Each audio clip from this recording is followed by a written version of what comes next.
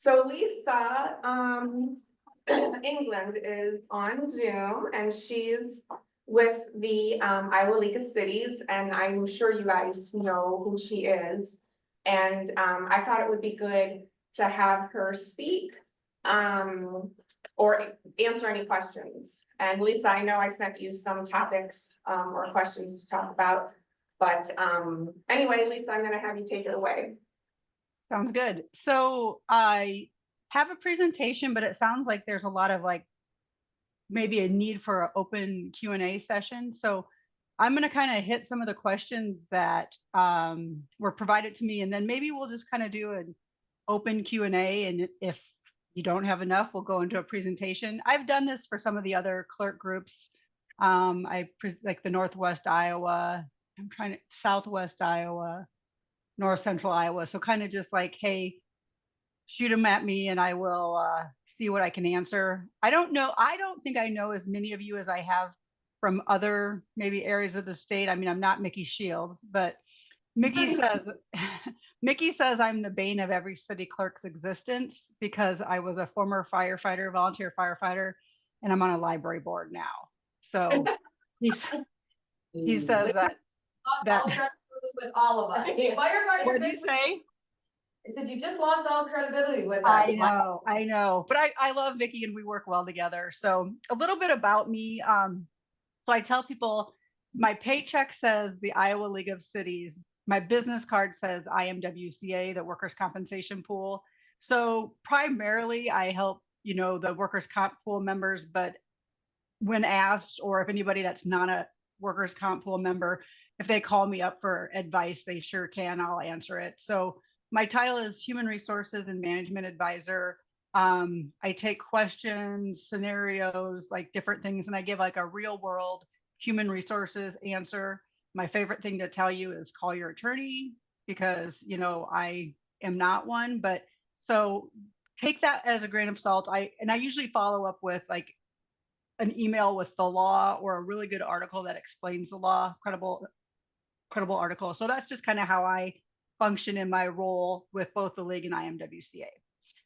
So since we are kind of doing a Q&A, I would say shoot me questions or just ask me questions, raise your hands, and we'll go from there.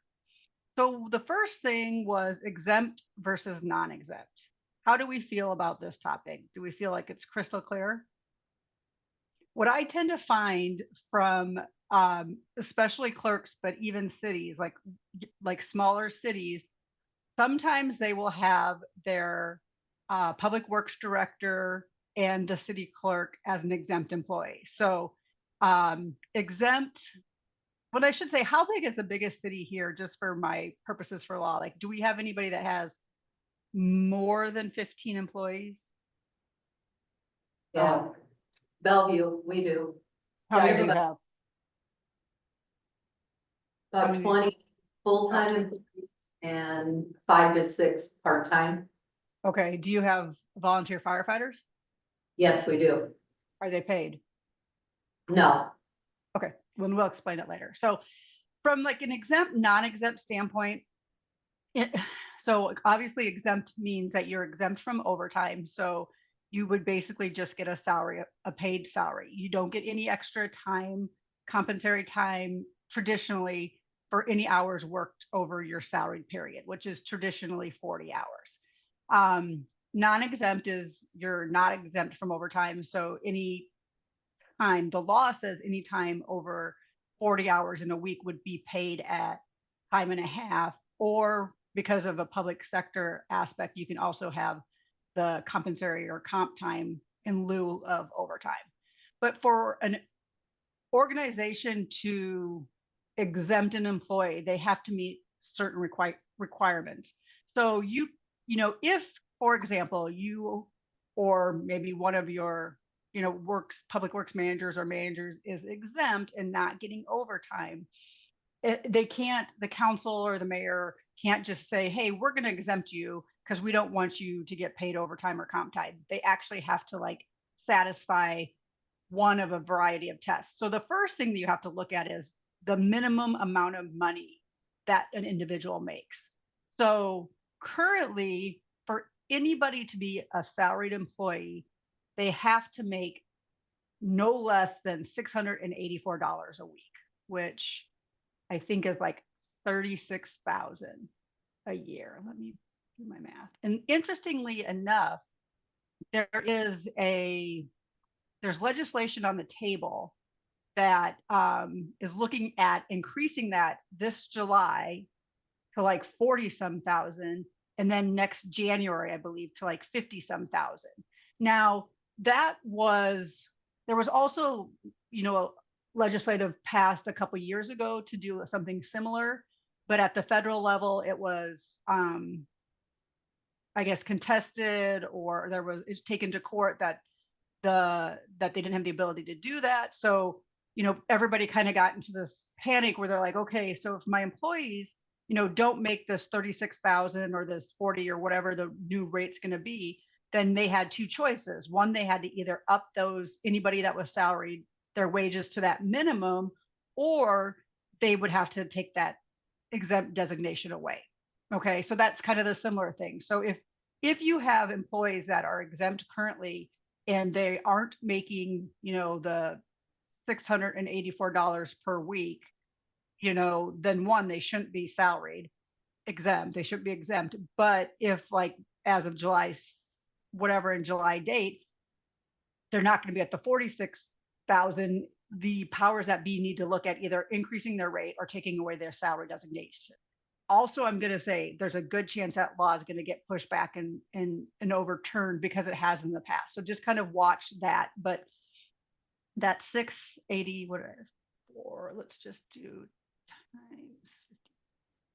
Yeah, it's like 35, about like $36,000 in a year. But that's the starting point. Minimum amount of money being paid. So essentially, you could have a part-time doctor or a part-time lawyer that's just like working the very minimum, or retirement. Maybe they're working like a quarter time, and for whatever reason they don't meet that 36,000. They can't be exempt. So that is the very first threshold. You have to be at that amount to even be considered for the following tests. So then there are like a variety of tests, but the main ones that would fall within the public sector are the administrative exemption, the executive exemption, and the professional exemption. And we're going to go with like the professional first. So that is probably not really going to apply to your organizations that are smaller, but that is like if it's a learned professional employee. So their primary duty is the performance of work requiring advanced knowledge. So, at least a bachelor's degree, probably maybe, master's or doctorate. It has to be in a field of science and learning, or learning. So this would be maybe where IT professionals fall under, attorneys, doctors, they fall within this professional exemption. So the two tests that could fall and cover maybe more of the public sector would be the executive exemption and the administrative exemption. This would be maybe where people would mistakenly identify an exempt employee. For the executive exemption, again, we all have that minimum salary, but their primary duty to apply the executive exemption is that the employee's primary duty must be managing the enterprise, or managing like a recognized department or subdivision of the enterprise. But that also means that they have to regularly and customarily, so like as part of a very big part of their job, direct the work of at least 2 or more other FTEs. So if you had like a deputy clerk, full-time person beneath you, and maybe a part-time payroll person, that's not enough, because it has to be actual 2 full-time equivalents.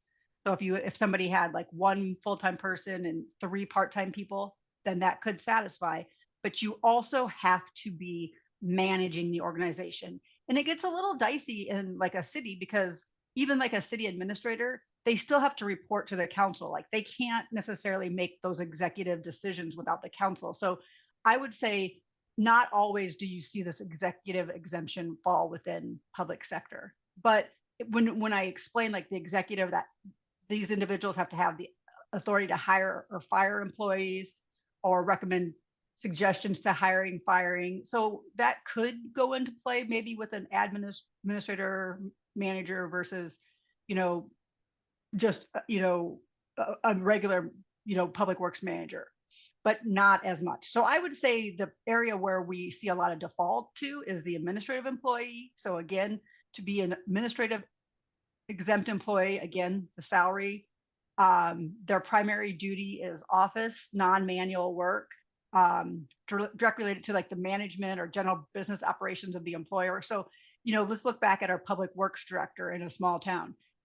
Their primary duty probably isn't in the office. It's probably they're a working manager. So they would not fall under this because their primary duty is probably to be out and about fixing the streets, but then they maybe manage 1 or 2 employees. So again, maybe the clerk would fall more under this, but then the final part of that is that the primary duty of this person is to exercise a discretion and independent judgment with response to matters of significance. So how much authority and decision making do you have regarding from your council? And usually the clerk doesn't have that. It's because you have to go, the council has that.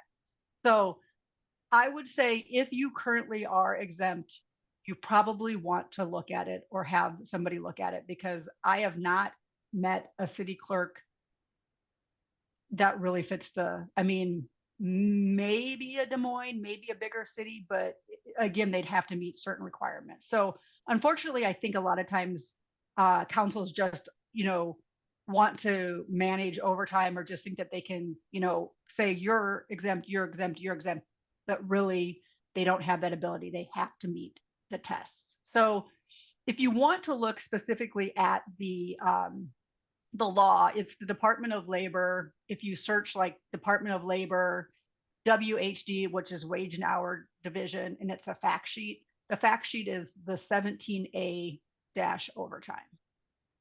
Does anybody have any questions on that? Yes, I do. Okay. Just wondering, somebody said to me that the majority of library directors are on salary. Ours is actually hourly, but the comment was made to me that they should probably be on salary. Is that true? So tell me about the makeup of your library. How many employees do they have? We have the librarian and 2 part-timers. Okay, so by what we just talked about, let's just kind of put this one into play. This is a good case study. So you have a full-time librarian and 2 part-time employees. So that Correct. doesn't satisfy the 2 full-time equivalents.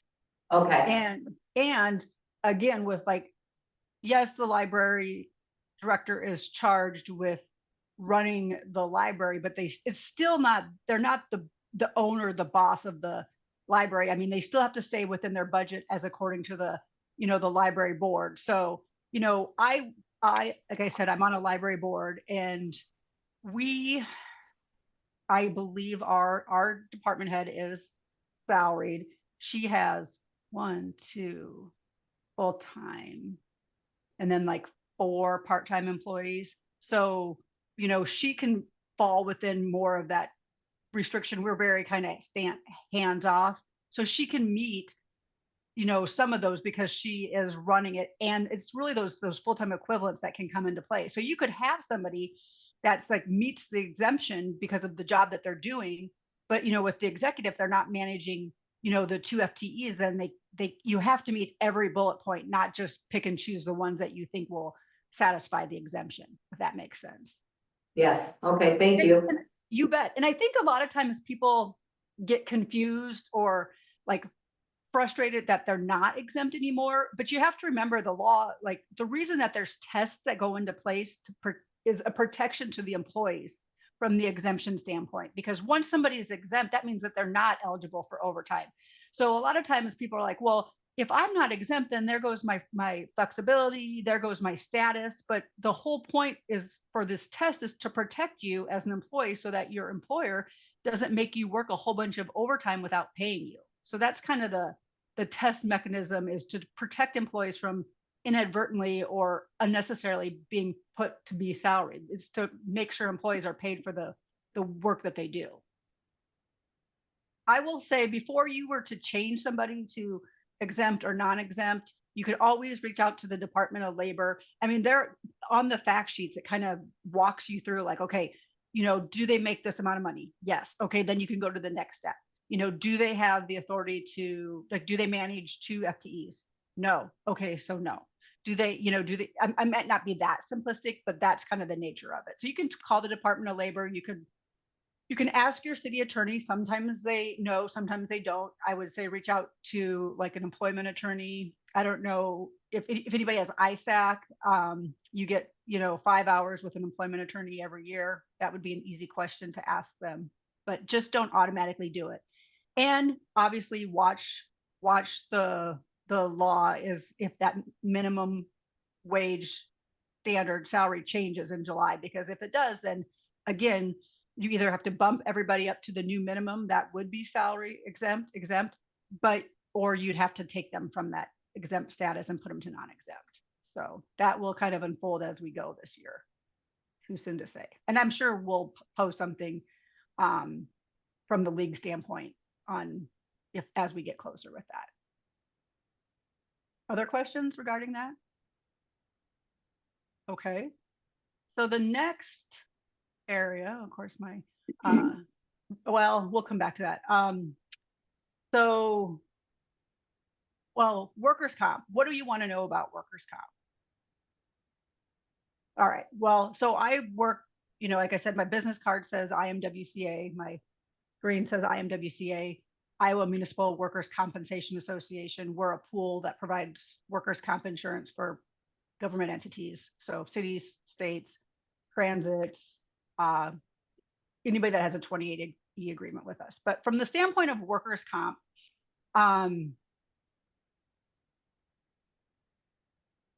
every state has a different workers' compensation law. So there's not really a standard federal way to govern workers' compensation. I'm just going to give you an example. So say, I have city ABCD and one of my employees gets hurt mowing. So a city should have a policy that says, you have to report your workers' compensation injury with X amount of time. So the law for the state of Iowa says that injured workers have to report their claim within 90 days. Now there's a little bit of gray, but pretty much bottom line is 90 days. For our members, we say it should be within 24 hours because the longer a claim goes without being reported, statistically, the more costly it gets and potential for an attorney. And then it could get a little murky on, did this really happen at home? Did it happen at work? So we recommend that our members have a policy that says you have to report it within 24 hours.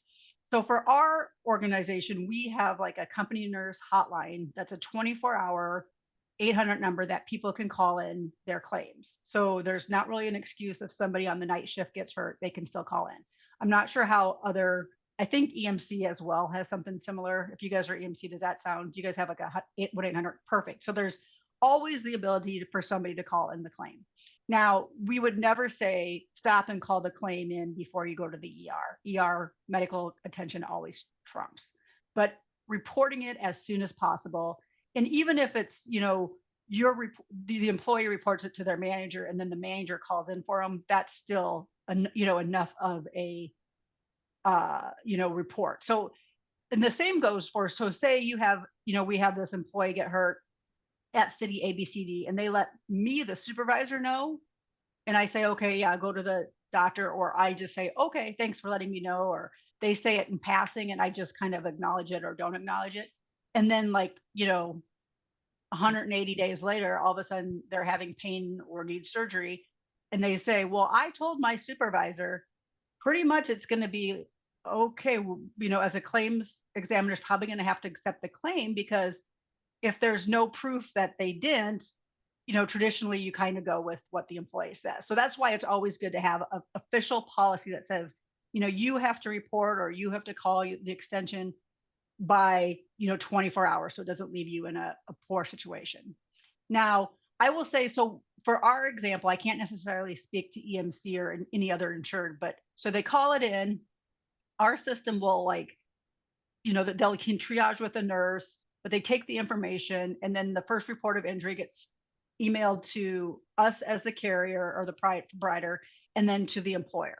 So, even if they call in and didn't tell you as a supervisor, the contact at the city should be getting some sort of notice from, the carrier or the triage company. And so once that happens, okay, so back up. So our situation, like when they call the company nurse will say, okay, well, this is your designated provider, go to your designated provider or go to the ER or whatever. But I would highly recommend, if you don't have a designated provider for your city, like somewhere that your employees have to go to be seen, you should. So Iowa is one of only 7 states in the United States that can designate where the employee goes, which then obviously can help control the cost. I don't know about you guys, but if you think about your family doctor and you went to them and said, hey, I'm hurt and I need a couple days off or a couple weeks off, how many don't think that their doctor would write that? Deanna, you don't think your doctor would allow you to have a couple days off if you said, well, yours is probably 1 in a million, because I can speak. So I used to live in a small town. Mine would have been like, yep, you're great, we'll write you off. So traditionally, because they are your doctor, they are to make sure you're okay. They are focused on taking care of you as a person. Obviously, you guys are in smaller towns, and so there's not a lot of occupational health doctors, but occupational health doctors, they're not anti the patient or anything, but they know the mechanism of injury, and they know that statistics show getting people into productive environments help them heal faster. So, we always say, has a designated provider, and if it's possible, when you're in a small town, maybe you have the clinic, but maybe the rule is they can't go to their own provider. They have to go to somebody else. But if you don't have a designated provider, picked out, they can go to whoever, and that could be a chiropractor, that could be, a physical therapist before actually going to a medical provider. So, I would say, since Iowa allows you to have a designated provider. So I would say we are probably pretty good at saying, okay, we will manage the claim. So we have internal claim staff that will call the employer, call the employee, talk about the claim, talk about the injury, request medical records. That's our job, or the job of the insured, is to manage the claim. But as the employer, the city still has to manage the employee. So if the employee is off work because they had surgery, it's still your job in theory to make sure that they're not doing something they shouldn't be. So that's, so for a variety of reasons, we encourage return to work light duty. If they're able to come back and shred papers or sit at a desk and do inventory or policy review, bring them back, because it's going to help control the cost of the claim, and it keeps you with your eyes on them to make sure they're following the restrictions. So in Iowa in 2017, the law changed for workers' comp. And if you're going to offer light duty, it has to be in writing, like that you're offering it. And then if they decline it, they have to sign off on that as well. So in the past, even in my past HR professional days, we used to be able to say, well, we're going to return somebody to work for workers' comp, but we're not going to return them for personal, because, the workers' comp happened at work and we're going to have to pay this person anyway. So we're just going to bring them back only if it's workers' comp, but not personal. You can't do that anymore. You can't do that anymore, because there's like the Americans with Disabilities Act, the Americans with Disabilities Amendment Act. So if you're going to bring somebody back to work light duty because of a work-related injury, you have to look at people with personal injuries as well. So just kind of keep that in mind. Returning people to work, again, puts them in a productive environment. Statistics show they heal faster. They're less likely to get an attorney to, litigate their claim. A lot of things, obviously, too, we get horror stories all the time. Well, so-and-so in law enforcement was off on light duty because, there was nothing he could do. And we saw him lifting weights at the gym, definitely not following the restrictions. So not only is it trying to keep them in a productive environment, it's also managing the expectation from coworkers that are covering their shifts sometimes and seeing them do things in the community that they shouldn't be doing. Other questions, I guess, from workers' comp standpoint? I mean, I could probably talk the whole hour on workers' comp, but what questions do you have as far as, most importantly, I would say you manage the employee, we manage the claim. Did I see somebody's hand go up? Yeah, Teresa here. We just had an employee that, tore their meniscus. And so they were off. Something I was really surprised with is that they didn't have to, get like a shot and do therapy. The employee actually came back to work and said that they were given the choice of doing a shot in therapy or doing surgery. And the employee told the doctor, well, I want it fixed right, I want surgery. And I reported this to the claims manager and I said, really, they get to choose?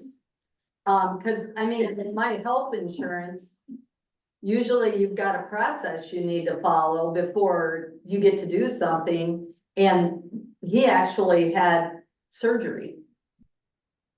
And So- I was surprised by it. And well, we have to go by what the doctor, and the doctor said surgery, so. Are you with us? Just out of curiosity, because I could pull the Yes. claim up. Okay. So that is interesting because usually you don't have the claim, like you don't have a choice. And so I would have to really pick it up and you could call me later and I could look into it. But usually, you do take the more productive or, the more conservative route first. I'm not sure why that would be unless it was, there's a 50-50 chance on, like if you do PT, it's going to heal and there's a 50% chance that it be surgery. But I will definitely say you are correct. Like traditionally you see the standpoint that it's more of a conservative method that you follow and then they go to surgery. So what I would say on this situation is, and I'm guessing it was the surgeon that told him that versus like the designated provider. Well, do you want to even hear something a little more odd with this claim? So, he did it. It would have been like in January, he said that he told his supervisor when he got out of the garbage truck that he felt something pulling his knee. But actually he reported the claim in February. And the supervisor is saying, I don't recall that, but we have nothing in writing and nothing, so we have to take it because of the 90 days. And so he goes to the doctor, they schedule an MRI. In between, he's not put off work, light duty or anything, and he continues doing his regular job up until he goes for surgery. It was good. It's really good. Yeah, interesting. So, I mean, I would like to say things like that never happen. And, and I will say in theory, employees are more willing and wanting to go back to work and, maybe go the traditional way versus the surgery. I mean, that's where, so like in that situation, do you have a policy that says you have to report it within, any type of time frame? Well, he feels he did report it. He didn't call the nurse. What does your policy say? Does your policy say you have to report it to a supervisor or you have to call a company nurse? I would have to look up our policy exactly. I would say that your policy has to say something like you have to report it to your supervisor and call the hotline. Okay, so my next question would be, the state of Iowa says you have 90 days. So because he didn't follow our policy, now too bad, so sad, you didn't report it in 24 hours? So there's where where I was kind of going is, so you can never write somebody up or discipline somebody for having a workers' compensation claim or getting hurt at work, but you can, if they did, you can, so set the workers' compensation side aspect aside. If somebody doesn't follow a policy, so say somebody's like, late to work 5 times, are you going to allow them to be late to work 5 times? Or are you going to at some point write them up? Probably you're going to write them up or something because you have a policy. Well, not following, a policy that says you have to report it to company nurse within 24 hours is a policy. So you can discipline, whatever your disciplinary policy says, you can discipline them for not following the policy. The same as if you have somebody that gets hurt because they get a wood chip in their eye because they didn't wear their safety goggles, or, potentially, cut their hand, but they didn't have the correct gloves on. But again, you have to have a policy that covers these things, that when you're going to be using the chainsaw or the wood chipper, you're going to have, the safety goggles on. If they don't follow a pre-existing policy that you have written out, you have the ability to write them up, discipline them, however your disciplinary policy says. Now, you're not, you could even terminate them if it was so grievous, but at the same time, it has to be because of the not following policy and not because they have a workers' compensation claim. So you just have to, again, I would say, reach out to an attorney as you're potentially navigating that arena, where there can be the, workers' comp protection and a termination. But again, policy is a policy. A safety policy is the same as any other policy. If they're not following it, people need to be held accountable, because then there's really no reason to have that policy. Well, it sounded a slippery slope to me. It is a slippery slope. It absolutely is a slippery slope, but welcome to employment. I mean, there's always slippery slopes. There's FMLA, there's ADA, there's other things that are a little more clear cut when it comes to the workers' comp. I guess my big thing is, I wondered if things had changed. Because I know when I've had to deal with workers' comp claims in the past, there's always been a process before it gets to the extreme of surgery or something like that. You're Bellevue, right? The employee doesn't get to pick and choose what type of treatment they want. Are you Bellevue? Yes. Call me tomorrow. We'll talk about the claim. I'll look at it. Sounds good. Next. At least I can look at it. And that's kind of like where my realm is to kind of help bridge the gap between like claimants, the city, and our employees, because nobody else at IMWCA had like the HR knowledge. So kind of a little sidebar. Other workers' comp questions. So return to work. So when the law also changed in 17 about putting things in writing, it also kind of switched the burden for intoxicated employees. So prior to 17, if you had an employee that was injured, and say, you have a drug testing policy that says, that you would drug test certain situations of a workers' comp claim, and I'll come back to that. Then you, and they tested, and that person showed like an intoxication, either alcohol or drugs. Prior to 17, it used to be on the burden of proof of the employer and potentially the insured to prove that those individuals were intoxicated when the injury occurred, to basically decline the claim. In 17, that burden switched to now the employee has to prove that their intoxication level was not the reason that they were injured. So I will say, though, from a drug testing standpoint, Iowa's pretty specific. Well, it's very specific as it relates to private employers. So there is like a Iowa code that covers drug testing in Iowa, but it specifically states that it's for private sector employers, and it actually excludes public sector in its language of the law. So what does that mean? Well, I've talked to attorneys on both sides of the claim, or on the coin. So some say absolutely under no circumstance should you drug test employees in Iowa. So even those attorneys say it's okay to drug test pre-employment because they're not employees at that time. They don't have the employment protection that, say you guys do. So it's okay to do pre-employment drug testing, obviously having a policy. Again, disregard, this has nothing to do with the federal DOT carrier. So that's totally different. But this is just your, general run-of-the-mill employees that aren't protected by their CDL. And they say that if you drug test these employees at any time, you're going to violate their Fourth Amendment right, the right to search and seizure. Other attorneys say you absolutely can drug test in Iowa for public sector employees. You just need a good policy that would mimic the private sector law, and that you would have an attorney that would be able to protect you should an employee, file a suit or file a complaint. And I'm going to give you an example. So this came up recently where somebody said, okay, well, we have a policy that anytime anybody files a workers' compensation claim, we're going to drug test them. And the idea behind that, I understand, but the legality behind that is not good. So I would not have a policy that says you're going to drug test every time somebody files a workers' compensation claim.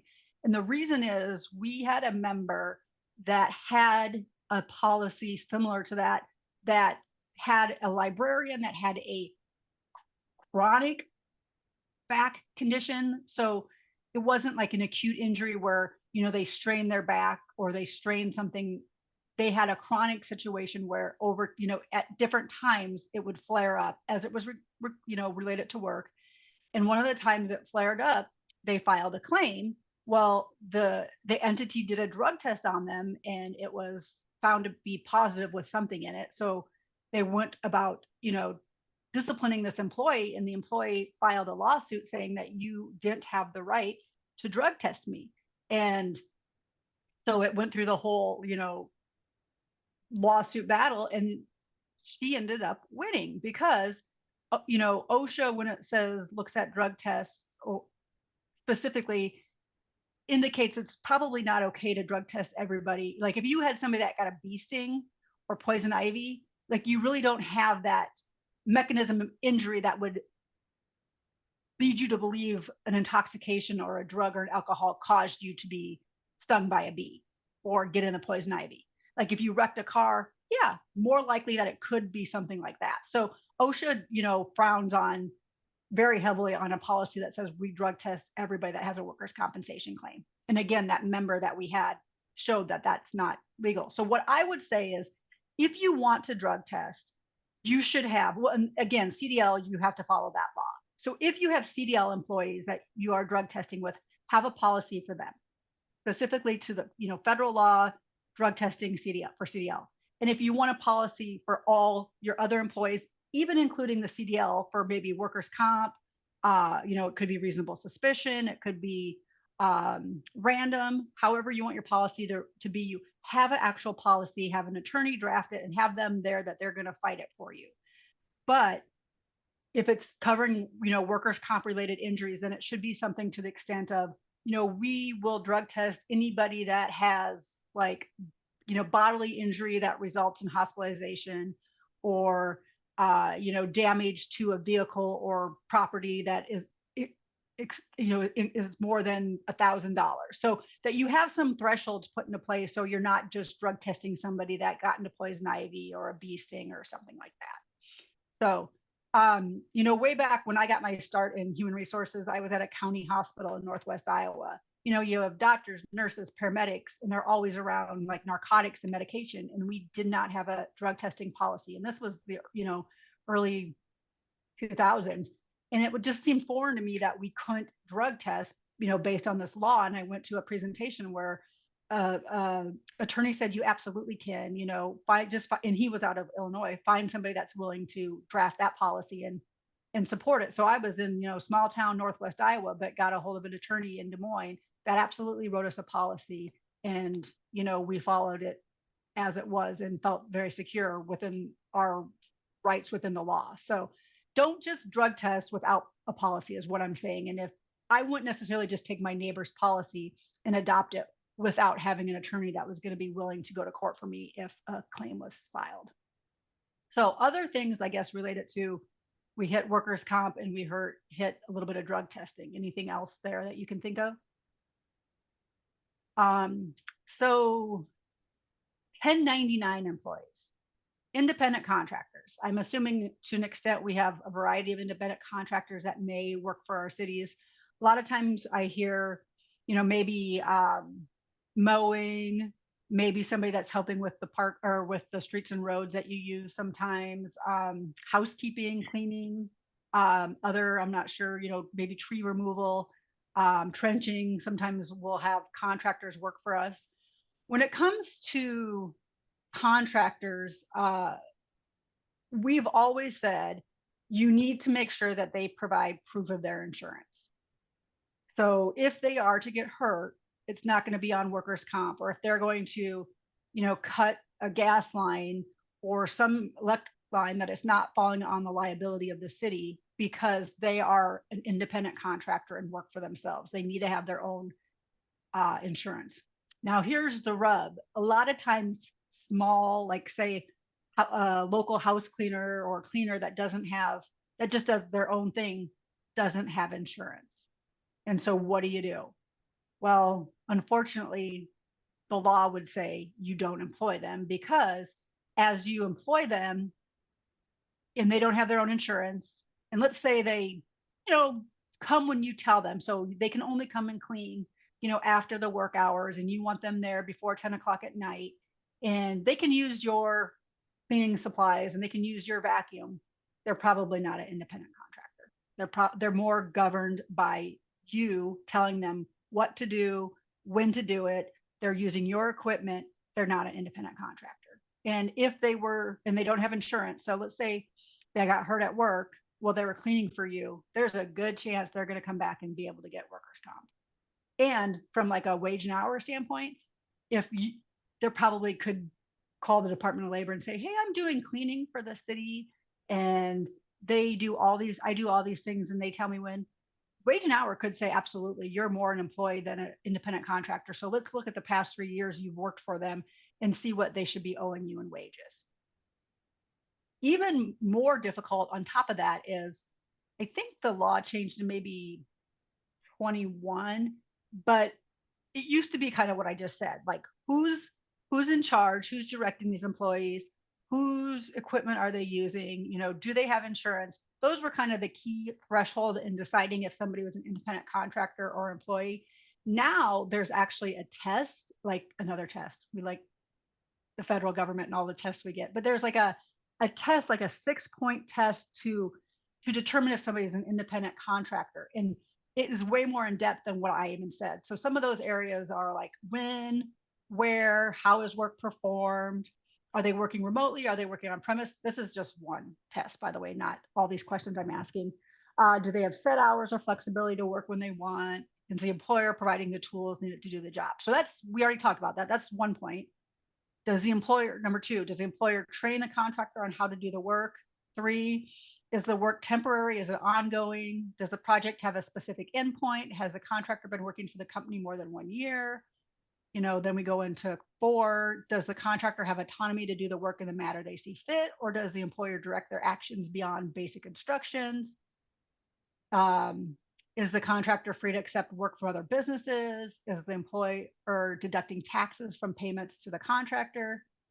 And then is the contractor treated like an employee? That is, do they have a company email address, which does not designate them as a contractor? Do they receive performance reviews along with company employees? Are they subject to company policy, disciplinary process, receive announcement, attendant for employees, attend staff meetings, parties, other employee events, and so on? So those kind of are some of the things that they look at. But bottom line, one of the big things I will say is too, so you could still fall within that realm of independent contractor, but if they don't have their own insurance, there's a decent chance that they could still fall under the workers' comp for the city. So we've seen that done. It's like anything HR, workers' comp, our favorite things to say is it depends. There's no black and white answer. So follow-up questions on independent contractors versus employees. Big thing is, you can look up those, just look under 6-point test for independent contractors. Look up, ask them for their insurance, especially, you hear about trench collapses, you hear about different things happening at cities. You don't want that liability. So, ask them for their proof of insurance, and they should have proof of insurance for like liability, for workers' comp, etc. Other questions on that? Employees working multiple jobs within a city. I'm guessing the question is like, is this based on pay? Like, how do you pay somebody for multiple jobs? This was just an area that was provided to me. So what is your specific questions on employees working multiple jobs? Anybody? I don't know if that person is on Zoom or not. I'd have to dig. No worries. Paperwork and compliance was another one. Is this like a retention question? How long do we keep things? I will say that the league does have their record retention manual on their website. I wasn't here. I've been with the league almost, well, 7.5 years, and it was created prior to me coming, and I think it's been updated. And I will say that when they looked at it, they looked at the various laws that covered different areas. So, airports, parks and rec records, things like that. And what they did was whatever they found for the law, they went with the most stringent. So say there was like 7 to 10 years, they're going to go with 10 or more to make sure that you're duly protected. So, I've heard or I've seen conversations where people say, well, the league says this, but the law says this. I'm going to say that the league went with the most stringent restrictions, so you were protected. But if you have specific questions on retention, I'd be happy to take a stab at it. Did somebody have specific questions? Okay, that might have been a different person. I feel like I've definitely rambled on some things. What questions do you guys have from an HR standpoint or management standpoint as far as HR is related? Let's talk FMLA. How many people have in your handbook FMLA language and you've posted the FMLA poster at your breaks where you post your other documents? Anybody?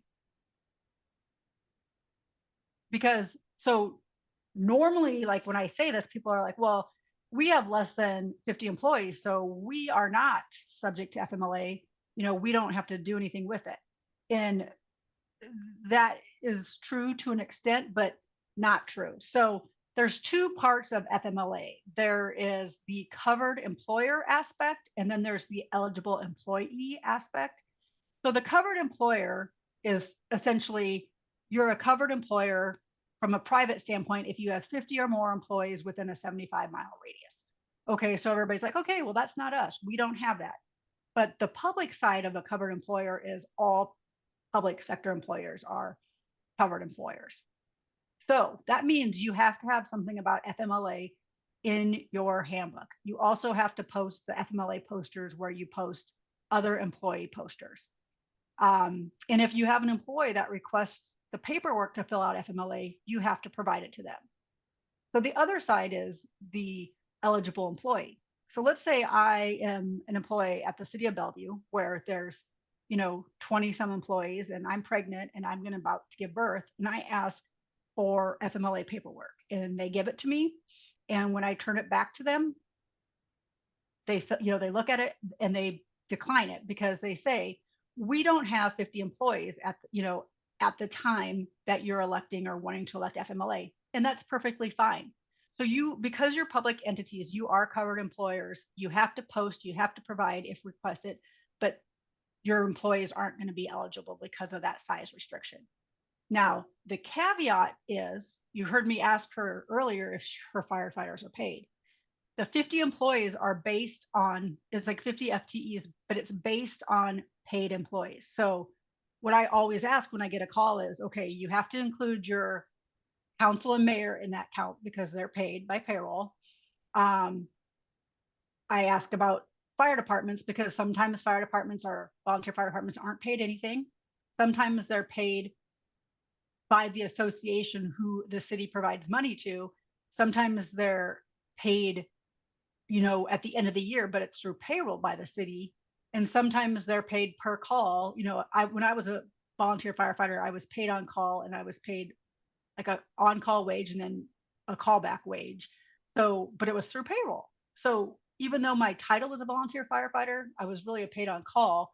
And so that would go towards the count against the city.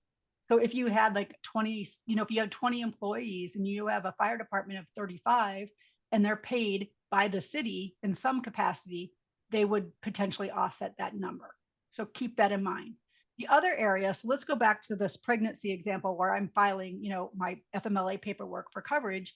Let's say I file that paperwork in December, and at that time, there's 30 employees at said city. Okay, they decline it because I'm not an eligible employee. Let's fast forward to the summer where we bring on, 40 extra seasonal employees, and I apply at that time. There's a potential that I could be an eligible employee at that time because of the number of employees that are being paid by the city at that time. It gets a little sticky. It's like for those individuals to be considered part of that 50, they have to work for the city for 20 weeks, through the course of that year. So, I mean, it's not like always this is the way it's going to be. But again, it just depends on the situation and it depends on the scenario and, where you're at with how many employees. So just remember, volunteer firefighters, elected officials, seasonal employees could affect that FMLA count. But what I want you to take away is if you don't post for FMLA currently in your handbook or in your break room where all the other posters are, you need to do that. Lisa, can I ask, is this part of the, I don't even know what it is anymore, 12-in-1 poster that we get from the Iowa Workforce Development? Does that have a section on FMLA or is it? No, it's a separate poster. It's a separate Yeah. poster, but you should be able to go to the Department of Labor, FMLA, and print off a piece. I mean, it's a normal legal letter size. I love Letter size. Yeah. Okay. Yep. And all you would have to do, like from a standpoint of your handbook, is, city ABC is a covered employer as it relates to the FMLA, blah, blah, blah. But you have to allow that person to go through the process, but you're probably more often than not going to decline them. And all those, and I don't say decline, you're just going to basically check the box that says that they're not an eligible employee. But all those forms that they, may or may not request are on the Department of Labor website too. So questions related to that? If a company wanted to be nice, could they offer that if they didn't have that 50? Yes. So at the league, we have like 33 employees. And yeah. Yep. We have like 33 employees. And so we have like a FMLA light policy, which essentially mimics the law. But when it comes down to like, if there was a complaint though, then we only have to look at our policy versus what the law says, so there's a little bit more flexibility. I will say the reason that so if you're going to do something like that, that's okay. Leave a little bit of like that gray where it's, you have the ability, you want to be consistent. So if you're letting one pregnant mom off, you let somebody else off. But the thing is, the reason why there's that 50 employee caveat is because if you have 50 or more employees, it's easier that somebody else can do that person's job if they're gone. Like if you're a city of like 1 or 2 employees, you're all pretty essential and it might not be as feasible for said city to have somebody off for 12 weeks. So, I mean, you definitely want to do right by your employees, but at the same time, you want to be able to run your city as well. Other questions regarding that? We have about 4 more minutes. How many? So 4 more minutes to make sure. Well, I feel like I talked a lot about things I wanted to talk about. What HR questions do you guys have? Are there things that that come up a lot? No. I'm trying to think what other things that we see a lot of. Oh, youth workers. How many people use teens for work at your cities? If mowing or whatever. So bottom line, Iowa changed their law last year for child labor, youth labor, and made it less stringent for the employees. They can work longer hours. So instead of like working till 7 or 9 on a summer night, they can work till 11. Instead of working till like, I think it's 7 in the winter, they can work till 9. They can work more hours. The caveat is federal law did not change. So when you have 2 laws, a state and federal law that are conflicting, you're supposed to go with the more stringent of the law. So, they just, made this more friendly for, employers and potentially, kids that want to work, the laws conflict. And Iowa's less stringent than the federal. So rationally, you're supposed to follow federal. So all these new changes really aren't as helpful because the federal law didn't change. Now, I will always say before you go to follow the new state law, reach out to your employment attorney, because all of them that I'm talking to are saying no, you need to follow the federal. So keep that in mind. We have all these great things. I presented at the Parks and Rec conference about a month ago, and they're like, okay, we want to know, because they employ a lot of, teens. We want to know, like, can we go with the state? It's going to help us with our recruiting. Can I go with the state? And I'm like, no, sorry, you can't. So, not to end on like a doldrum, but just know, like, if there's two laws. So like an example where the state was more restrictive in the past with harassment and discrimination. Up until 2018, Iowa had one more protected class than the federal. We had sexual orientation, and the federal law did not cover sexual orientation. So when you had that, you had to follow the Iowa law because it was more stringent, it was more severe. But now, as of 18, I believe, federal law included sexual orientation. So so we're fine. So it's not always you have to go with the federal. You just have to go with the more stringent of the two laws. I think I'm done. Anybody last questions? Hey, Lisa, this is Yeah. Linda over in Earlville. So quick question on that. If you were following the federal more for these teens that are perhaps working at our pool, correct?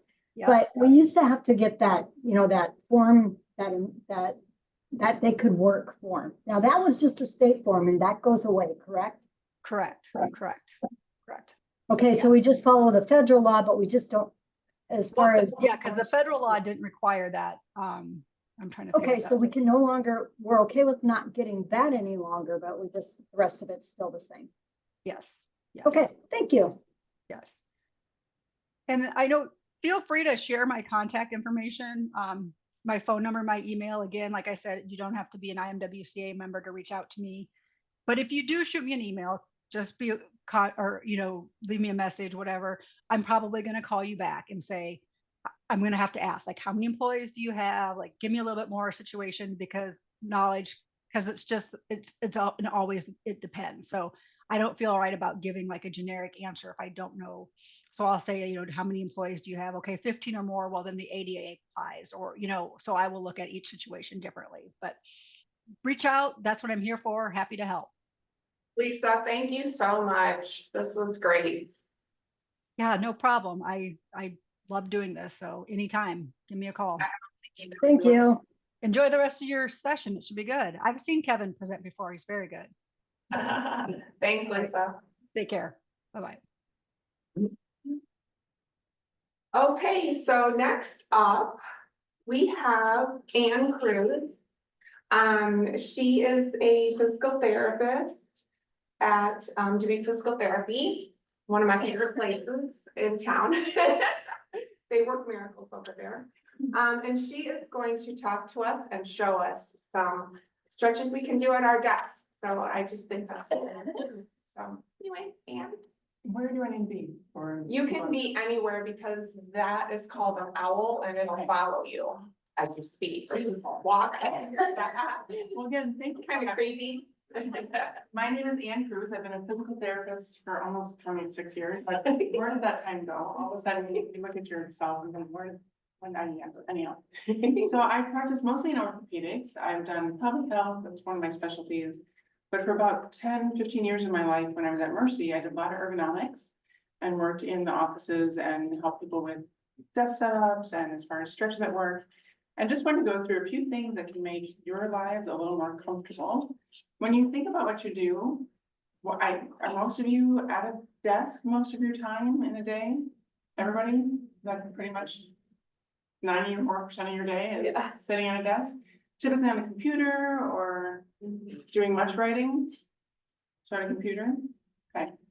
So when you think about your desk setup, number one, are you comfortable? Pretty comfortable. Yeah. Do you ever go home with aches and pains? You wouldn't be human if you didn't. So we all go home with a little bit of aches and pains. So I have a few different stretches to show you that you can incorporate into your day. You're gonna be really quiet lunch and start asking you more questions. And guess what? You're gonna get to participate. So we're all gonna do these. You've been sitting probably for over an hour already. I'm like, oh, you're welcome. So, and I hand out extra here, but. Yeah.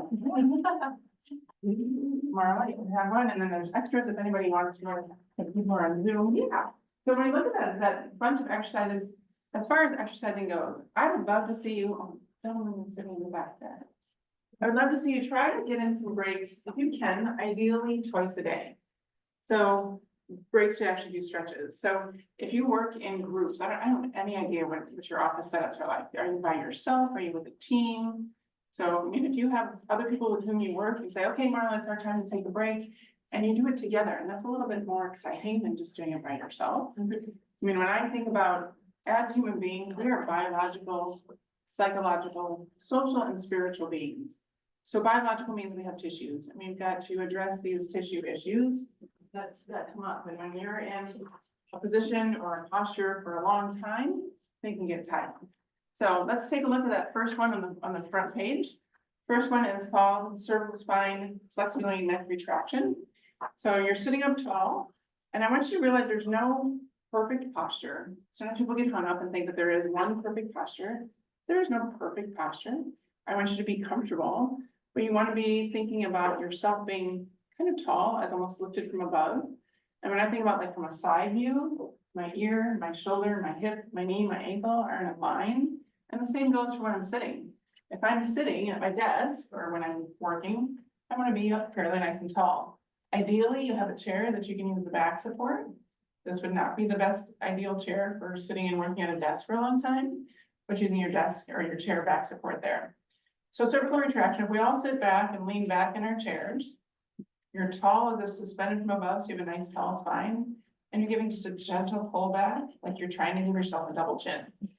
So what everybody wants, right? A double chin. So pull back and then relax. What you should feel is just a gentle lengthening at the back of your spine, base of your head. Most often, especially, how many of you work with laptops most of the day? If you're working on a laptop, you're probably doing this by the end of the day. And you're looking down, and so you're putting those muscles on tension. So just a gentle pullback, and then relax. And then a gentle pullback. And relax. And then again, let's do one more gentle pullback. With everything that I'm gonna have you do today, if anything's uncomfortable, let me know. But also just modify to what's comfortable for you. It shouldn't be painful, but maybe just a little bit of a stretch. The second one is neck rotation. And so sitting there, you're up again tall, and turn your head as far as you can one direction. Continuing to breathe, and then as far as you can the other direction. Turn. And turn, pretty easy, you're smiling, see, it's fun.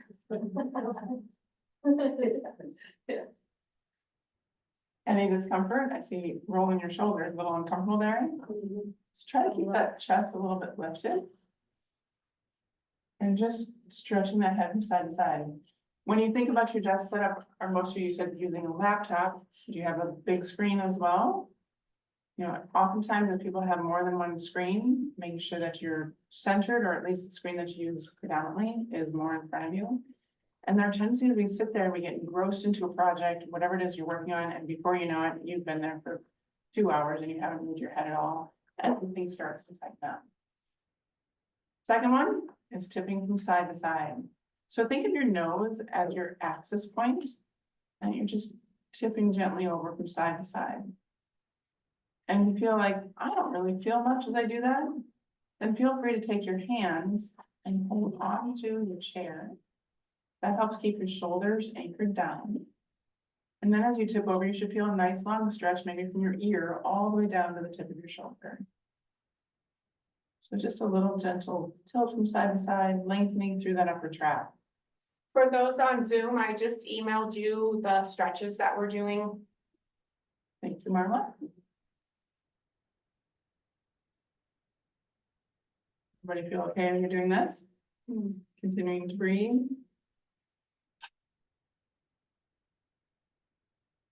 All right. One of the biggest tendencies I see with people as they work is they start to scrunch their shoulders up and they're hiking closer and closer to their ears. And before you know it, you have tension there. And tension in any of these muscles of the neck, base of the head can lead to the production of that headache or just general neck discomfort. The second one, or the fourth one from me, we're going to stand up for this next one. I'm gonna start to stretch out across your chest because everything you're doing in your workday is probably in front of you. So you're reaching forward and not giving anything more an opening of the chest. So you're gonna take your hands, if you're able to comfortably clasp them behind your back. If you're not able to clasp them, you can just have your hands back there. But again, think about chest is lifted, up tall, like suspended from above. And then just a gentle lift away if you can. So that you feel a comfortable stretch between your shoulders across the front of your chest. And then take a few low, slow breaths here, and then relax and let your hands come back down to your hips. You can let go and let them come to the sides. Clasp your hands again behind you. Lift and stretch back. Keep that head lifted. And then bring it down. What you'll find if you are interested in doing these and continue to do them, is before you know it, you're gaining motion. So we all tend to, as we age, start to lose mobility, and that's one of the most important parts that I think of in physical therapy is maintaining that mobility. If you lose your mobility, then your function follows, and it's hard to do things. Let's do just a few more. So hands are clasped behind, little lift off, and then back to resting. Try two more. Everybody feeling okay with this? Lift off and lower. And try one more. Lift. And lower. All right, go ahead and take a break. When you think about tasks at your desk, typing, use of a mouse, primarily those two tasks, would you say? So when you think of using those types of things, you want to try to keep yourself in as neutral a position as possible. So if I think about my desk setup, I'm seated and I have my hands, my height is, my chair is such that I've got a neutral rest there. But if you get going about your tasks and you start to get into stagnant positions or just a repeated position of up and down a lot, it's then good to go into some wrist work as well. So we can stretch out those forearms. So you can do this either in sitting or standing, but I want you to start with a straight elbow. That arm is just relaxed and then hand is down. Take your other hand and gently pull it back. If that feels comfortable and you don't feel much stretch, you can actually include the fingers into that stretch as well. And you should feel a gentle stretch coming up through your hand, your wrist, and into your forearm. And then I like to alternate sides. Go ahead and try the other side, include the fingers if you want. Pulling it back. Go back to the first side. Does that feel comfortable? And then the other side.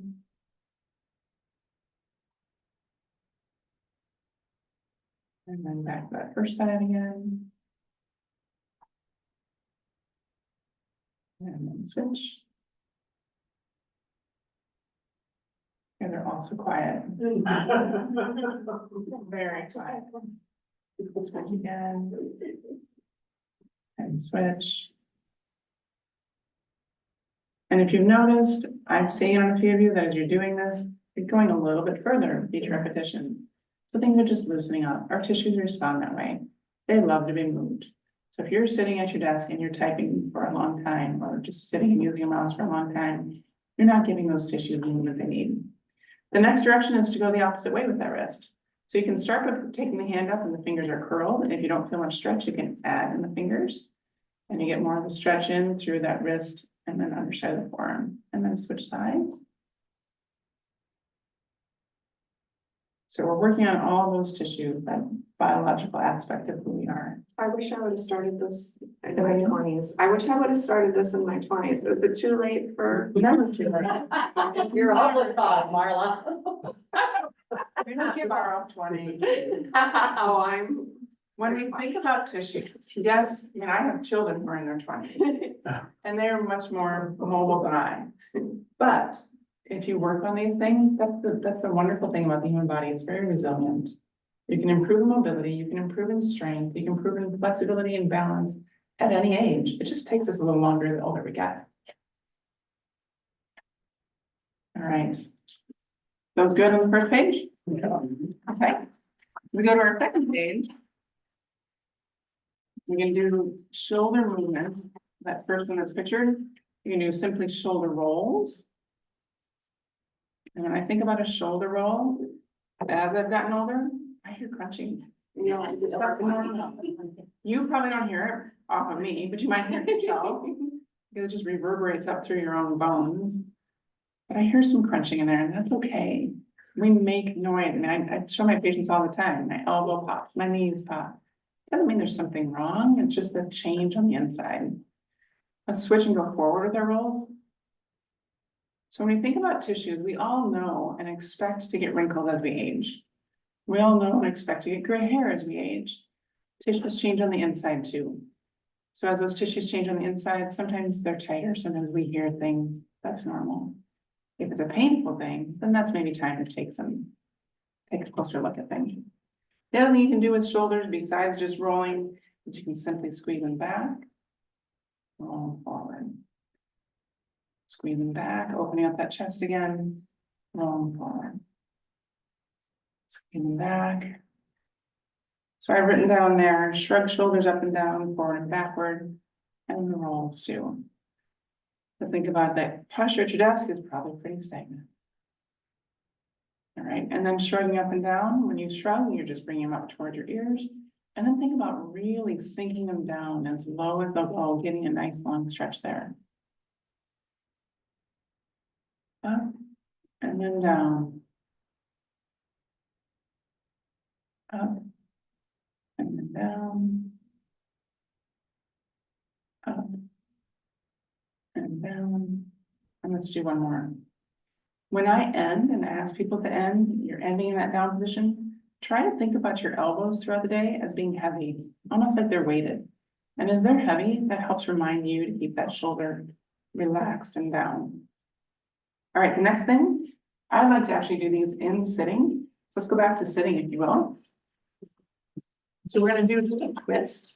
And if you put your hands over your chest and grab onto your shoulders and take a breath in and then blow out and turn as far as you can to the right.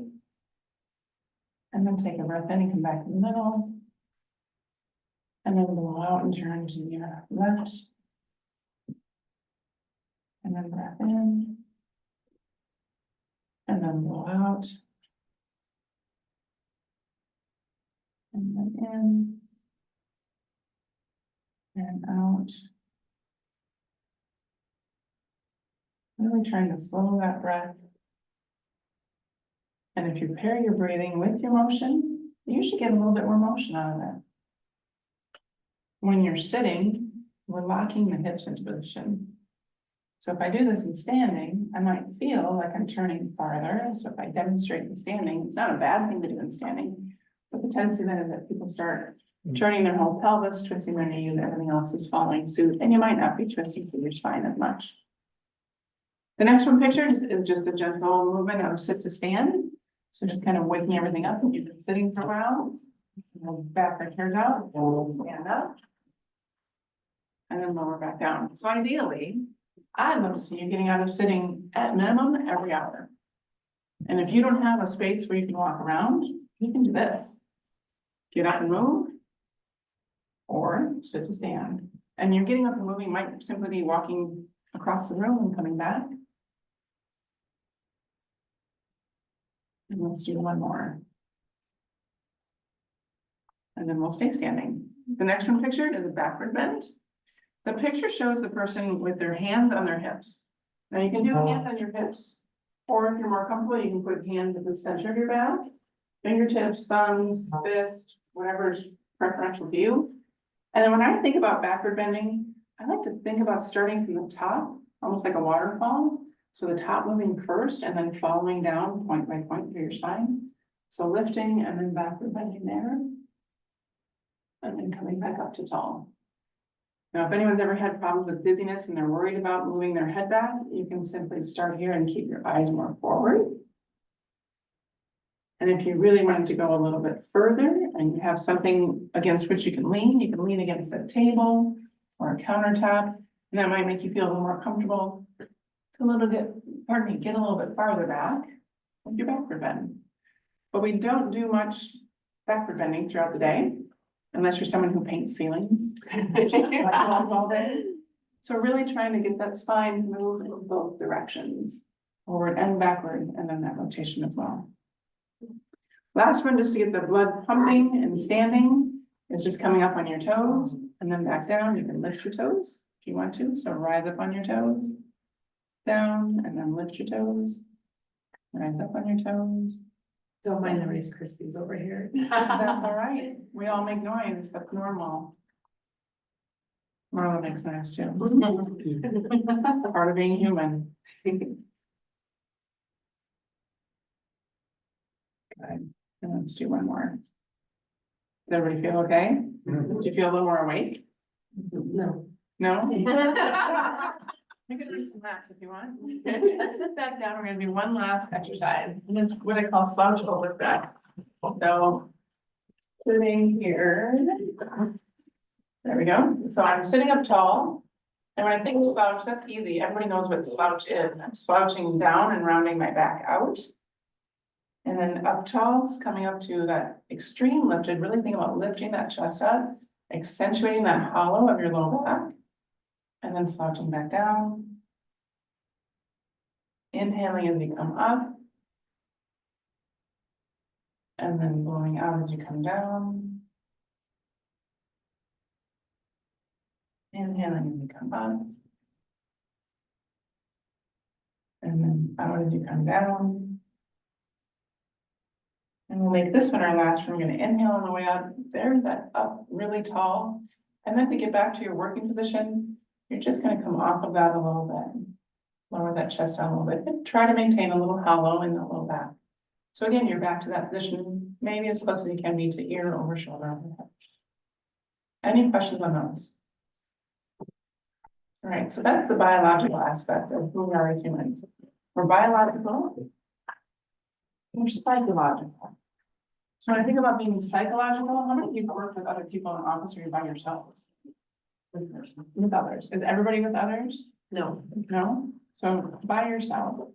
So we have lots of thoughts that go through our head in the day. And when you're by yourself, you don't have anyone else to talk to. It's really important to take some breaks and do some mindfulness activities. Really all of us. When you think about mindfulness, what do you guys think of? What does mindfulness mean to you? Have you ever thought about it? Just being present in the moment. Being present in the moment. Thank you.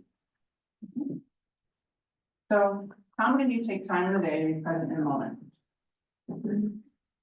Nice. I thought that was like, no, not at all. You really are working hard all day long and you leave work and you think, I didn't get as much done as I wanted to. That's pretty much everybody, every day, especially in the United States. It's not like that in other countries. So what I'm gonna go through here next are just some activities you can do throughout your day to address mindfulness. And I think back to years ago, when I worked at Mercy in Dyersville, I was asked to go and take a Tai Chi course so I could become someone certified in Tai Chi and teach Tai Chi classes. So it was my first exposure really to mindfulness. I had two little kids at the time. One was an infant. And I thought, okay, I'll do this. I can see where it's going to be beneficial for my patients. I'll work on the balance aspect of exercise. It'll be good to get them moving. But the mindfulness I thought was an absolute waste of my time. But I don't have time for this. I have so many things I need to do. By the time I finish my workday, I've got housework and children to take care of. I don't have time to do this. As I evolved in my practice of Tai Chi and just in what I teach my clients, I find that mindfulness is probably just as important, if not more, sometimes, because the stress and the duress that we're under with work and life, that it's really important to take time for yourself. And mindfulness doesn't mean that you have to sit there and meditate for 20 minutes. I like to think about, like Marla said, just being present in the moment. And that mindfulness can simply be taking, like what I like to call a mindful minute. Take just a few seconds, 60 seconds, maybe out of every hour, to do something that's mindful. The first thing I have listed on that page is diaphragmatic breathing. So we're going to go through diaphragmatic breathing. If we all sit back into our chairs again, so you're leaning back, I want you to put one hand just above your belly button. So like my little fingers above my belly button there. Put your other hand up on the upper chest. And if you want to, you may close your eyes. I want you to pay attention to which hand you feel move more as you breathe. Take some breaths in and out.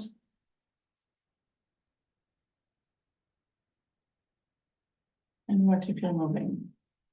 Do you feel your top hand or your bottom hand? Bottom. Bottom. What do you ladies feel over there? Bottom. We really want it to be more the bottom hand. When we think of the diaphragm, it's a big sheet of muscle that separates your rib cage area from your abdominal area. So there's this large sheet of muscle that goes across, and when it's at rest, it sits in a dome shape. When you use it to take a breath in, it contracts and pushes down. That essentially is making like a vacuum and pulls the air into your lung. As it pushes down, it's pushing on everything below it. So that's your stomach and your intestines and your gallbladder and your kidneys and pancreas, everything else that's in there. So there's a compression of everything below it. So when you inhale, there's pressure inside your abdominal cavity, and you should feel an expansion of that abdominal cavity. When you exhale, that muscle goes back up to resting. It pushes the air out of your lungs, and the pressure is taken off of everything that's below it. So pressure on as you inhale, pressure off as you exhale. And that's really the foundation of having a strong core. Most people think of their core as their stomach muscles, and they want to have that six pack. And really, when I think of a core, it's not only your abdominal muscles, it's your back. It's that diaphragm at the top, and it's your pelvic floor at the bottom. So when you breathe, you're going to breathe with that diaphragm. And I'd be willing to bet that as you get going in your day and you're stressed about work and you're crunched over your desk, you're not using your diaphragm. So I'm going to ask you to take that time to just be mindful of that. And you find that, yes, you do feel your lower hand is moving. Maybe focus on something else. Maybe focus on, what do you feel the air doing? Feel it come in your nose? What's the temperature of that air? Is it cool? Inhale, it's cool. What does it feel like when you exhale? Feels warmer. Can you feel that move through your nose into the back of your throat? Being a little more intentional. So that's one way to just be taking a mindful moment, is focusing on your breathing. When you do intentional breathing using your diaphragm, you're actually tapping into that sympathetic nervous system and helping calm it down. Your sympathetic nervous system is part of your body, your central nervous system, that just controls a lot of things automatically. We don't normally think to breathe. We don't normally think to have our heartbeats. Thankfully, we don't have to think to do that, because I'd probably have died by now and wouldn't remember to breathe. So you just breathe, you just have a heartbeat, you have things happen automatically. But if you're intentional about it, and you take the time to really focus, you're tapping into that nervous system and calming it, down regulating it, so you feel a little more calm. You get back to work and feel a little refreshed. The second thing is to do a body scan. A body scan can take several minutes. You can spend 60 seconds, whatever you want to do. But when I think of a body scan, literally you're going from head to toe or toe to head, whichever way you want to go, and paying attention to if you feel any tension in any areas. So a lot of us, as we sit there and we're working on things, might start to, I've got the 11 starting here, and start to furrow that back, or scrunch up those shoulders like I mentioned before. So going through a body scan, if I'm not sure if something's tight, I can intentionally tighten it. I can squish my face together and then let it go. If I'm not sure if my shoulders are tight, I can hike them up and then let them drop down. Think about those elbows being heavy. If you're not sure if you're holding tightness in your chest, focus on that breathing. Can it move as you breathe? Sometimes a lot of us tend to hold tension in our abdominals or our pelvic region and think that we need to hold our stomachs in all the time. Let that stomach go. Be relaxed. It should bulge out. It's not normal to have a flat stomach. We should let our hips go, sink into our chairs. Are you holding tension in your legs, squeezing your knees together, crossing your legs all day long at work? Or is that relaxed and just well supported in your chair? And then your feet just resting on the floor. So letting yourself just sink into your support, relaxing as you go. Visualization. You could simply think about someplace you'd like to be or something you'd like to do. I love to walk on the Heritage Trail for any of you who are around this area. And there's one spot that I can visualize perfectly. It's a spot that I like to sit and just listen to the birds. And I can picture that spot as if I'm sitting there right now. And then bring your attention to that place that you're visualizing. And try to let go of work or what's coming later that day or what might be coming later that month. And focus on just being in the moment. The next thing, step number 4, or activity number 4, is to pay attention to something in the present of one of your 5 senses. Maybe you've got some artwork in your office, or a picture of your family, or something else that you like to look at. In the treatment rooms that I work in, I put up pictures that I've taken of just various places in the United States that are just pleasant pictures to look at, something to appreciate. You know, in this room, there's not a lot to look at, but maybe I look at that plant. Not a real plant, but I look at that plant and I think, yeah, I like the way it looks, I like the shape, and you're admiring it, taking it in. Maybe you're doing something with your hearing. Maybe you're thinking about or listening to music that you have on in your office. Or if I'm outside, specifically, I can listen for the birds or listen for the locusts that are gonna be coming, or whatever it might be that you're just bringing attention to one of those sentences. What'd you say? I hear the refrigerator. My office is the same thing, and I'm like, oh, the refrigerator just kicked off. The air change, I mean, just being aware of those things that are changing about you. And then you can think about something you smell, hopefully it's a pleasant smell. You can bring in smell that had people, you know, if you love the smell of cinnamon or a certain spray, bring it in your office. I have different spices that I have people just, you know, identify the spice. Oh, that's a pleasant smell. Here's vanilla, here's cinnamon, here's something that's just relaxing for you. Taste. I don't know how many of you get a lunch break. How many of you take your lunch break? How many of you work through your lunch break? But being mindful about what you taste, and it can be something when you're eating a meal, or if you're just wanting an activity. A simple activity is to take one little thing, probably something natural, like a raisin instead of a Skittle, but put something in your mouth and let it just sit there before you chew it. What does it feel like if it's on your tongue? What happens to it as you start to salivate more? Does it change? If you had a raisin in your mouth, it starts to plump up. The texture of it changes, you start to taste it. If you bite it once, there's an explosion of flavor, being aware of that. So thinking about when you eat, how many of you work through your lunch? Okay, that's not a great practice for your digestive system. That's one of those things that's controlled automatically. And if you're eating through your lunch, you're not giving yourself that time to rest and digest. So taking even just 15 minutes, but being mindful of the bites that you put in your mouth and tasting them, savoring them, appreciating it is what you taste. The next thing, last thing there listed as far as your senses is what do you feel? And kind of along with that body scan, if you're sitting in the chair right now, what do you feel? I feel the pressure of my shoulder blades on the back of the chair. I feel my hands resting in my lap. I feel that my shoulders are relaxed. I feel the weight on the chair. I feel my feet on the floor. Just comfortable, just sitting here. But what else do you feel? We talked before with the breathing. I can feel that movement in my abdomen. You can feel the air in and out as I breathe. I can feel the temperature in the room, or if the air were to turn on or the heat were to turn on, you might feel a change in movement of the air. Just being mindful. All right, some other tips. We talk about us being biological beings, psychological beings. So we're just talking about being present and trying to think about certain things. What do you feel? What do you see? What do you hear, smell, taste? But we really need to move daily. How many of you take the time to take a walk or to just get outside and do something, not necessarily at work day, during the work day, but every day? We're built to move. It's an important part of who we are. We're not built to sit at a desk all day long. So if you have an opportunity, if you have an hour-long lunch that hopefully you'll start taking, and you spend maybe part of that eating, spend another part of that going outside. So that gets number 5 and 6 in together. Go for a little stroll. Doesn't mean that you're getting a big sweat up, but move around a little bit, wake up the nervous system, move the muscles and the joints, and just appreciate being outside. Number 7, not only are we biological and psychological, but we're social beings. And for those of you who work by yourself, that's a little harder, but make sure that you're doing something where you're connecting with others. Ideally, it's not just the people you live with all the time, but it's getting together with friends. We're meant to be social. And there's lots of research coming out now that talks about how being social helps you have a longer lifespan, helps prevent things like dementia and other ailments.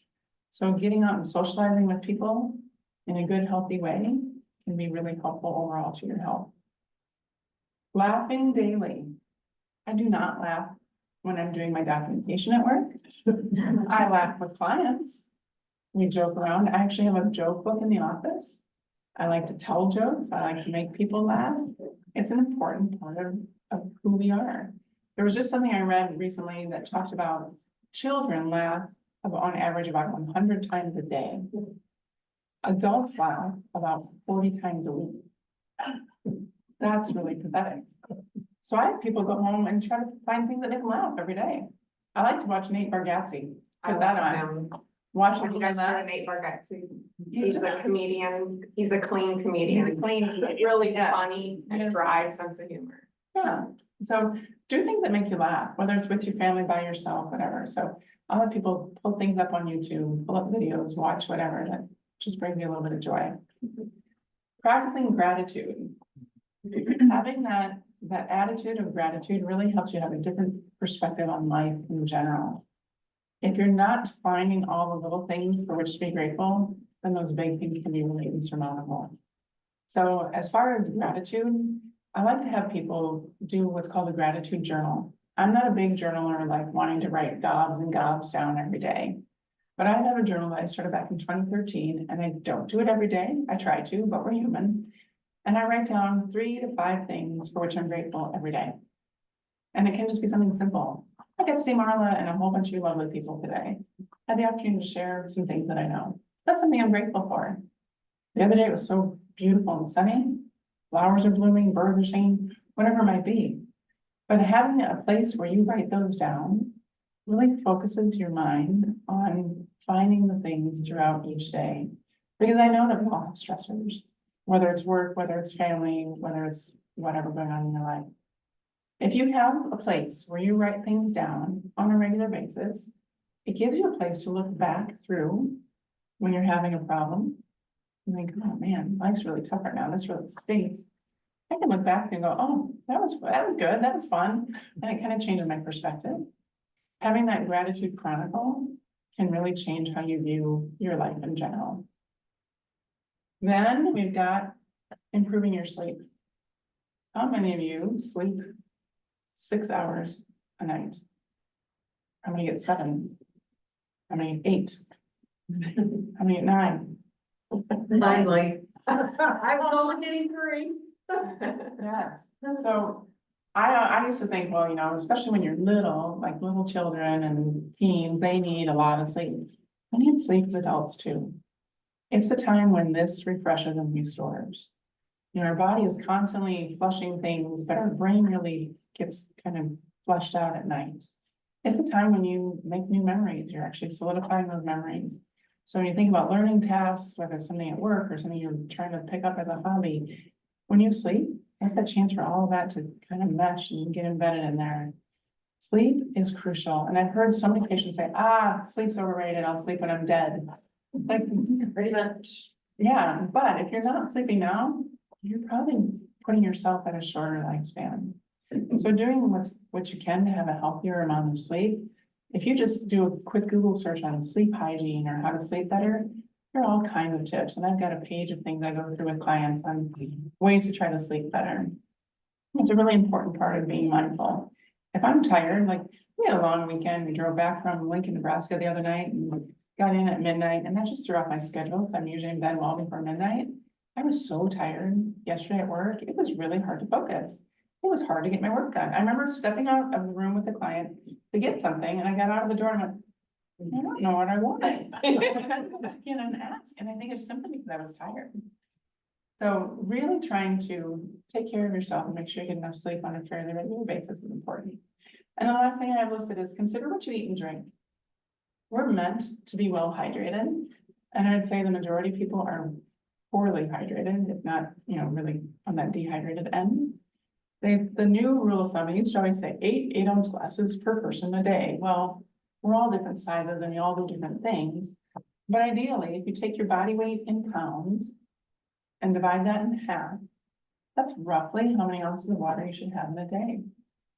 And or at least fluid in a day, with 2/3 of that being water.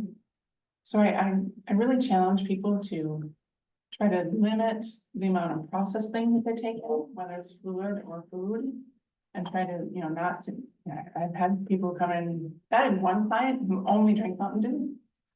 Was not a healthy individual. So really trying to have a third of what you drink be not water if you want, and the rest of it be water. But just trying to be as hydrated as possible, and then consider what you're eating. You know, as far as protein needs, we all need a lot of protein. You need to have that balanced diet. And something that I learned at a course one time that really hit home was if you think about processed foods, if you look at artificial flavors and artificial colors or dyes, do you have any idea what they're made out of? If you had to guess, what do you think artificial colors are made out of? Chemicals. Chemicals, yeah. Petroleum usually. Petroleum and other inedible substances. Why the FDA allowed that, I don't know. But if I had a big old vat of petroleum in the corner and I said, hey, would you like a spoonful? My 3-year-old will probably go, yeah. Not a rational thinker yet, but you guys wouldn't. So when you're eating candy, if you're eating processed food that have dyes, you know, a lot of people say, well, I drink my water, but I put in those packets or those things you squirt in or whatever. Look at what's in it. If it's not natural, don't do it. Try to avoid it. I used to love peanut M&Ms. And now I look at it and go, I don't want that dye. And when I made that change of really avoiding those things, I was surprised at how much better I feel. I don't have as many aches and pains. I just feel better in general. So really being mindful of all kinds of things can really help you get through your day with more ease. And that gives us just a few minutes left for questions. Anybody have any questions? So coffee isn't a food group? It's not, coffee is not a food group, but there are some advantages. There are a lot of good studies that talk about how important or how beneficial caffeine can be. But I don't want people doing most of their intake of fluid being coffee. Yeah, that's about it. Any other thoughts? Just read labels.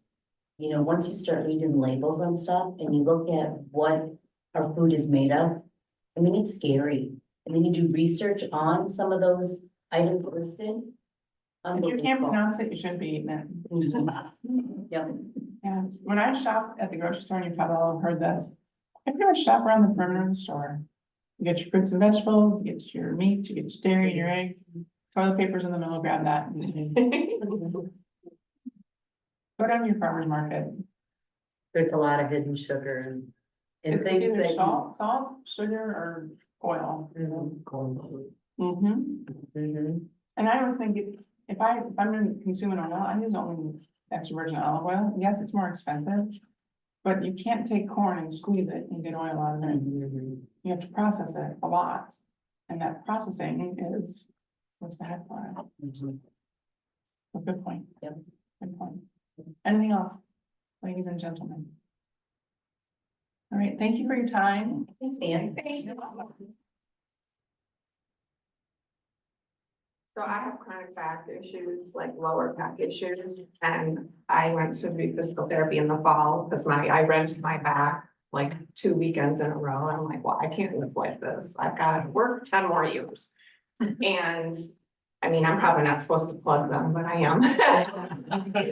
I haven't had an issue since, and I just keep stretching, and they gave me a stack of stretches, and I listened to positive affirmations. I used to, like, when I was really doing it, but now I'm getting back into it, and it's really something how you can change your mindset. So that's just my little 2 cents worth. Thank you all for your time. Thank you. Thank you.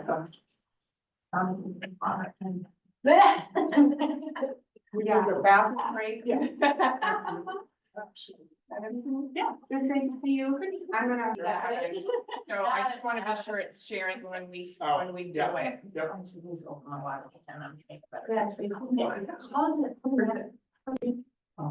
Okay, can everybody see that online? I saw, I have been there. Yeah. Deanna, can you see the presentation? Can you hear me now? Yep, okay, cool. And you've got your remote, Kevin? Yep. Okay, everybody. Yep. This is Kevin Pokorny. Am I pronouncing that correctly? Perfect. And I discovered him at a state conference. Oh, yeah. You're a big deal. No. Well, I mean, I was attending a state conference. It was the housing conference in September. Just one, Kelly and I went for one day and, we sat in on Kevin's session and I'm like, okay, I'm bringing him back to the clerks. So that's how I met Kevin and you were like, you want me? I said, absolutely. So Kevin. thank you. No, I appreciate that. In fact, Marla, she pulled me out of, basically, I'm retired and I said, if you're gonna bring me up there, she wanna know how much. I said, $1 million. Anyway, thank you. He negotiated a deal. Thank you. Yes, I did. I did go through it. So, but this is gonna be pretty engaging and I wanna welcome you to this issue about unconscious bias. And I want to welcome those that are on Zoom as part of that. So I'm gonna begin with two questions. First is, how fair and unbiased are you about people? And second is, how do you know? Let's find out.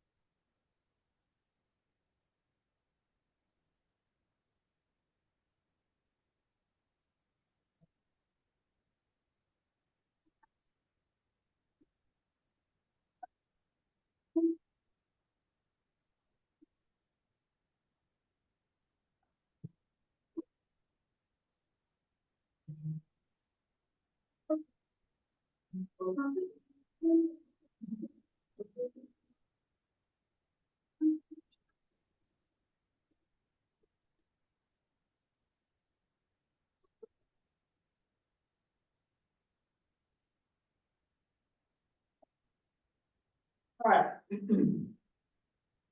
Well, the question that's posed for us is, what changes are we going to make to counteract what we call conscious bias or unconscious bias, not conscious bias, but unconscious bias. So as a way to begin, I'm going to give you a little unconscious bias test. All right. So I want you all to imagine that you're a property manager of a rental complex. And you are going to be renting a 2-bedroom apartment. And you're going to see 6 slides of individuals who are coming to your office to inquire about renting the apartment, all right?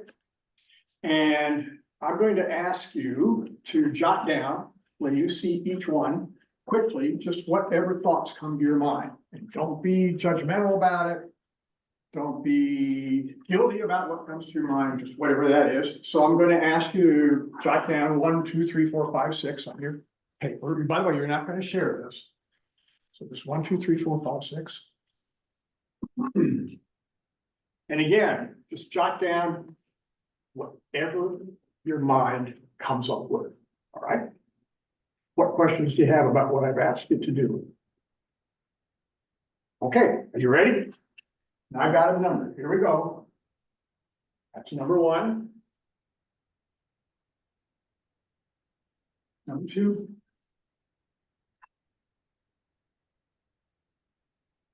3.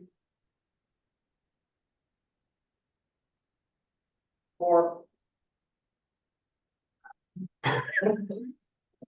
Number 5.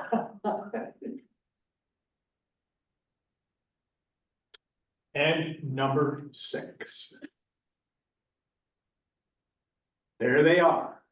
Now, I'm going to ask you to pair up or maybe create a trio here. And to do that, all I'm going to ask you to do is I want you to share quickly what was going on in your brain when you were doing this. What were you experiencing when you were trying to do this? Look upstairs and so on. So Teresa, can I ask you to join these 2 individuals? You don't have to like the folks you're picking up. But, so would you 2 pair up and would you pair up and talk just quickly? Yeah. What was going on? What was that experience in your brain? I'm like smiling. Well, I don't think that would answer the first one. Yeah. That's all I got, sorry. Yeah. That's like, That's all. next one, so I saw it, I categorized them as, was it a couple, was it a single file? Yeah. Number nine.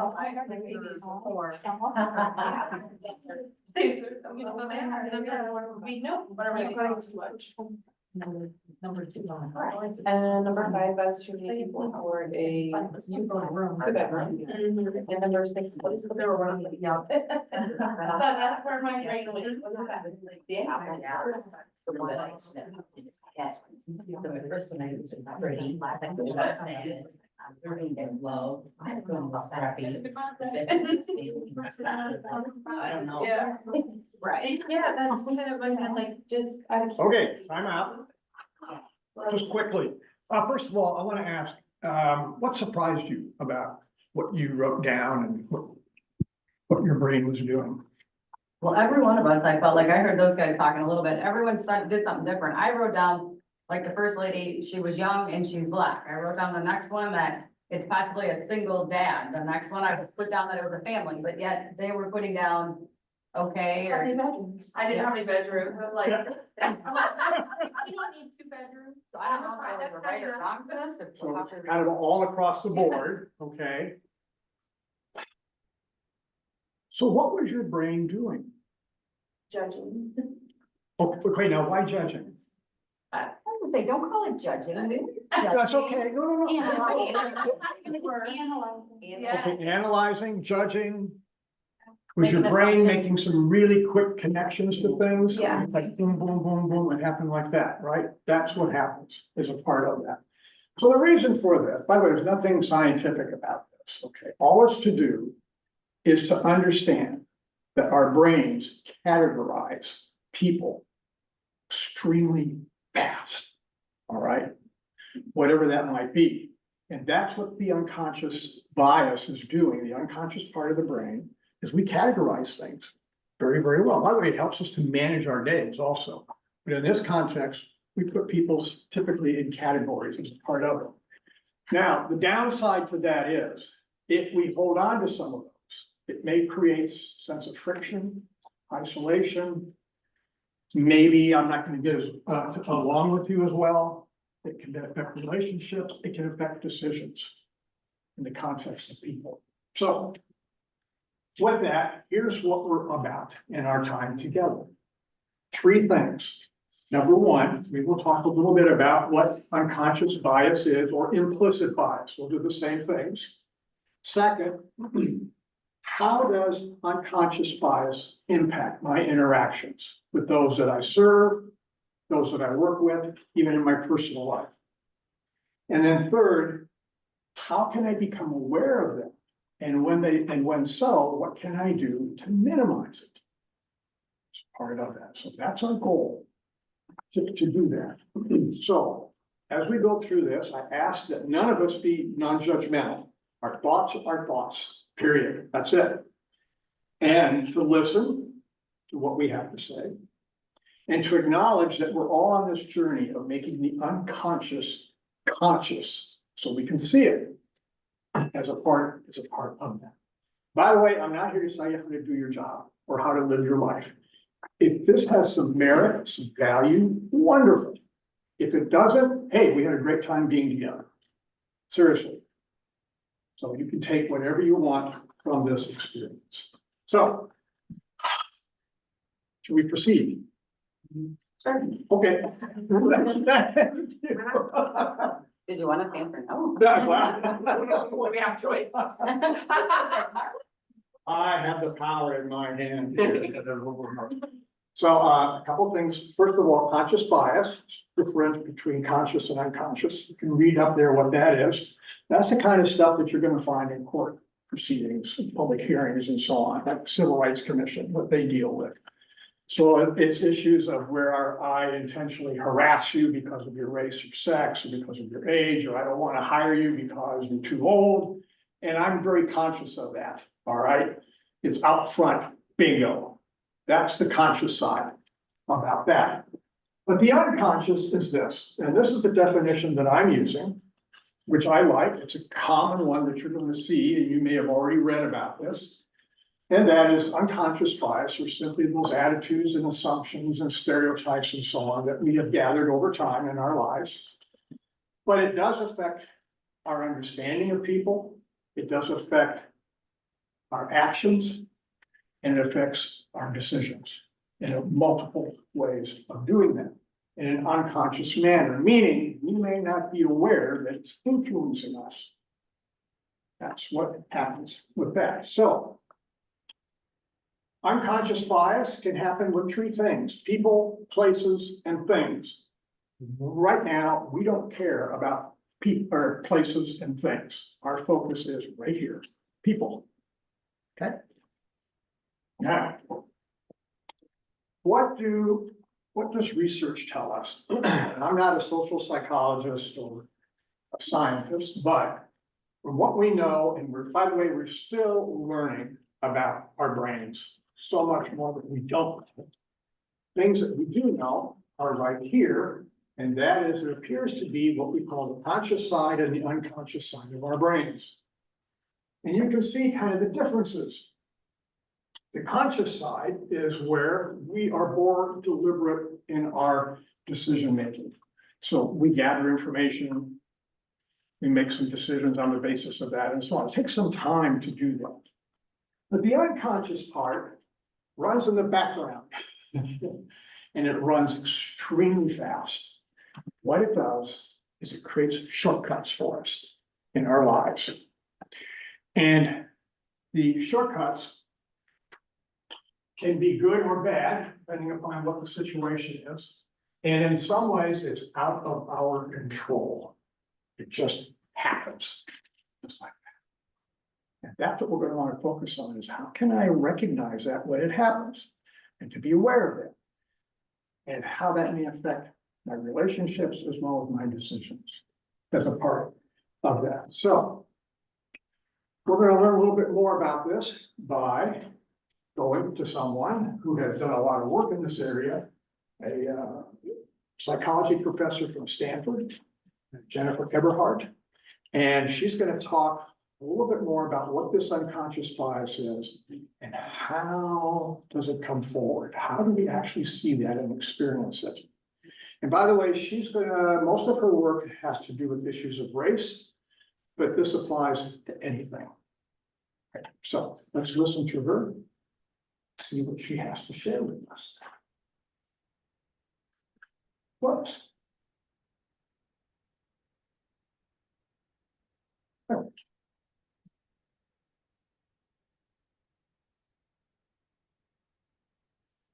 Hi, my name is Jennifer Eberhardt, and I'm the author of Biased: Uncovering the Hidden Prejudice that Shapes What We See, Think, and Do. In my career as a social psychologist and professor of psychology at Stanford University, I've dedicated myself to researching and teaching about implicit bias, what it is, where it comes from, how it affects us, and how we can address it. Implicit bias is not a new way of calling someone a racist. In fact, you don't have to be a racist at all to be influenced by it. As I'll explain in depth later, implicit bias is a kind of distorting lens that's a product of both the architecture of our brains and the disparities in our society.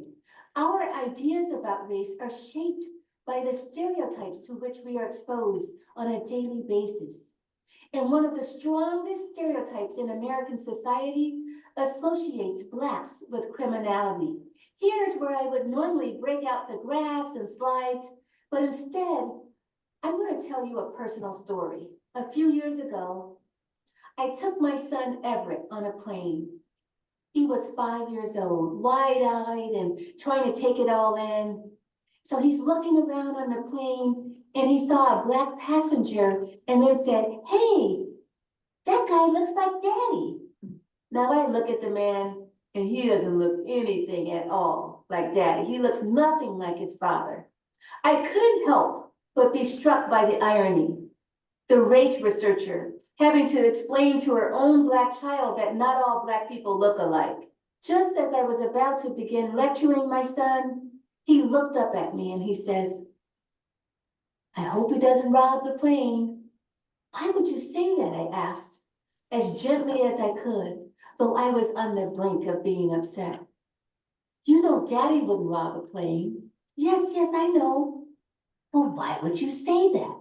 Everett looked up at me with a sad face. He says, I don't know why I said that. I don't know why I was thinking that.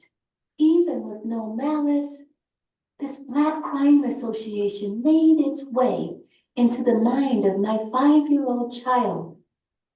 Just as it has made its way into all of us, I wrote this book to show the many surprising places and ways that implicit bias affects all sorts of decisions we make during the normal course of our lives.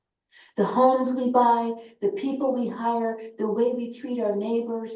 People can hold biases based on all sorts of characteristics: skin color, age, weight, ethnic origin, accent, disability, height, gender. But neither our evolutionary path nor our present culture dooms us to be held hostage by these biases. Change requires a kind of open-minded attention that is well within our reach. There are successful approaches we can learn from and new ways of thinking we can build upon. In this series, I'm gonna stop there.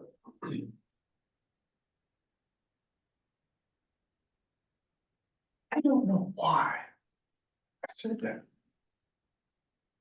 I don't know why I was thinking that. I'm curious.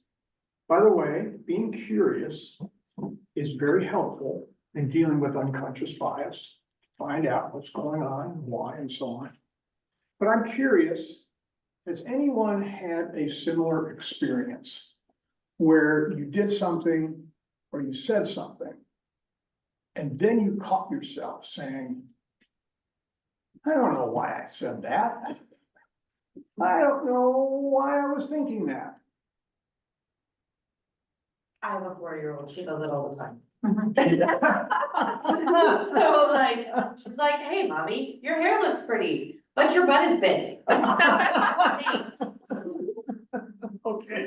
So, I mean, I'm constantly dealing with, why did you say that? Why would you say that? Yeah. Or, you know, like, did you mean that?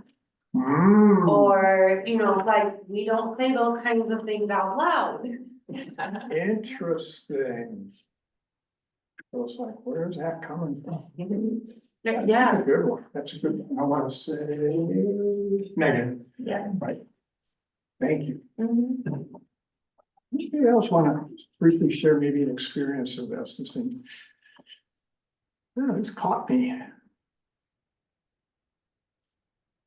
I'm sure we all have. I just can't think of any specific examples right now.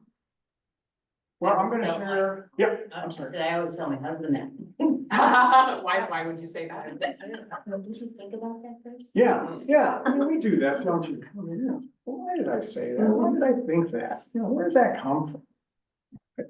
And typically it's in situations where we wish we could have replayed it, done it a little bit differently, maybe. So I'm gonna share a personal story about this.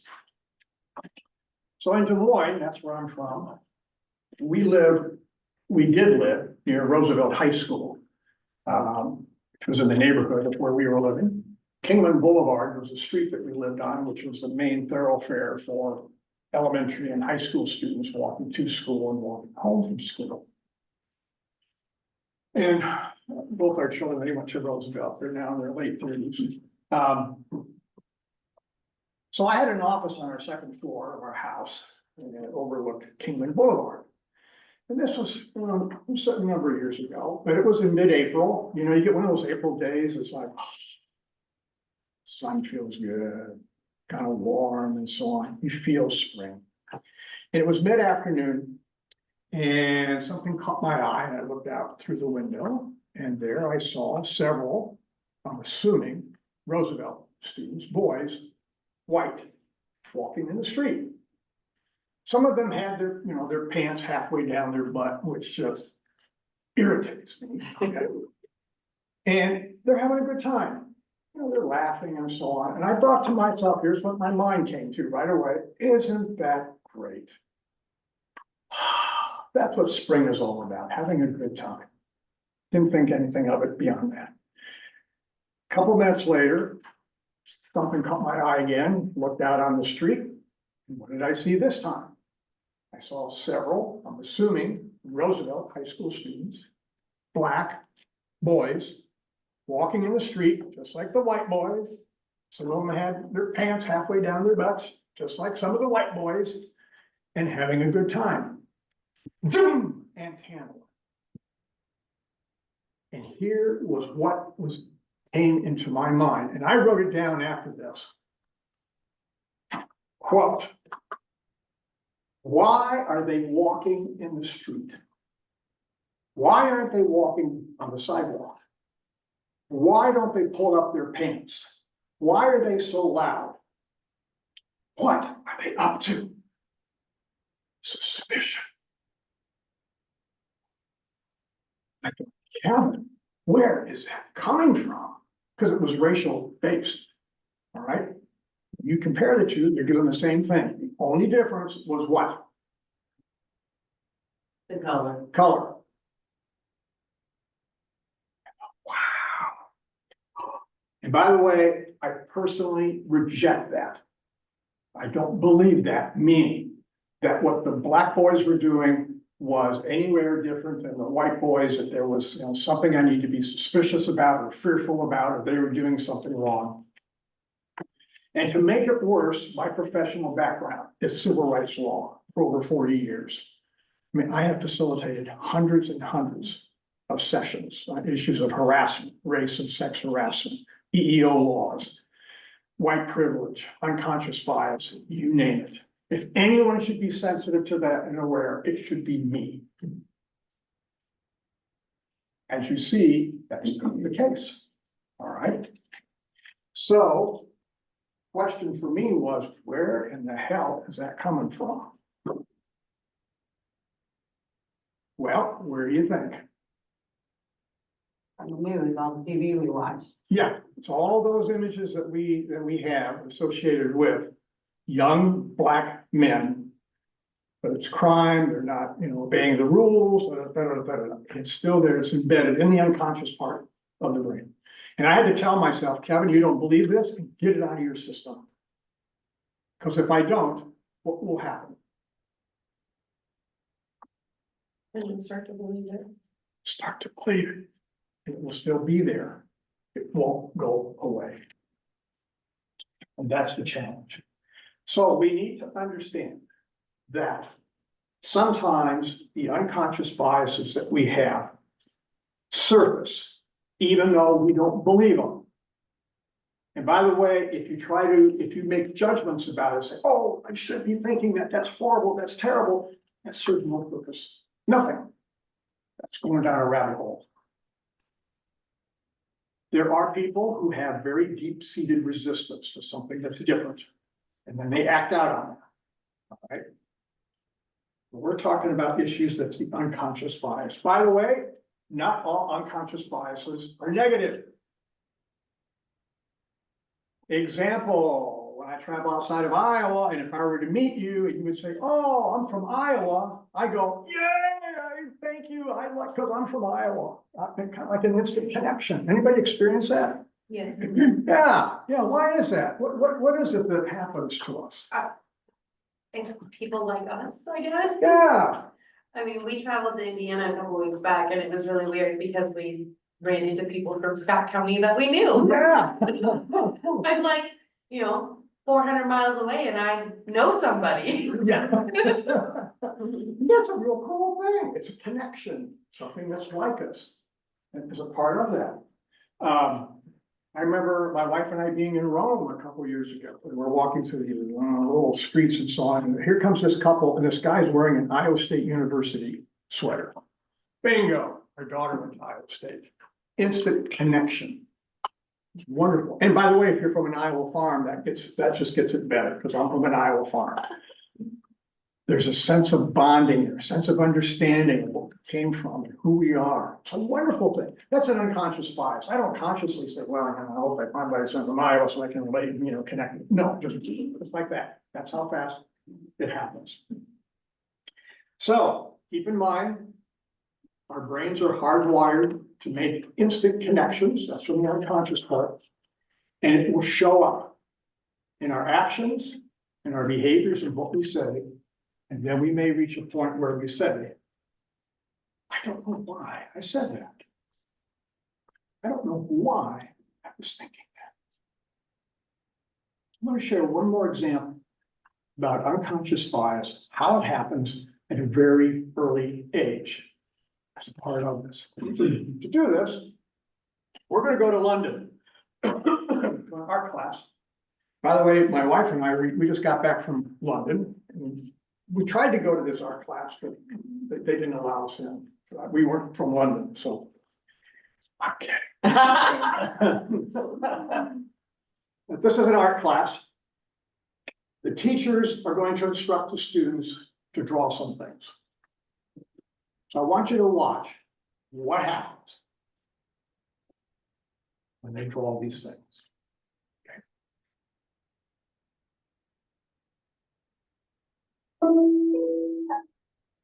This afternoon, we're going to draw people doing different jobs. And the first job we're going to draw is a firefighter. I'm thinking in your head what a firefighter looks like. What's your firefighter called? Mine's called Firefighter Gary. Firefighter Stan. Mine's like Stan. He's big and strong. That's great, isn't it? Next, we're going to draw a surgeon. Have you thought of a name for your surgeon? Jim Bob. He's a brain surgeon. I think he would want he gives you medicine. That's his ambulance. Okay, next, we're going to draw a fighter pilot. This is his jet plane. He rescues people. He likes to do some meow and stuff. Okay, now who would like to meet these people for real?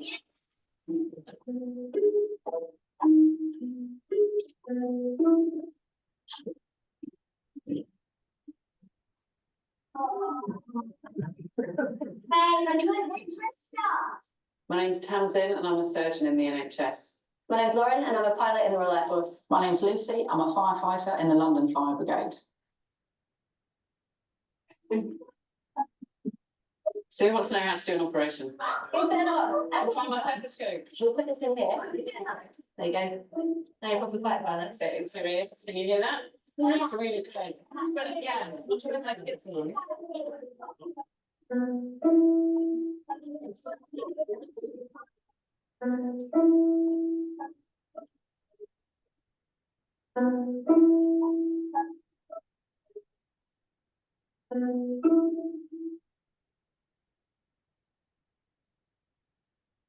"61 of the pictures have what in them? What was the gender? Men. 5 women. You think children had to consciously think about what gender they would assign to the Navy pilot or the surgeon and so on that they were drawing? No, but it's been pounded in our heads for so long that, oh, women can't do that.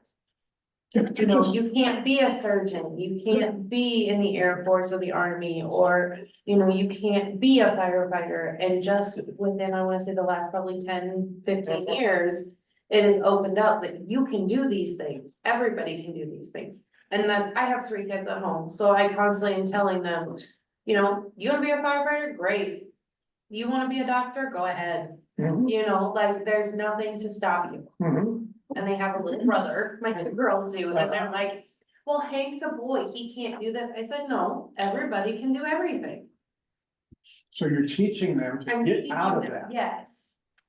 because these are what, 5-year-olds? Mhm. I mean, they're only 5 years old. They got it already. And you as a parent are being sensitive to that and trying to redirect that, Mhm. opening their minds. Somewhere they picked that up already. And the point is, it was in their unconscious part of their brains. They didn't even have to consciously think about it. They just draw it and, you know, what name is your pilot or whatever? And the boy said Jim Bob.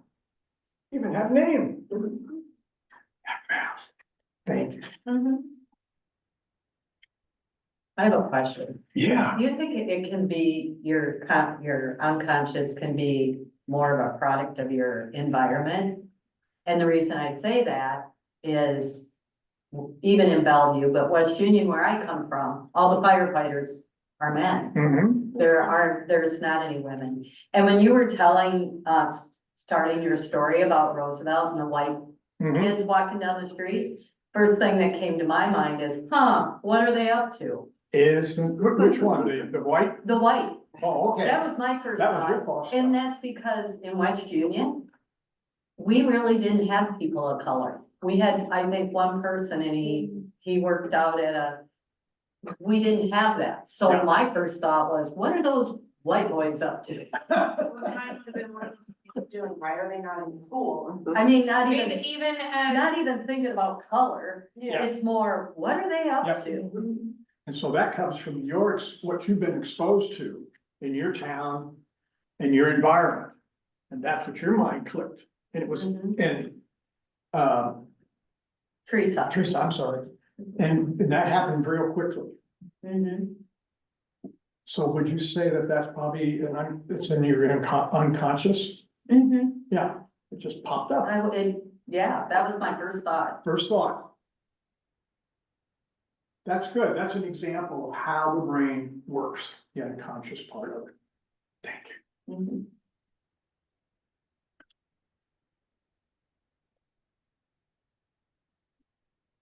So if these children aren't challenged by this, what impact is that going to have on them as they continue to grow?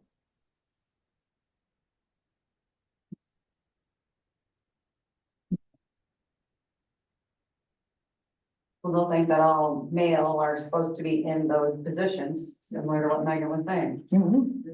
Yeah. It quickly becomes embedded in the unconscious part of their brains, and that's just thinking, and that's how they're gonna live their lives. By the way, we probably all grew up, I know I grew up. All right, I mean, I'm gonna be my birthday's tomorrow. So I'll be 71. So I grew up in the 50s and 60s. And there were very much defined gender roles. Right, that I've had to unlearn as a part of that. So we're going to do a little exercise.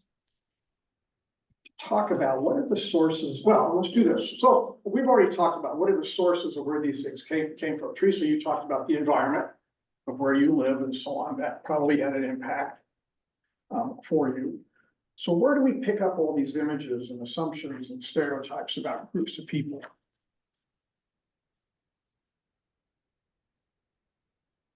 Newspaper, television, Yep. social media. Parents. Parents. Experiences, absolutely. Grandparents.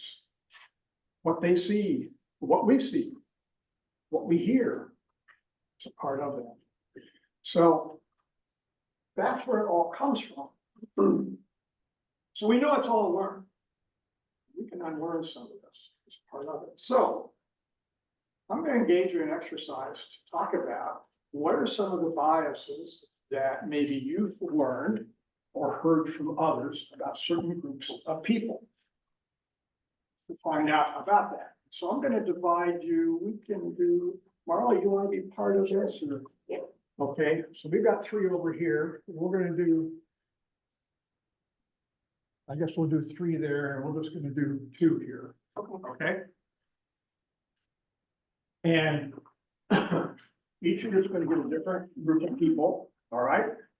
And in so doing, here's what I'm going to ask you to do is whatever group that you get assigned to, I want you to talk a little bit about what are some of the biases that I've learned or heard about this group, assumptions or stereotypes. And by the way, don't be judgmental about what you've learned. It is what it is. Okay. All right. And where did that come from? And see if you can be as specific as possible. This is really where that came from. Okay. What's the source? Okay. So I'm going to assign one group to each group. So before I do that, what questions do you have about what I'm asking you to do? You're gonna assign what to what? I'm going to assign a group up here that I'm going to show Oh, each one of you. oh, Oh, everybody ready? This group, you get refugees from Mexico and Latin America. For example, Guatemala, Nicaragua, El Salvador, and so on. This group right here, you get people that represent LGBTQ.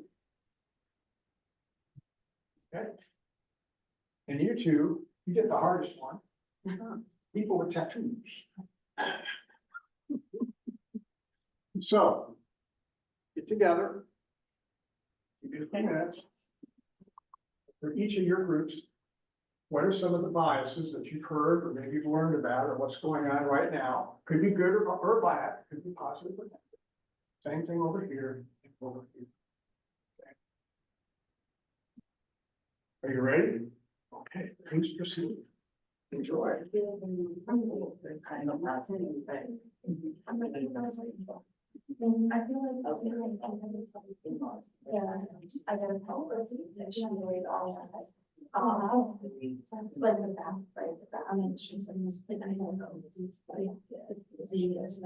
Right.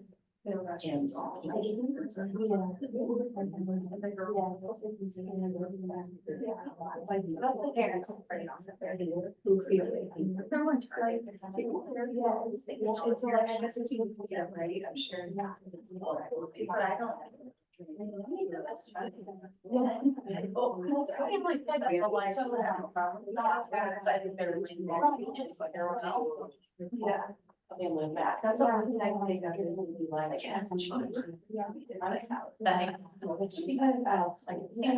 They're hardworking, they're wired, but probably like they're getting. They're getting 89. Yeah. And that, so I think. So like that. yeah, I know. They're not, but I always say, yeah, usually there's certain areas that we're like, okay, then I can't think. So like, that's I mean, just why. Yeah, know about it, but I think a lot of people. I feel like I never really that feel that, you know, right, because they.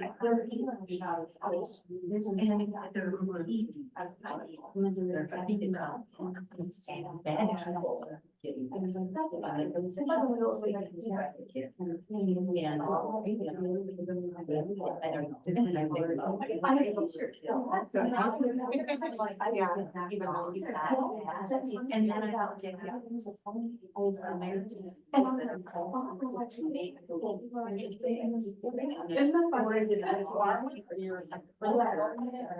And I'm the beautiful. Yeah, literally. I they are for me on the street, black through the spot. Yeah. They just want bills. In my well, not to say it's not more than that. And there's been a lot of what necessarily.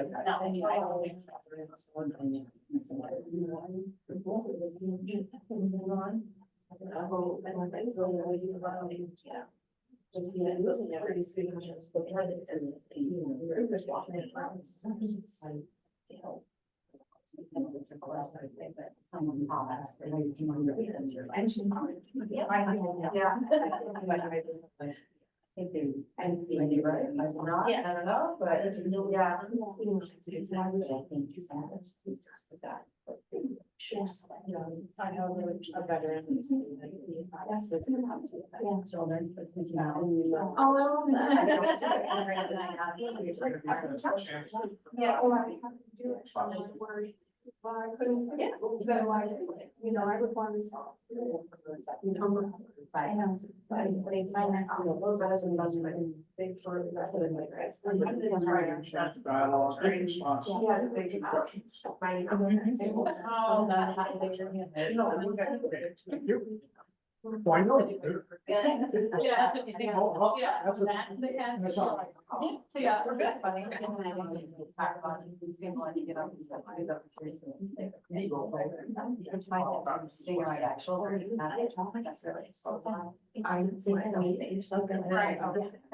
All right.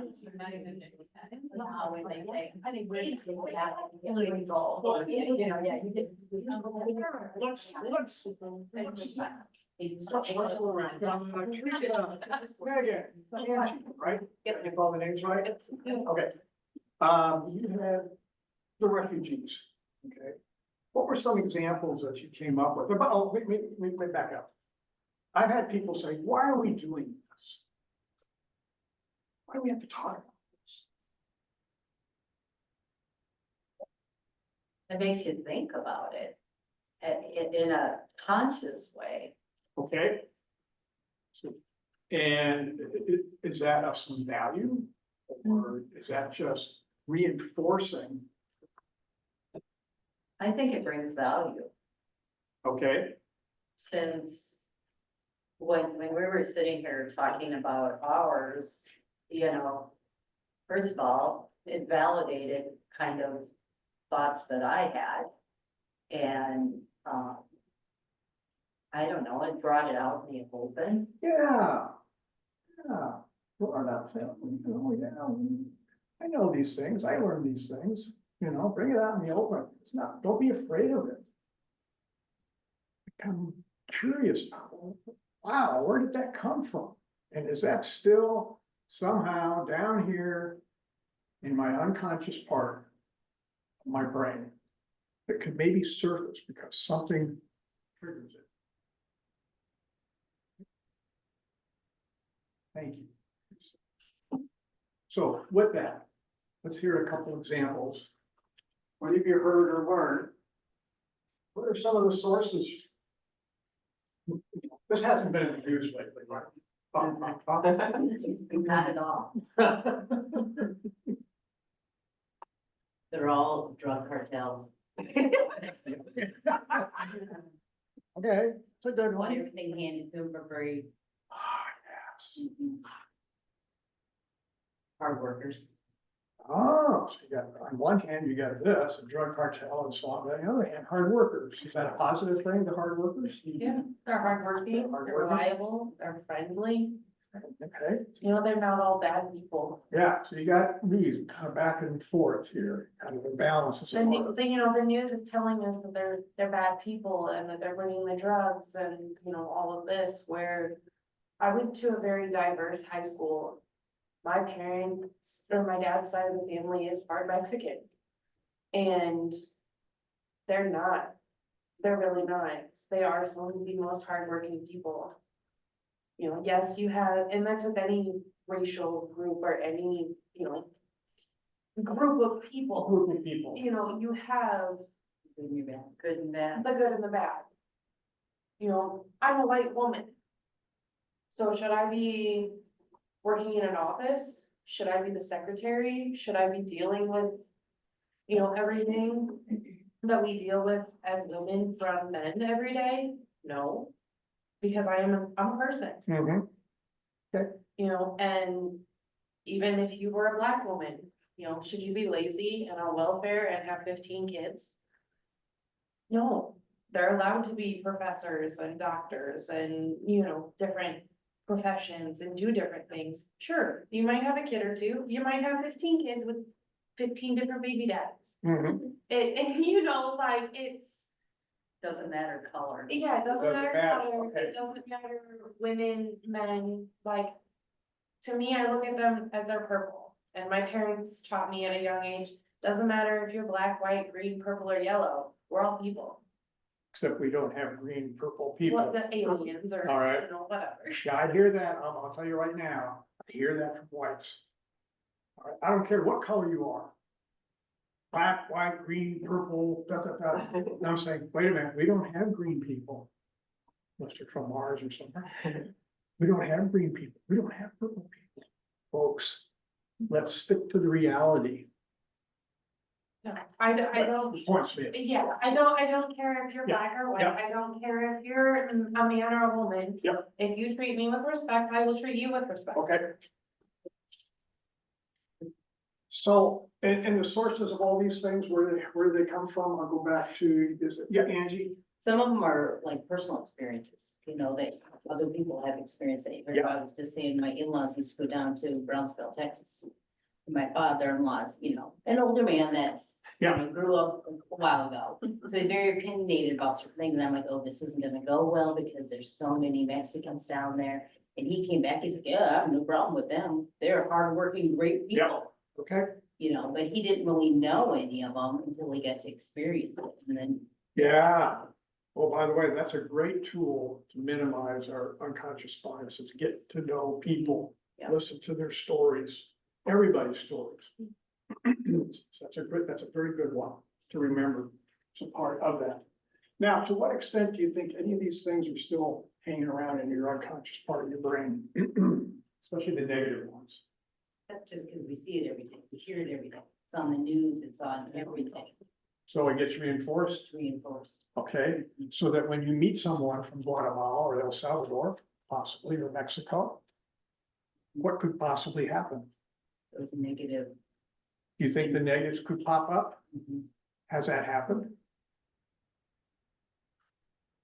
And maybe not, okay, but the point is to be conscious of that, to say, you know, I don't buy into that, the drug cartels, I don't buy into this. And all of a sudden, you're meeting someone who's a refugee who's come from Mexico, and you go, whoa, boom, there's something popped up in my brain right away. All right, you gotta catch it. So that's good. Thank you, Teresa. Well, I think in a way, the media is making us all suspicious. Because they, I mean, you even hear about Dubuque and sex trafficking.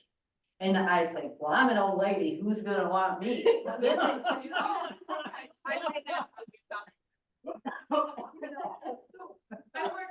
So my parents, grandparents started the IED trucks off way back when. And, you know, you hear it all the time. Don't go out at night, don't, you know, you're blonde hair, blue eyed, they're gonna take you, you know, this and that. And I'm thinking to myself, I have never once been approached by a person out there. Unless they were asking for directions, like, how do I get here, how do I get there? My dad's a truck driver, he deals with all sorts of different people every day. Yeah. He has his own opinions on people. Yep. But, you know, they're people. Yep. They're just like me and Yep. you. Yep. You know, Okay. everybody has a story, everybody Yep. has, Good. you know, Thank it's, you. it's one of those, and that's what I teach my kids. Yeah. And my husband is a very judgmental person. Yeah. Like, but we people watch. Yeah. You know, and you sit back and you watch how, okay, so say you're in a crowd of people and a black woman walks in. You instantly get the disgust look because, oh, she's got her hair done, she's got her nails done, she must be spending her child support on that, you know? Oh, that yeah, type of thing. isn't that, happens that fast? doesn't it? Yeah.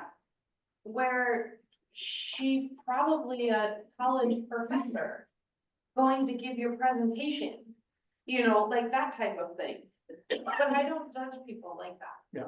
Okay, but you've learned Mhm. part of that. That's a real good example of when you see someone like a black woman dressed like that. Those things may come to your mind. By the way, those are all negative. That's what we want to focus on, the negative stuff, because that's what interferes with the relationship. That's what interferes with our ability to serve someone, whatever. All right, it's just, this person's on, you know, she must be on, you know, this and this. How can she afford it? Da, da, da, da, da. Right away. Becomes judgmental. We dismiss her. We dismiss a human being. And me at 35 or 32, we paid off our house. Yeah. And everybody's like, oh, well, how'd you do that? You must be using your parents' money. No. Yeah. We have worked hard You for have, it. yep. Like, you know, I drive a newer vehicle. My husband drives a piece of crap. Yeah. Like, you know, because So, it's we work hard for what we have. Yep. And that's always my I don't even Anyway, know. we're good. Yeah. Thank you. Let's move over here. LGBTQ. And we have what, Missy, Kathy, and Tricia? Yep. Is that right? Yep. What are some of the things that you came up with that you've learned or heard over time? I just have personal friends, so like my initial reaction, they're happy, they're good coworkers, they're social, they make friends easy, they have strong relationships, like. I don't even know what the letters even actually all stand for as I'm standing, as I'm looking at it. So like, to me, it made no difference, like. You know, that's a good point, because I made an assumption. But when I put these up here, everybody will know what they represent. But what's the L? Lesbian speaks to Women. women, I don't know. Gay. I don't think it's men. men, though this can be used. So, either way. Oh, B, bisexual. P, transgender. Q, Queer. queer. We found it interesting, the picture you took with all the people that happen to have like towels on their head or, you know, sorry, whatever they're called. It's like, I don't know. Oh, that's hair. Oh, it's supposed to be hair, black hair. The one's got it, looks like a turban. Yeah. Yeah. You can do that here. Queer is kind of like, don't identify with the other sex, you're kind of gender neutral as a part of that, okay? So thank you for raising that. I appreciate that. So that's what you had. That's what you've learned and heard and so on. Anything else? Well, Missy brought up about like the bathrooms now, how all of a sudden yeah. you're kind of getting rid of, which, you know, sometimes that's difficult if you're raising kids or, you know, some people don't feel safe if it's just a unisex bathroom that, you know, a male is just in there or, you know, you go in and, but some things are changing that now you have to have a gender neutral bathroom. So there's some fear associated with that relative to students and so on that are transgender. Part of that. Where do we hear things about LGBTQ? News, Politicians. What, I'm sorry, Politicians. politicians? News, just in general. Yeah, media. news in general. Anybody, what about your parents when you were growing up? Did you hear anything from your parents? Maybe they didn't talk about it. Honestly, I don't even think it was really brought up at, Yeah. I mean, I'm going in my late thirties and I don't even, it really wasn't discussed as much as it's discussed now. So I think like my kids are in their teens and twenties and they have grown up with it more, probably hearing from me Yeah. than I ever heard from my parents Yeah. about it, I would say. Yeah. And I think it's just a generational thing. Generate, yeah. We feel like it took rainbows away, like we Yes, had all, you said we that. commented about even like a phone cover that, you know, like personally, I love to wear like a tank top that was what I'll call rainbow colors or striped. Well, now all of a sudden it's like, you kind of put that on and you go, well, I'm not against them, I'm not in support of them, nor am I them, but yet, and they have like, you know, all these organizations, groups, they all have their special day, or they all have this, let's have a parade, and it's like, can't you just go about your thing? But we have to make everything a Oh, hurrah, which Yeah. I guess they're entitled to do that. I mean, if we wanted to do something, we could, but so. well, they've taken away your rainbow. Or is it people's perceptions about what that rainbow represents now? That, that's more. Oh, yeah. There's And it's like, everyone's well, no, it's perception of what a rainbow stands just, for now. it's just a rainbow. Yeah. That's interesting. My older brother is gay. He's 2 years older. How long has he been gay? I don't know. Yeah, see, I mean, I have. I'm not sure if he knows. But the point is this, I grew up in the 50s and 60s. If you, by the way, we didn't use the word gay. Yeah. We used the word homo or Oh, fag. you said fat? Fag. Fag, sorry. And I grew up, that was a no-no. I mean, you know, the boys would talk about it. Who's the fag? Like, what's wrong with But the other thing is, And not just- a lot of just- people came out. Just wait. So I grew up with that. And by the way, I grew up Catholic, which just It makes it even. makes it worse. Yeah. All right? I'm not Yes, I am. I'm criticizing the Catholic Church. The point is, that's what I grew up with. Now, I didn't really understand any of this. Until I got to college. Then I met individuals that were lesbian, bisexual, gay. Don't remember anybody being transgender or queer at that time. And then my brother, he was down in Florida. This was in the mid-70s. He wrote a letter to me saying that he's gay, that he has really come out and has decided that. The first thing that happened was, why? Why are you doing this to yourself? I mean, it was all negative. And I know why, because that's what I was raised. And I thought there was something wrong with him. And it took a while for me to turn that around because he's my brother. And then to learn more and more about what that means for an individual who's gay. All right. And now, of course, as we're hearing, certainly it's very, very acceptable and so on. There's a part of that. So what were the sources? Church, school, parents didn't talk much, kids, And that's kind of the transformation. So. But it's still there. Once in a while, it'll pop up. It's part of that. Anybody here meet somebody who's transgender? Teresa, what was your first, if you can remember, thoughts? Kind of putting you on the spot, but. Well, first of all, I thought, I think you're gay. Then it's like, okay, you just talked about wearing heels and you wearing a pair of slacks that I want to know where you bought it. And he's the coolest person. Yeah. And I really enjoyed him. And so I never really had any negative. Yeah. But, yeah, just a cool person. Yeah. Good. Well, thank you. It can be a shock. Especially if you knew the person. And then they went through the transition, which I've known 1, 2, 3 people. Don't you feel, not to say, I don't know if you're gonna put it on us that we're ignorant, but then I feel the part of, let's just say you were that trans person and I knew you as a girl and now you're a boy. I feel like when you talk to someone, it's like, well, Kevin, I get more confused with, The pronouns. yeah, how do you address them without offending them or causing, you don't mean anything disrespectful, but it's like, well, yeah, I'm sure they really want to be, you want to be a he right now, but I guess I knew you originally as a she, and so it's like, oh. Well, there's questions on it because I have a niece who married Eric. And all of a sudden on Facebook one day, we're Erica.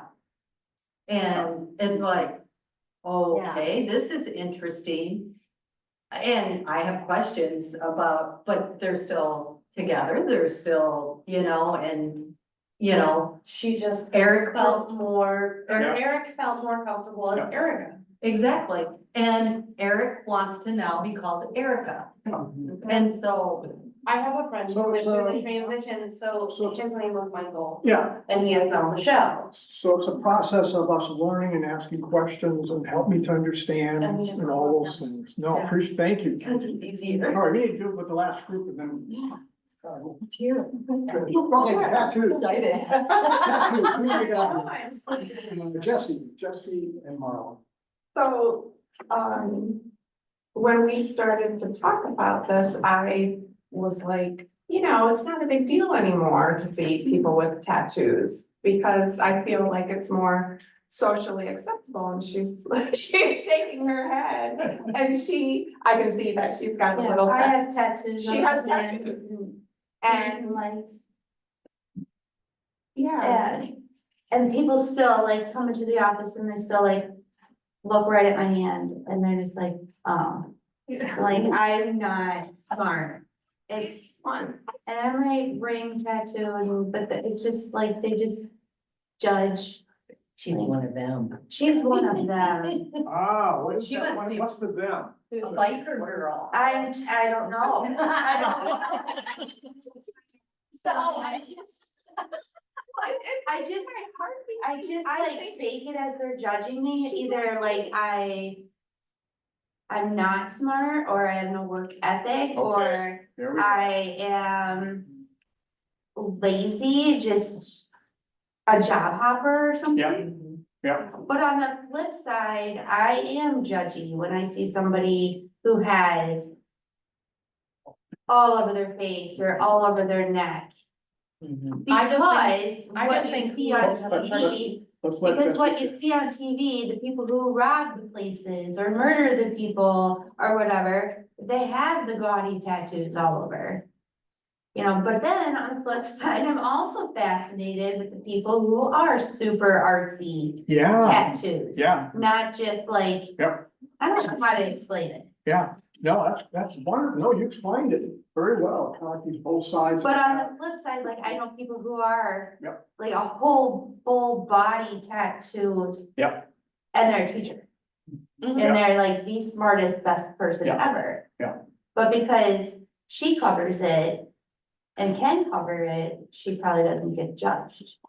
But because like my one, you can see, I feel like I get judged. I won. Okay, And I told her that, like, shortly after my sister passed away in 2021, her and I were very close, and I wanted, you know, to like possibly get a tattoo in her handwriting somewhere. But every time I would bring it up, oh, why would you do that? I hate tattoos. yeah, And it's like, and this was her ex, one of them was her husband, and I'm like, well, because I, you know, want, I mean, not that I don't think of her every day, but okay, yeah, so I don't do it because I don't want the judgment, yeah, okay. so. So I these, have always told my kids, if you're gonna get a tattoo, you get it where you can hide it, because when you are 67 years old, going to your great grandkids, kindergarten, graduation, you're gonna. You don't want it to say thug You're across your neck. right, you don't need a bad word on your face or Yeah. your arm Yeah. or whatever. Yeah. You know, on your wedding day, do Yeah. you really wanna spend that extra money getting it covered up? You know, and then have that makeup wear off? Yeah. I don't know. You just really have to make sure that it has a good meaning Mhm. and that you are super confident with it. In my opinion. In my opinion. And I feel the But same way. the point of this is what is it that I am still carrying around with me that interferes with my ability to connect with you when I see that? All right, because if I'm carrying that and then it's in my unconscious brain, as soon as I see that, it's gonna pop up and say, and that's when I need to be vigilant. Oh, that's what she has chosen to do, all right, now let me be with her. Accept you for who you are.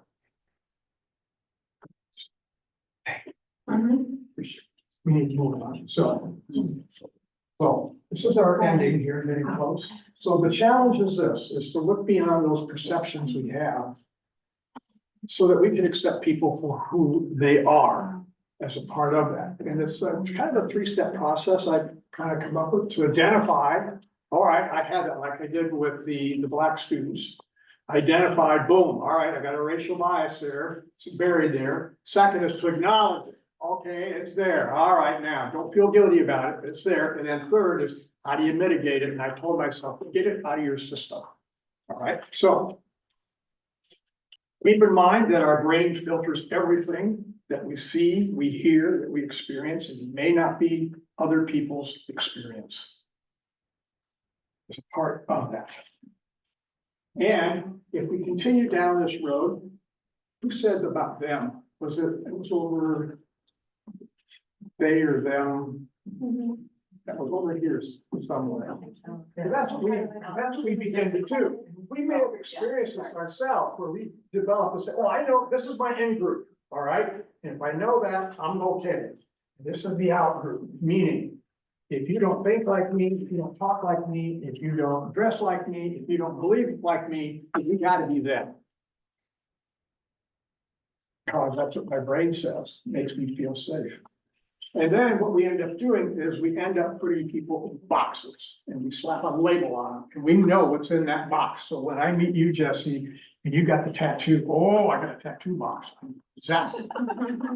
Exactly who you are and what you are by virtue of that. And it's not good. So what would happen if we didn't put people in boxes?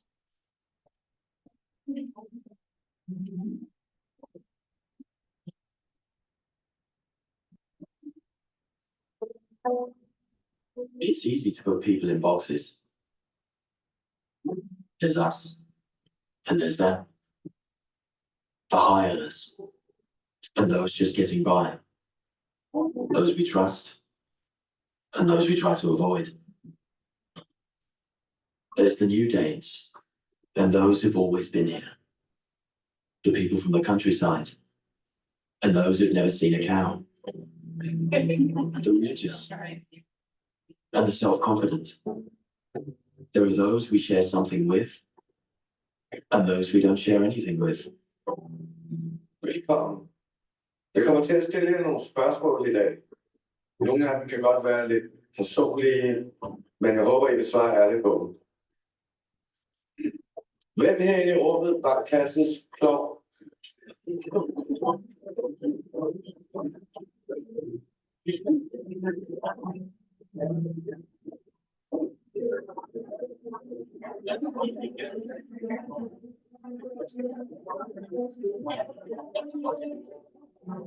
Hvem er bonusforældre?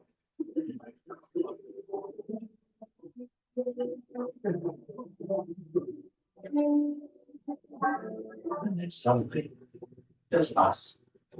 We who believe in life after death. We who've seen UFOs. And all of us who love to dance. We who've been bullied.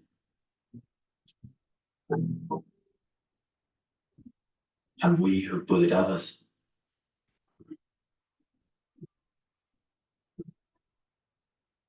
And then there's us, the lucky ones who've had sex this past week. We who are broken-hearted. We who are madly in love. We who feel lonely.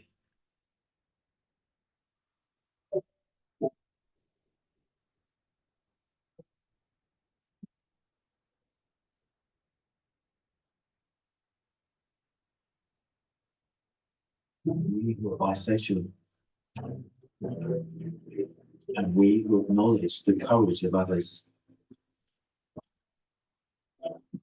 We who have found the meaning of life.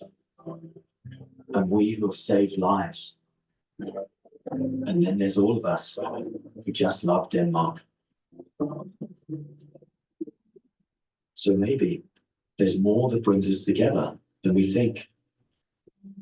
TV2 Denmark, all that we share. So I invite us to think about, let's lose the labels that we have for people. We don't belong in boxes. We put things in boxes, not people. Let's meet people where they are. So, a couple things to close with. What are some things that we can do to minimize this whole issue of unconscious bias that creates friction, that creates tension, that creates a sense of isolation where I can't connect to you because of a negative bias, whether it's race, age, religion, your clothes, your tattoo, whatever. Awareness. Several things. Keep in mind, as we have said, our brain filters everything. And I have to remind myself that the way I see things is not the way others see things. It filters it. And pay attention and ask ourselves questions. When we make statements about one group versus the other group, we start comparing, is it factual? What's it based upon? What's that source? Is it valid? Be curious. Yeah. And explore what's behind all of this. I don't know, why am I thinking this? And when we are uncomfortable, that is a great tip to us that, oh, something's going on maybe. It could be because of the person's clothing, maybe the way they look, their style, family status, race, sex. That's a good time to be curious and explore what's behind that. I'll give you a personal example. I'm doing that. This is a wedding picture of our daughter Colleen. She has the wedding dress on, just in case you didn't know which one was defined, okay? That's my wife Martha, and the older man there, that good-looking guy, that's me. This was 8 years ago, and that's her husband, DJ. Anybody have an emotional reaction to what you're seeing? He drank too much coffee as a kid. He drank so much coffee as a kid. I thought it was your son, and it was a family picture. Oh, okay, all right. And now that you know he's not. I come from a line of short people, so. Okay, all right. I mean, there is a slight difference in height, right? Mhm. That was a trigger for Martha and I when we first met DJ in Columbus, Ohio. When they told us, we had not met him before, that they're gonna move in together, and our daughter reminded us, Mom and Dad, you can't criticize me because that's what you two did before we go. And we met DJ, we had an immediate, by the way, Martha and I processed this afterwards, we had an immediate negative reaction to DJ. For me, it was this, and Martha said the same thing. Remember the box? I had a box that said, this is who my daughter is going to marry. And DJ didn't fit into that box. The size caught me, both of us. It was a trigger. There was an unconscious bias that was there that we did not know. And here's what happened about how it surfaced. Oh my, if they get married, here we go, people are gonna stare at them, all right? Then if they have a baby, what's the baby? Is the baby gonna be small? It's gonna be short, they're gonna have problems there, what's going, is there a medical condition here that we don't know about? I mean, all these things. Oh my God. We said, look, if he was about the same height as Colleen, would we be asking all those questions? No. There was no rational reason for those unconscious bias thoughts. Nothing is a part of that. And if we allowed those things to surface and to believe them, what would have happened? What could have happened? You could have pushed them apart. Or put your daughter away from Yeah. you. Yeah, yes, create that dissension, But I have a question. Yep. For you. So, okay, that was your first reaction. Yep. So you didn't talk about it with your daughter at that time? Not at but that time. Did you later? Yes.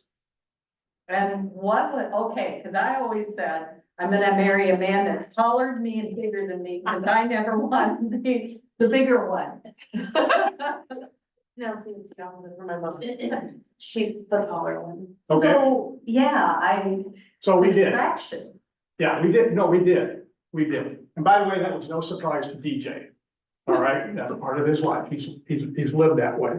By the way, How tall is DJ? his father is taller than me. His mother is shorter than him. And he had a brother who died a couple of years ago, same height as DJ.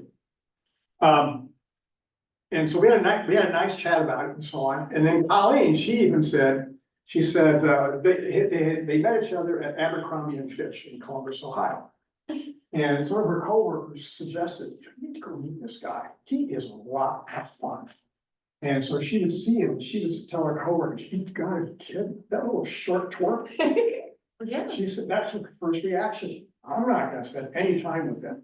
Well, things. He's fun size. Transform, and they ended up getting married. Okay. So what we learned from that is, my, there are things that are gonna surface that we had no idea was in that unconscious part of the brain.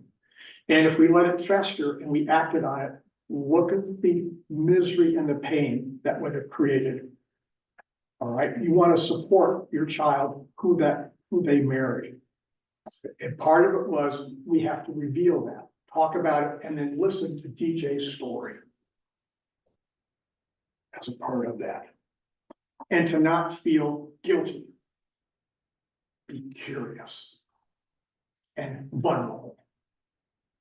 So we need to listen to other people's stories. We mentioned that, and seek to understand where they're coming from as a part of it. And sometimes it's helpful to be not only out of your comfort zone, but conscious of when I'm out of my comfort zone.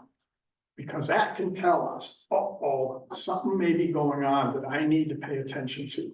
So I'm going to, this is the last thing I'm going to show you.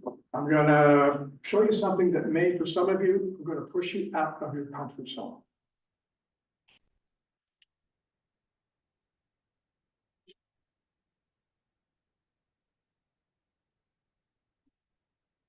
My name is Rose. I'm a transgender girl. I was born a boy, but I always knew that I was a girl.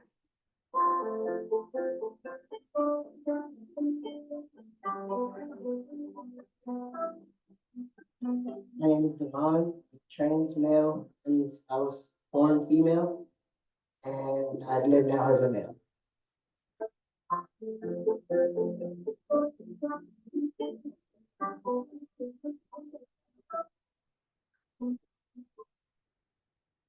When I was 3, I decided that I was gonna grow up and be a father and marry Jane Jackson. She would write letters to Santa Claus, to the Tooth Fairy. When would I be turned into a girl? Could you turn me into a girl? I'm Jay. I'm a non-binary trans person. That means that I'm not a man, nor am I a woman. I was raised as a girl, but when I learned about non-binary gender identities, it was like a whole new world that opened up for me. My name is Ronnie and my sister Ellie is transgender. Ellie told us on her 4th birthday that she was a girl in her heart and her brain. And I said, "You're my favorite princess toy." And what did you say, Ellie? No, I'm a princess girl. My struggling point was, this had to be a phase. The reality is acceptance takes a while. I was terrified of coming out. I was afraid of losing friends, family, loved ones. I was afraid of this discrimination and potential violence I could face. I was so terrified that I wanted to die. Got threatening letters. One of the quotes said, do us a favor, Paula, put that gun back up to your head and finish the job.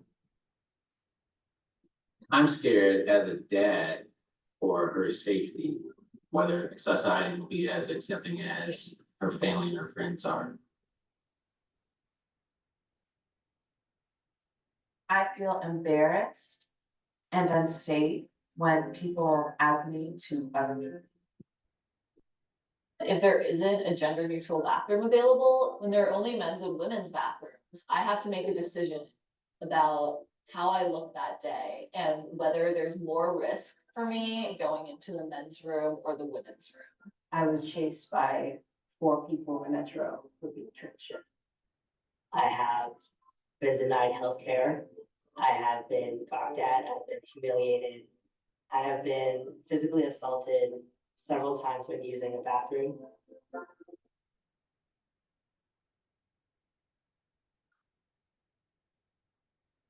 Seeing her face the first time we let her wear a dress outside of the house. It was special. You're different, that's okay. Just keep on being yourself. Support means listening, maybe not understanding, but just listening and being there for them. Pushing back on jokes or offensive comments at the expense of transgender people. The easiest way to support transgender people is to follow their. Supporting transgender people means letting them be who they are. I want to be trans because I want to be myself. I'm proud to be trans because I think life is too short to be anything besides what you are. This is who I am. This is who I am. This is who I am. That's who I am.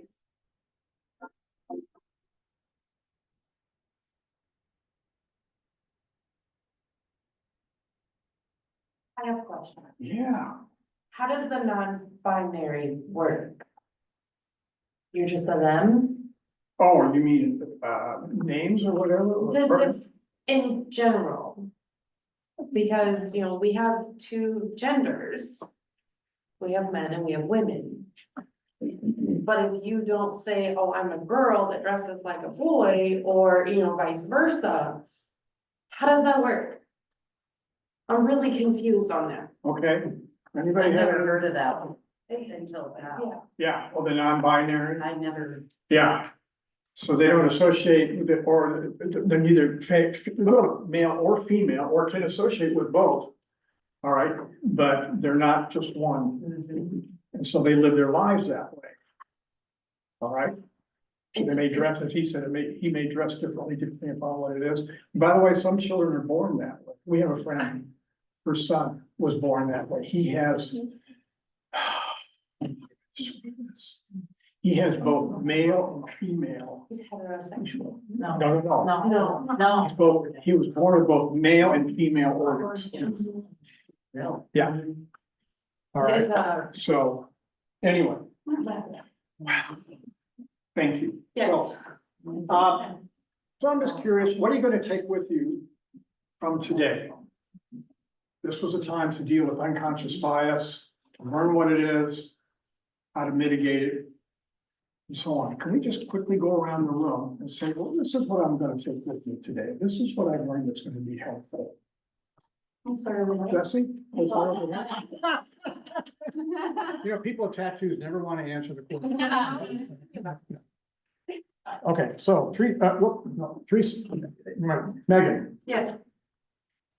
Not to be judgmental, okay, like, I mean, I could have judged you when you walked in the door and, oh, great, this guy's gonna give us a class on what? Like, but I didn't, I sat here, I listened to you, and actually you gave us good things to do. Don't judge people, don't, you know, don't give people a story already when you don't know them. Yeah. I like that. Don't give them the story. Ah, thank you. Mhm. Teresa, Be open-minded and think before you speak. okay, thank you. Angie? Yeah, that's what I was gonna say, just be open-minded, don't jump to conclusions before you know somebody or situations. Okay, thank you. Missy? Just be nice, just be kind, simple. No, thank you. Yeah. I know. My scribbling is really, my scribbling is really bad. Yeah, like, just don't assume anything, get to know them. Yeah. So let's get to know people first. Thank you. And Tricia? I'm gonna try to lose the labels and not put people in those boxes. Yeah. Try to remember things go in there. Yeah, I really like that. Yeah, I thought that was good. I wrote it down. So I kind of cheated, but yeah, I'm gonna try to lose the labels. Thank you, thank you. And Jesse? Don't judge. Don't judge. Marla, appreciate it. Thank you. It's been a Thank you. for wonderful coming. privilege to be here with you. Thank you so much. I believe one just out there. We're gonna pause, This is my third time. we'll see everybody back on Zoom.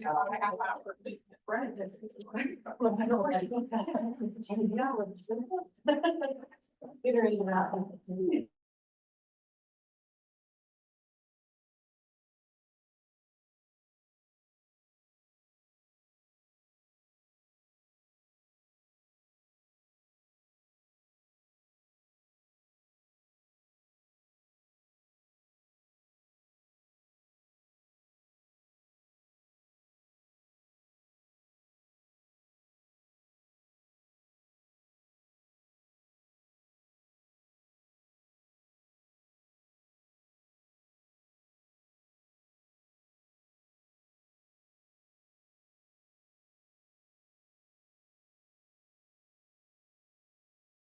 just now has.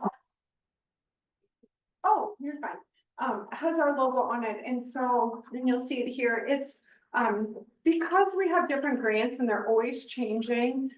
We rebranded with this home repair program logo, because the idea is that people usually need some kind of home repair, will call if they need a home repair.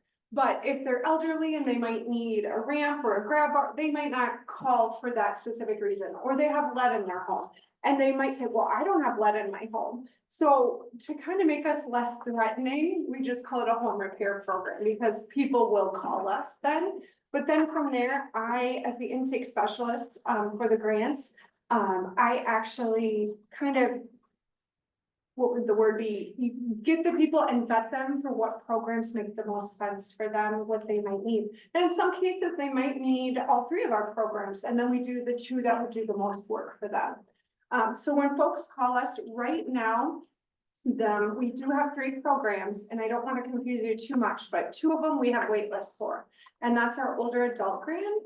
And many of you are familiar with this, but it's for our 62 and older who come into the home with an occupational therapist and see what the needs are. You know, do they need a taller toilet? Do they have a leaky faucet? Do they need a ramp? Do they need their laundry moved to first floor? But it's all things for them to age in place so that they can stay in their home longer. So we've done a little, some people, it might be a furnace that's a priority. So we're able to do things like that. It's only $5,000 for that grant. And right now there's a wait list. So say they do one of our other programs, they can also be on the wait list for the older adult and do that as well. And so it might just be a year from now or 2 years from now. So we do have about 20 so on the wait list, but really that's not a huge wait list. So we do refer people to that program and just add them to the list. This fall, the grant's supposed to open up again, and so then we have to apply, but then, you know, by the time you apply, get new money, things like that, it could be 6 months to a year. So that's one of our programs. The second program is just called Healthy Homes. And Healthy Homes is a $10,000 grant, and that's just for anyone's home that owns their home. And I'm sorry, the older adult, you have to own the home as well. And so with the Healthy Homes, you have to own the home, and it's $10,000 in repairs. That number might go up this year, but we haven't received guidance yet on that. But so $10,000 towards home improvements. Anything in the name of safety and health, you know, we do mold issues, you name it, water in the basement, all that kind of stuff, cracks, foundation, sometimes we'll do cement out front, porches, things of that nature. And then lastly, our biggest program that really we're referring everyone to right now is our Lead and Healthy Homes program. And so the Lead and Healthy Homes program, again, people are scared or they say, nope, I don't have lead. Well, if your home's built before 78, or definitely if it's before the 60s, you probably have lead in your home. We test for lead, but then if we find lead, we can do a lot more work. And so a little bit of everything. So the first thing, we just had an event in Manchester on Friday. So I apologize that this is all like Manchester focused, but I still think Manchester be here. But if you guys want to look at this, this will give you some great ideas. We did a little trolley tour.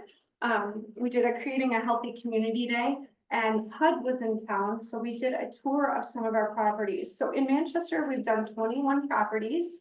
And so this is actually 6 or 7 of them. But just to give you an idea of the breadth and scope of the things we can do. If you look at the Gay Street, the yellow one that you first see, they obviously got more re-sided the whole thing. They got new windows and then flooring, and just see what a difference it makes on that. Some of our other ones, you'll see porches, you'll see steps. Lots of windows and siding are the big things we do, which those are the big ticket items most people need. So keep that in mind too. But windows, this one had some nasty smoke detectors that you could tell didn't work. We do fire extinguishers, smoke detectors. Every home that we do is also radon tested. So for those people that might need a test like that anyway, have them sign up for our program. We say you're not out anything filling out an app. You just get a free lead inspection and free radon while you're at it. I mean, it is a process, for sure. in terms of it. But yeah, this one had stairs, this green one had stairs, lots of front porches. Flooring again. This purple one, the 412 Kane Street, this was absolutely life-changing, but just how nasty the house looked before compared to after. So it really is done in Manchester, as you can see with all these properties, is it kind of gets the block excited, and then the neighbors want some renovations and things too. So I would say, do most of your communities, if you could raise your hand, have projects in your communities? Or some were trying to get projects in the community, most of you, but we're always looking for more. We're just at the start of a new grant right now for the 5 county. So we're always looking for more. Things slow down in the fall and winter. But that's when we can do a lot of our projects too. So this just gives you an idea if you think or anyone calls or reaches out and might need just something else, like they have a leaky faucet or something. Well, they might need new windows too, or they might need some other things. The big thing with our lead grant is you do have to income qualify. And I take care of that. It is very generous. The guidelines are super generous for that. I don't really give those out because it depends on the house, the number of people in the home over the age of 18, because we count income for over 18. So I just handle all that gobbledygook. So just send them my direction and I'm gonna funnel them into the 1 of 3 programs. Now, the big thing with the grant is aside from income qualifying, it just, the home has to be built before 1978. And then the third thing is they just have to have a child 5 or younger that lives there or visits. No big deal if they don't, we just put them on the wait list for the other programs. But most people think, oh, I don't have a grandchild. It's like, it doesn't have to be a grandchild. It can be the neighbor kid. It could be your mailman, you know, his daughter pops in here or there or something. So it's just a child 5 or younger. And basically it's a form they just have to sign saying they visit on average 3 days a month.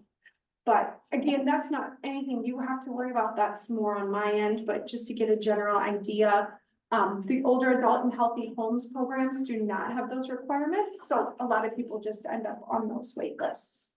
Now I did bring handouts for that program that I thought you could hang in your offices. And then I also have little tear sheets that, my secret with these is just tear one off when you get back to the office to get it started. And then it kind of motivates people. I didn't go through and tear them all off yet, but I figured, would you want maybe Yes. a couple of these? I got tons of this marketing paperwork, so if you guys need more, I'll just leave it over here. Do you want to grab them? But is there any questions or concerns? We did have one, we were just chatting about, I followed up with her twice now, I emailed her the packet. You know, I will drive to a region and help them fill out paperwork if needed. Oh, of course. You can get more than 2. So you can have a full staff. Yeah, we have printers, we print a lot. Wall Street industry.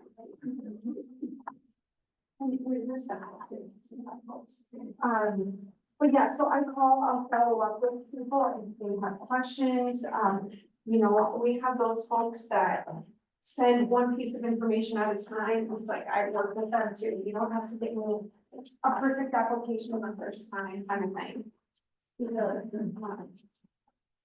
But as I say, Dyersville, we've done quite a few in Dyersville. I saw the example. I just had one hang up on me. She's like, I know you guys do roads. There's one place in Dyersville, she had it done. I buy bread from her and Click. And I was like, well, you were expressed interest in our program and hang up on what?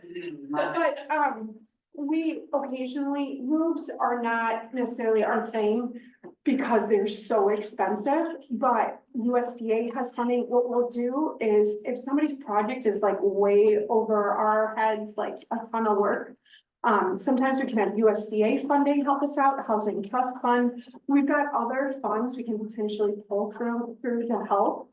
But I would say more likely than not, we don't advertise the roof thing. We do a lot of patching and stuff, but it's just because it's so expensive and the priority for our program is lead first. And then all these other things. But yeah, I know that's a lot of information. Katie, how do you guys get your contractors? Like, so I am not familiar with all the projects that have been done in Dyersville, but you know, we had a contractor that came in, and I understand every city is different with their building permits, but you know, the one contractor, he was fine, but some of these other ones, I don't think and it's not that we have to know them, but how does a contractor get hooked up with ECIA? So it gets put out in the paper and we have a bidding pool, it's a bidding process. Oh. And so, yeah, so we have, I think, 12 or 13 contractors right now, but it gets bidded out every year, and different jobs, and then they're selected from that. And so some are from the region, some are, because our program goes down to Clinton, we'll get a lot from Clinton and Maquoketa too. So some of them are more the area, and then others are more like Clinton, Maquoketa area. And then, yeah, I think like everyone right now, it's hard to find a contractor, as many of you know, with projects. And so a lot of those that we have too, we just had one actually recently retire, from doing work with us, you know, so we're always looking for more referrals, or if you know someone, we've had it where some clients even have said, oh, I know this contractor, and they'll prefer a certain contractor, and we try to work with them, but the thing is, they're rotating projects. So it's hard to say, oh, they have 10 other projects they need to do right now, they can't come and do yours, because it's gonna hold everything up a lot. So, but yes, we have, a bid pool that we work through for that. Gotcha. If there's anything else you can think of, you have my, the home repairs card, and my personal card, and then I respond to all the home repair emails, and then as well as my email. So sometimes people get an email from both. But feel free to email me with any questions, send referrals our way, or any of those homes in your community that you know could use some work. You can just send me an address and I can follow up with them too, or mail them a letter or something like that. So we have the luck with that too. Thank you. Katie, this is Linda out in Earlville. Can you hear me? Oh, sorry, who is this? Linda in where? Earl. Oh, Coral. Okay. Hi, Linda. How are you? Hi. Hey, so I was wondering as a follow-up, so if we've had some properties that have had the projects done and they're probably not even a year out, and they're starting to see some things that probably could have been addressed a little bit better. And while they did not, you know, hire that contractor or do the inspection, say for instance, now there's leakage where they put a false ceiling in, and because maybe up above that wasn't maybe inspected quite as well, or things like that. How do those folks follow up? Do they call you, or how do they contact a contractor? What's the follow-up process when these projects are done? Actually, we've had one in Earlville recently, where there's an issue with a window, I think, and windows are all under warranty, and all that goes through the contractor. So typically, I guess it depends on the issue. I'd say you can always start with us, and we'll direct you where to go. Because sometimes it is a contractor, and sometimes it's something we have to go back and assess and look at and that type of stuff. So yeah, it really depends on the issue. Obviously, actually, I just had an email this morning about it. You know, sometimes we address all the needs at the time, and then 2 years later, something pops up. With our grant though, you know, it's a one and done situation. So if they've done the grant, they can't do it in 3 years later. You know, they already got $20,000 to $30,000 worth of work done. So that's how it goes. You're not eligible for it again, but there's other programs we have that they might be eligible for. So yeah, no, that's a great question, Linda. So then they should call you and just find out how to get a hold of the contractor. They can contact then the contractor themselves. They can contact them directly, if they have their information yet, but yeah, if not, they can call us, especially, I don't know what the issue is, so yeah, they can reach out to the inspectors or me. Yeah, just send them through me and we'll go from there, just so we're aware of what's happening. Okay, thanks. Yeah, no problem, Linda. Actually, why that jogged my memory too. HUD just recently announced that we're gonna be doing $30,000 for lead and healthy homes. So it used to be a max of 25, but as you know, costs are going up for that stuff too. So we're getting even more money to help with a lot of these homes, so that'll be good down the road. So obviously, a lot of them need a lot more work than 30,000 even, so. But wonderful, we just have a great day. Thank Thank you, Katie. Okay, moving right along. Our next speaker is James Gastineau. Did I say that right? James? I can see he's on Zoom. Okay, can you hear me now? Yeah, I can hear you. Okay, sorry about that. That's okay. I just wanted to be sure I pronounced your name right. Got it, perfect. James Gastineau, okay. I am going to let you introduce yourself. I'm trying to share the screen here of your presentation. My name is James Gastineau. I work with the Iowa Department of Natural Resources in the underground storage tank section. I also work with a program called the Iowa Underground Storage Tank Fund. So I was going to tell you a little bit about underground storage tanks here in Iowa. Great. So do you have the PowerPoint up? Yes, I do. Can you see it okay? I can. Oh, I wonder So if I hand it over. Let's see. I shared it on my end, but I can just advance the screens if that works for you. perfect. Okay. So, just a little bit of heads up. Regulations are kind of dry, so if you have any questions during this presentation, please interrupt. Let me know if you have any questions. I also have my database up, so after this presentation, if you have any questions about gas stations in your town or underground storage tanks in your town, I can certainly look it up and see what we have. So, to begin with, I'll just tell you that, like underground storage tanks, for the Iowa DNR, we regulate both petroleum tanks and hazardous substance tanks. For those tanks, we're looking at places like Cargill, Cenex. Some of the big printing companies may have toluene tanks or different chemicals that they use in their processes. So that's what we regulate. All the tanks that we have oversight are the ones that require financial responsibility or pollution liability insurance by federal regulation. And the goal of having insurance is just to make sure that there is some sort of mechanism there so the owner can use in case there's a spill. Because the ultimate goal of this whole program is to protect human health and to protect the environment. Next one.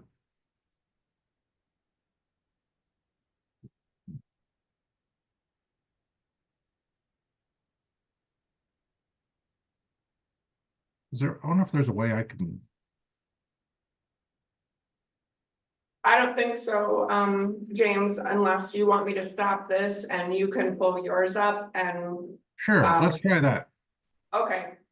One moment, everybody. All right, so I'm gonna stop this share. And then you can go ahead and pull yours up and you should be able to share it.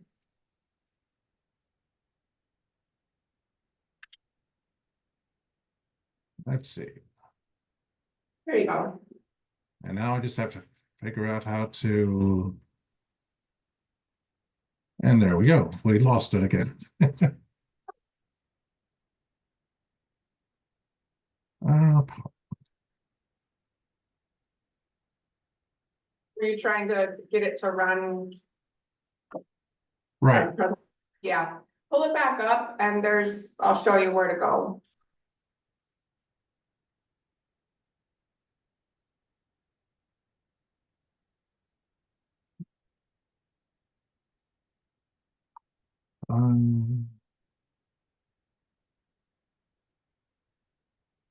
Slideshow.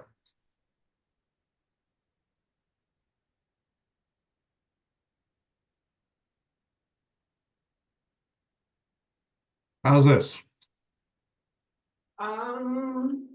Try advancing once for the heck of it. I don't think.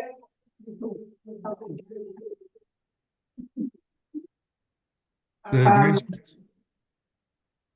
Just a second. Okay, so we don't see it here. Horrible Did computer. you go down to share?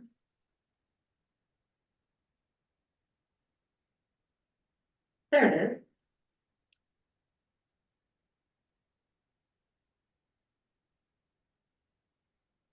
I pulled up the Zoom. You are sharing the screen. How about that?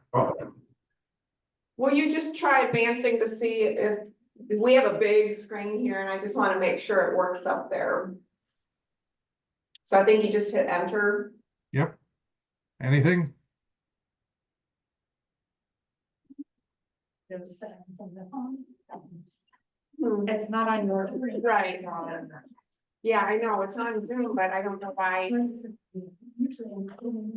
If you want to try to just start your presentation and I'm gonna figure out. Because I think the Zoom people can see it. Okay. Okay, So thanks. go to the third slide.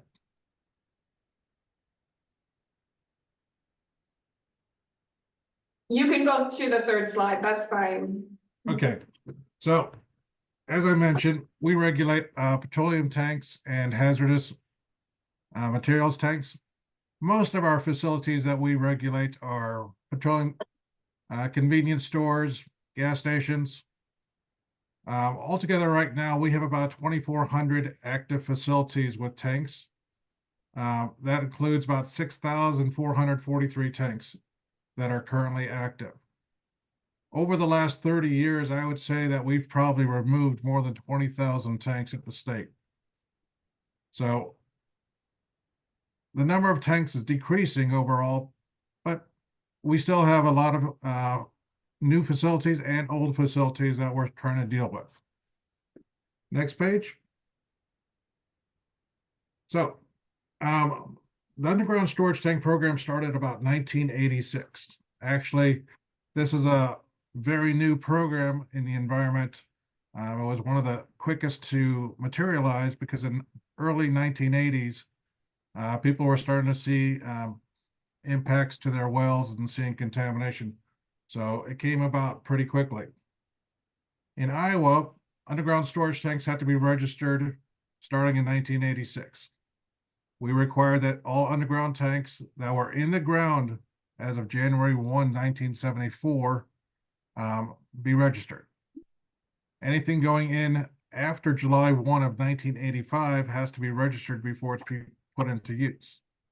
So the current program we have is almost 40 years old. As you go about the underground storage tanks, if your facilities are being looked at, for example, fire departments might be going out there. On smaller tanks, you can find a purple tank. That tells you that the underground tank is less than 1,100 gallons. If there's two tanks, an annual tag is also there, and that's for our bigger tanks, but greater than 1,100 gallons. Most convenience stores, I would say, will have anywhere from 2 to 4 tanks, and they should have the 2 tags on them. But it's Back in the 1980s, when the department required owners to register tanks, we also information about farm and residential tanks. Our database, we have over 5,000 of these facilities identified. Right now, I wouldn't believe the data that's out there because we're registered as rural route addresses or box numbers, and so we really don't know where those tanks are. But that's okay because most farm and residential tanks are exempt from regulations. If they were in place prior to 1985 and less than 1,100 gallons, they're not regulated at all. If they were installed after 1985, just like everything else, they are regulated under our program. Now, residential tanks are kind of an odd one, but we do see these. And actually, there's just one about a few blocks away from the former Wallace building where the DNR was housed. People put underground storage tanks in their garages for non-commercial petroleum use. Basically, back in the 1970s and 80s, a lot of people put in tanks so they could have their own gas readily available. And we still find those tanks. We find dispensers in garages. We find dispensers on small farms that just doesn't make any sense. And sometimes you still have an underground storage tank there. We also have a lot of farm tanks. Again, these are for farm purposes. So you can't just have a big 10,000 gallon gas tank on your property and call it a farm tank. It has to be an actual farming operation. Next page. In our regulations, and what you'll find out in the field is we also have a lot of tanks that are exempt from our regulations. Tanks holding hazardous waste, those are regulated by the EPA. Wastewater treatment tanks, sometimes these are become odd tanks that we have seen. For example, a funeral home may have an underground storage tank to collect waste formaldehyde or preserve it. And so those are tanks that are regulated by the wastewater section or by another entity. A common one that you might run into, though, is heating oil tanks. Heating oil tanks are not regulated under the Iowa regulations. We get a lot of calls from realtors who identify an underground storage tank, a heating oil tank on a property when it's being sold. Because they're exempt from regulations, they don't have to be reported on that groundwater hazard statement. Next page. For a lot of communities, cities, counties, utilities, this is a big issue, orphan tanks. Over the last 100 years where we've had underground storage tanks in Iowa, a lot of them were abandoned, walked away from, and we don't know where they are. A lot of people find these underground storage tanks simply when they're doing digging on properties. We have a lot of utilities identify orphan tanks during any type of piping installation. Sometimes they'll actually drill through it on these underground cable pipes and just not even realize that they've done that. If you come across an orphan tank, contact the department. We will walk you through it and we'll try and figure out if that tank is regulated and if the tank has to be removed. State funding might be available to help you with that tank removal. If it's found on a right of way, we're going to ask you who owns that tank. And so the question becomes, who owns the right of way? Most cities don't actually own the right of way. They have an easement for a property. So it's kind of an odd question, but it's something you might want to ask your attorney about if you find an underground storage tank, because you may not want to claim ownership of that tank for the liability reasons. Next page, please. So I'm going to switch gears here and tell you a little bit about the Iowa Underground Storage Tank Fund Program. Got to make sure you sound out that D on there, because I've worked with this program for over 30 years and sometimes it's not fun. The program was created in 1989 to help owners and operators meet the requirements of the Iowa DNR. One of the first requirements that came about in the 1980s was insurance. Owners and operators of underground storage tanks had to have that pollution liability insurance. And back in the 80s and early 90s, there simply wasn't a broad enough market to provide that insurance. So the state initially was the insurance program. The state provided, required that owners go out and assess their site to make sure that there's no contamination there. Or if there is, they could enter a state program. But the state provided the insurance so people could properly operate their underground storage tank systems. One of the primary goals of the program is to reduce the risk and societal impact that you come across with these old underground storage tanks. It was also to make sure that the petroleum network was protected, and so that people didn't have to drive excessive distances to get gas. Next page. So here's an example of an old gas station. I'm sure that many of your towns, unfortunately, have some of these facilities.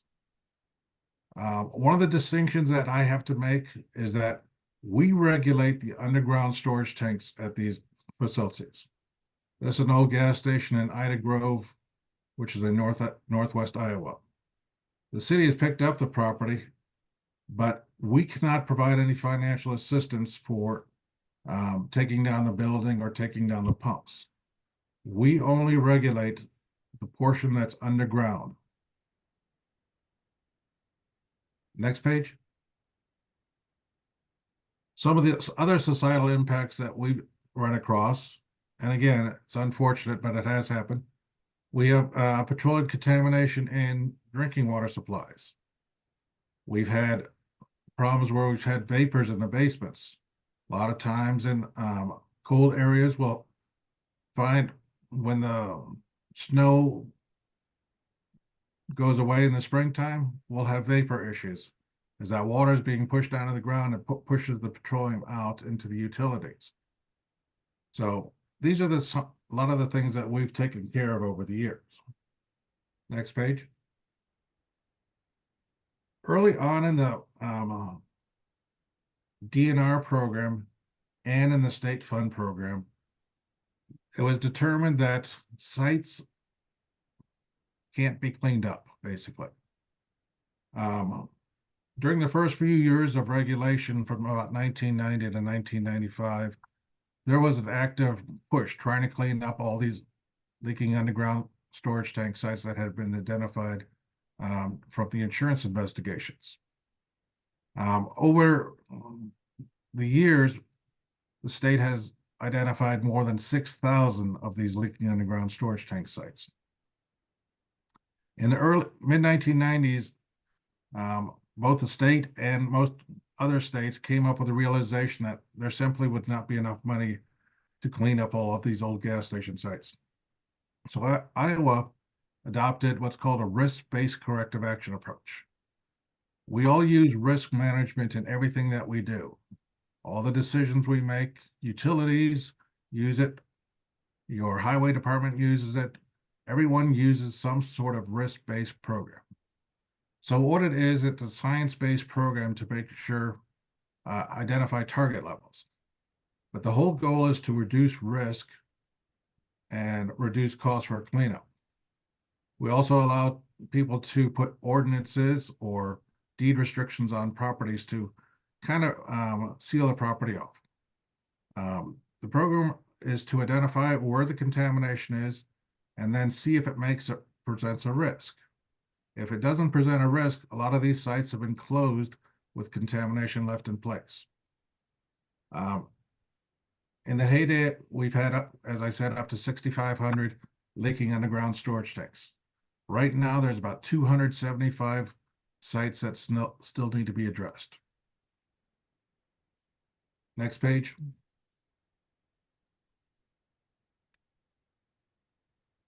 Since 1990, the state has paid out over $320 million trying to clean up these sites. We've spent over $12 million working on above ground storage tanks. Again, trying to remove those tanks to make sure that it's safe to the public. Right now, the state fund has about $5.6 million in it. We know there's about 100 sites that we're still working on, and so our estimated liabilities on that is about $2 million. The program that we have with the UST fund program is dwindling. It's on its last legs and it's going to be closed soon. I've said that for the last few years because our balance is dropping, and as I said, we're down about $5.6 million. The UST fund is managed by a board, and they've done their job. They've addressed all these sites, and really they're no longer needed. It's also understood by the board and our regulated public that because there's no money coming into the coffers for the state fund, that the money will dry up. And simply put, at some point, there won't be enough money to do any type of cleanup. So the board has been actively pushing to have legislation adopted to basically end the program. And so this year they got their wish. Next page. Senate File 2414 was passed this year. The governor has signed it. It will repeal the UST Fund Board and all its programs.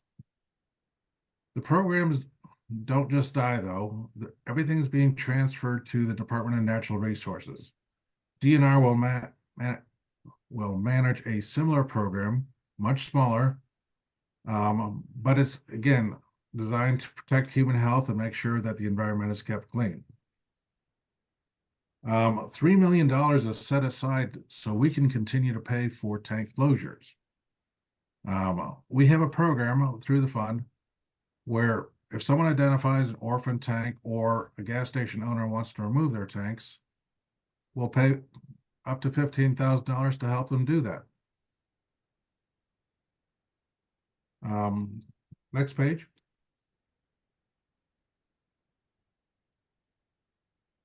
And here's an example of one of the projects we did. Again, these are available to any owner of an underground regulated underground storage tank. We've done abandoned sites, we've done active sites. Next page. In order to get the funding, the tanks basically have to be regulated with the state. It's a simple process. And then they just have to follow state regulations in order to get it. It is a grant. The program doesn't say that, but it is really simply a grant. $15,000 does not cover the cost to remove underground storage tanks from most sites. I've seen budgets and invoices for work anywhere from $15,000 to $50,000. And if they're putting in a whole new gas station, some of these sites will be spending up to $500,000-$600,000 for the entire project. So $15,000 is an assistance. Next page. So here's your time to ask questions. This is a web page that we have for the Iowa DNR, and it's basically our database. If you're ever looking for information about gas stations in your town, I would say come to our website. All you have to do is Google Iowa DNR UST database or tanks database, and you'll come to this website. If you're ever searching for information on a tank in your community, don't use the address button. I would recommend you search by city and then try and figure out the address. The reason I say that is because over the last 30 years that people have been entering data, there hasn't been a standard nomenclature. So it might be First Street might be FIRST, or it might be 1ST. Sometimes West First Street could be W First Street, or West First Street, or W period First Street. So, and unfortunately our database doesn't find it easy to sort. So search by city and then try and narrow it down. And if you have questions, give the DNR a call. Next page. For those who have ever been in Des Moines, this is the Wallace State Office building, a picture of. I forgot to update it. The Iowa DNR is no longer in this building. we have moved completely out of this building to a new facility at 6200 Park Avenue. So if you send any information to the DNR by paper, the new address is Iowa DNR 6200 Park Avenue, Des Moines, Iowa 50321.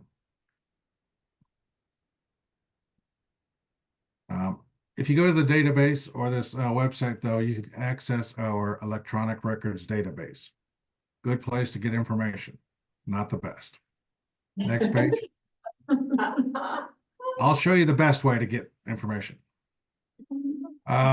This is our new database. This is called our open text system. The Iowa DNR is moving all its records to digital format. You can search by, right now we have the UST underground storage tank database. We have lust information. I know the water supply section is putting their information up as well. But again, this is good if you know some information about the site. For example, you know the registration number, or you know what's called a leaking underground storage tank number. But I'm going to show you the next or the better website to get information. Next page.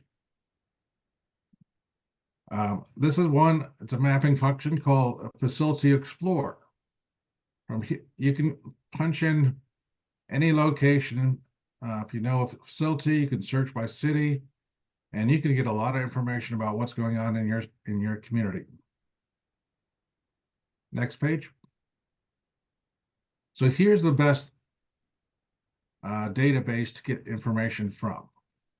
This is called this is the state of Iowa record request site.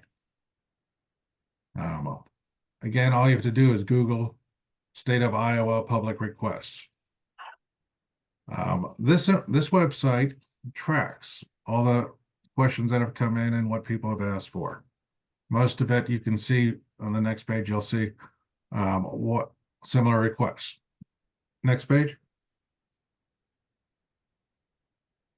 So here's just a kind of a printout of or a picture of some of the things that have been asked for.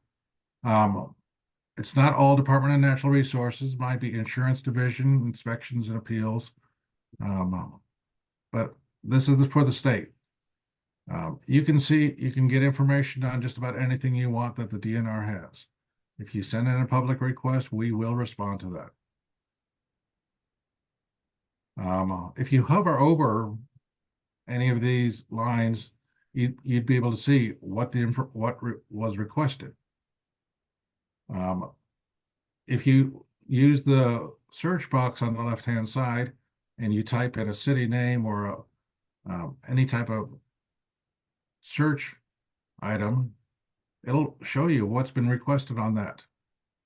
It might be a site, might be water supply information. It's usually out there.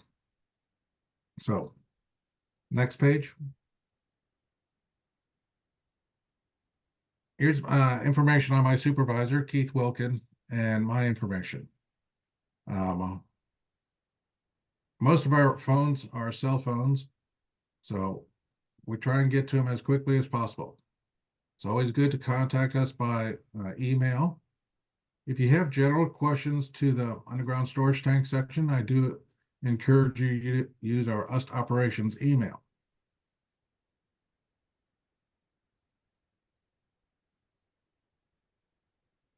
So let me switch something here.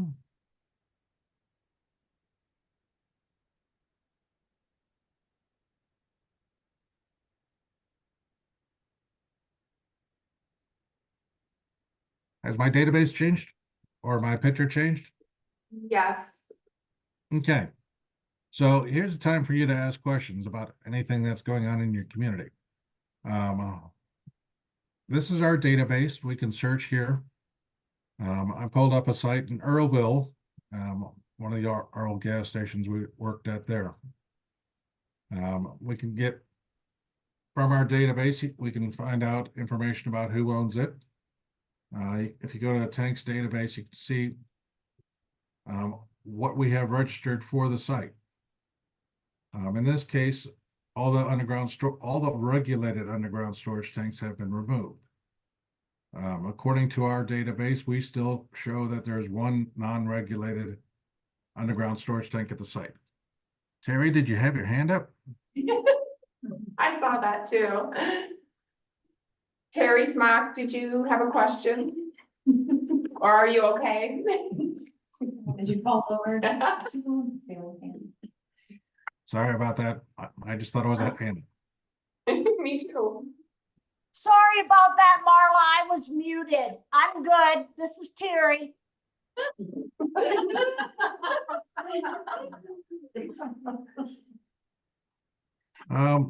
What other towns do you have? Anybody have questions? Yeah, we have a question here. What's the regulations for somebody selling a property that has old tanks that we're aware of that they don't sell gas out of anymore? What type of regulations is it to sell it from one individual, or, you know, do they have to clean it up, or what do they do? Assuming that it's like an old gas station. Correct. The underground storage tanks should have been registered if they were in use after 1974.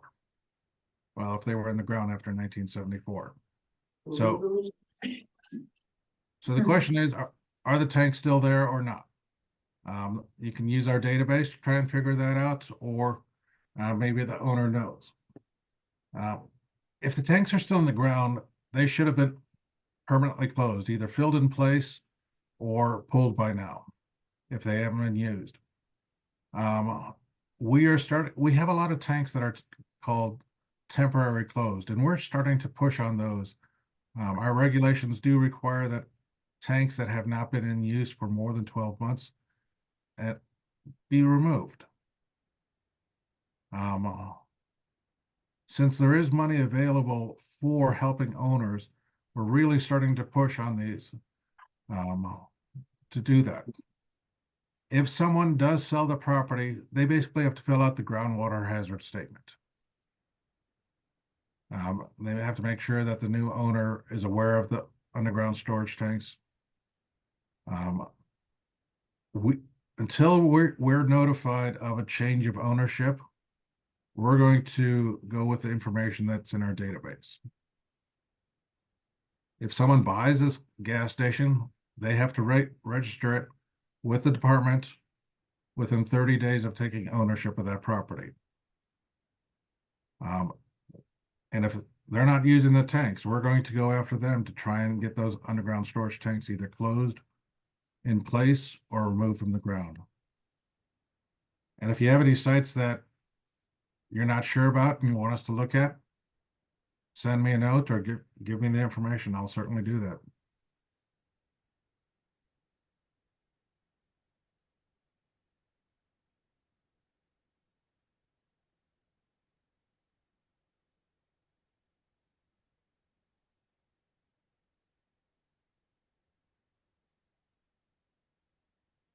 Any other questions here?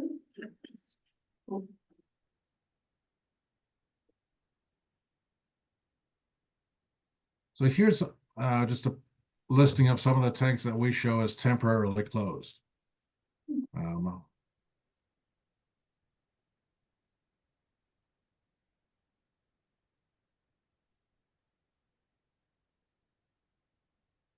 trying to see if there's any in Postville. Let's see.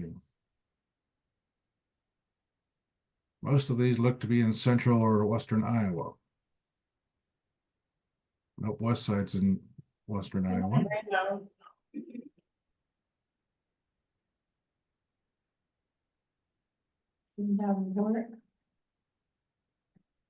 There's one in Prairiesburg. That's in Lynn County, I believe.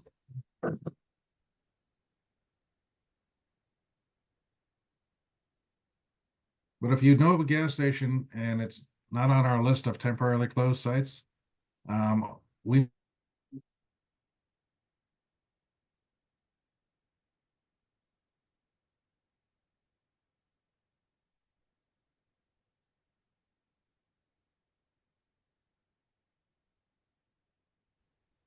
Let's see.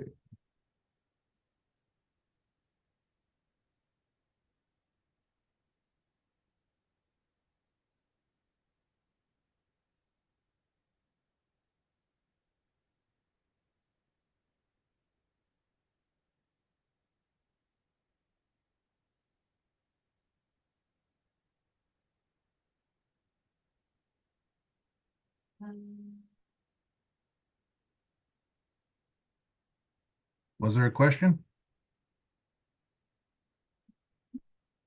I don't think we have any other questions. Okay. So as I mentioned, Senate File 2414 passed and the UST Fund Program is going to go away. July 1st of this year, Iowa DNR's new program will come online. And I'll make sure that you get a copy of our new forms for the grant. If you can get it out to the cities and communities in your network, that would be great. Sure. We would certainly like to help small towns or any towns get rid of old underground storage tanks. If you find them, give us a call. We'll help you get rid of those tanks. So. Awesome. Great. Well, thanks so much for educating us, James. You're entirely welcome. Thank you. Are you good on stopping the share? Yeah, I'm trying to do that. That's okay. Technology, you are sharing screen. Stop share. How's that? That's perfect. Thank you. Okay. I apologize for the technology. Nope, you are totally fine. I appreciate it. You're welcome. What's it mean by a non-regulated leaking site? Non-regulated. So it's a non-regulated leaking site, probably has a registration number starting with a 79. So we find a lot of gas stations where the tanks have already been removed, or it's just believed to be a gas station, or and if a leaking underground storage tank site is one where contamination was identified. So people selling a property, for any property, if it's commercial property or if they think there was ever an underground storage tank out there, the bank may require a phase 1 or a phase 2 report. If contamination is identified, the department then regulates that contamination, regardless if it came from a regulated tank or not. And so the non-regulated leaking site are basically, there's evidence of contamination there, but we don't really know where it came from. Okay.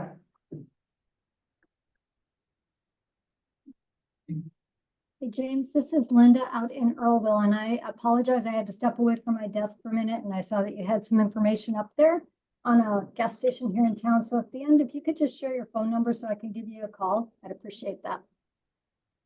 Oh, I'll give it to you. It's 515-829-2770.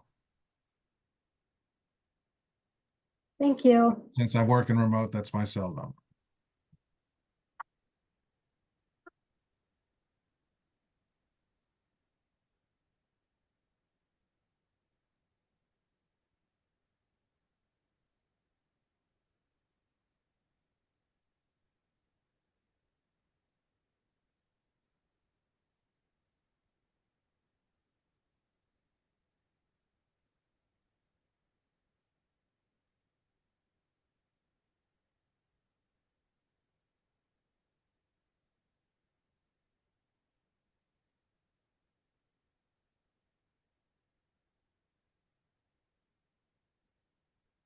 Okay, any other questions for James?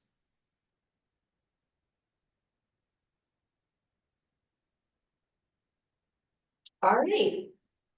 Thank you, James. You're welcome. Thank you. Okay, I think I saw Stephanie. Yeah, Stephanie from Homes for Iowa is Last but not least, I love Homes for Iowa. I love this program, and I'm not even gonna try to pronounce your last name. So Stephanie, introduce yourself and take it away. Sure. Well, I just want to say thank you for having me speak today. My last name is Nagrocki, by the way. So I'm the project manager with Homes for Iowa. I've been in this position since the beginning of 2021 as our program's grown year after year, which we're excited about. So I'm just kind of curious. I know this might be kind of hard since I'm on Zoom, but are there many of you that have heard about Homes for Iowa before? You guys have not?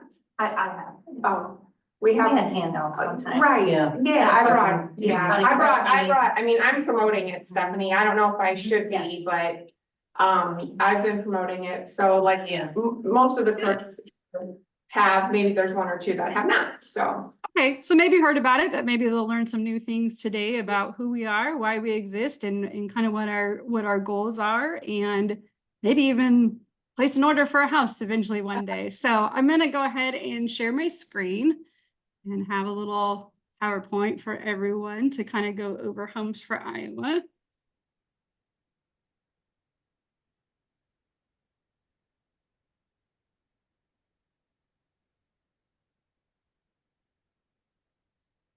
Okay, does it look like a PowerPoint presentation?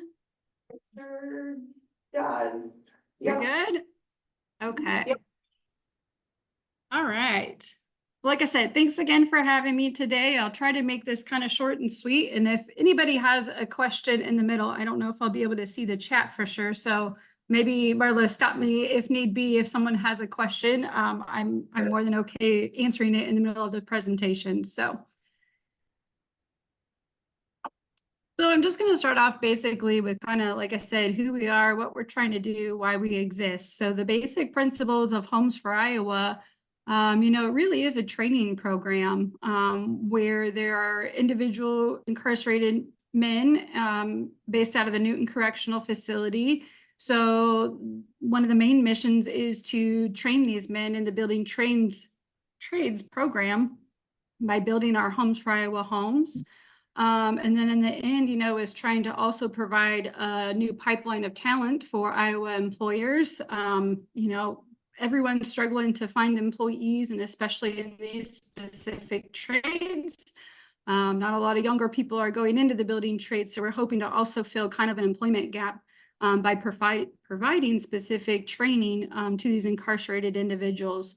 Of course, another goal is to reduce recidivism for the individuals that make it through the Homes for Iowa program. We're hoping to help kind of set them up for success to reduce recidivism with our correctional program in the state. And then, of course, the outcome from the training is our goal is to produce high quality, affordable homes for Iowans that are delivered across the state of Iowa. So the basic concept of Homes for Iowa is actually kind of copied, I guess, in a way, from the Governor's House program in the state of South Dakota. They've been operating for, I believe, over 25 years. So it's been a very successful program for the state of South Dakota.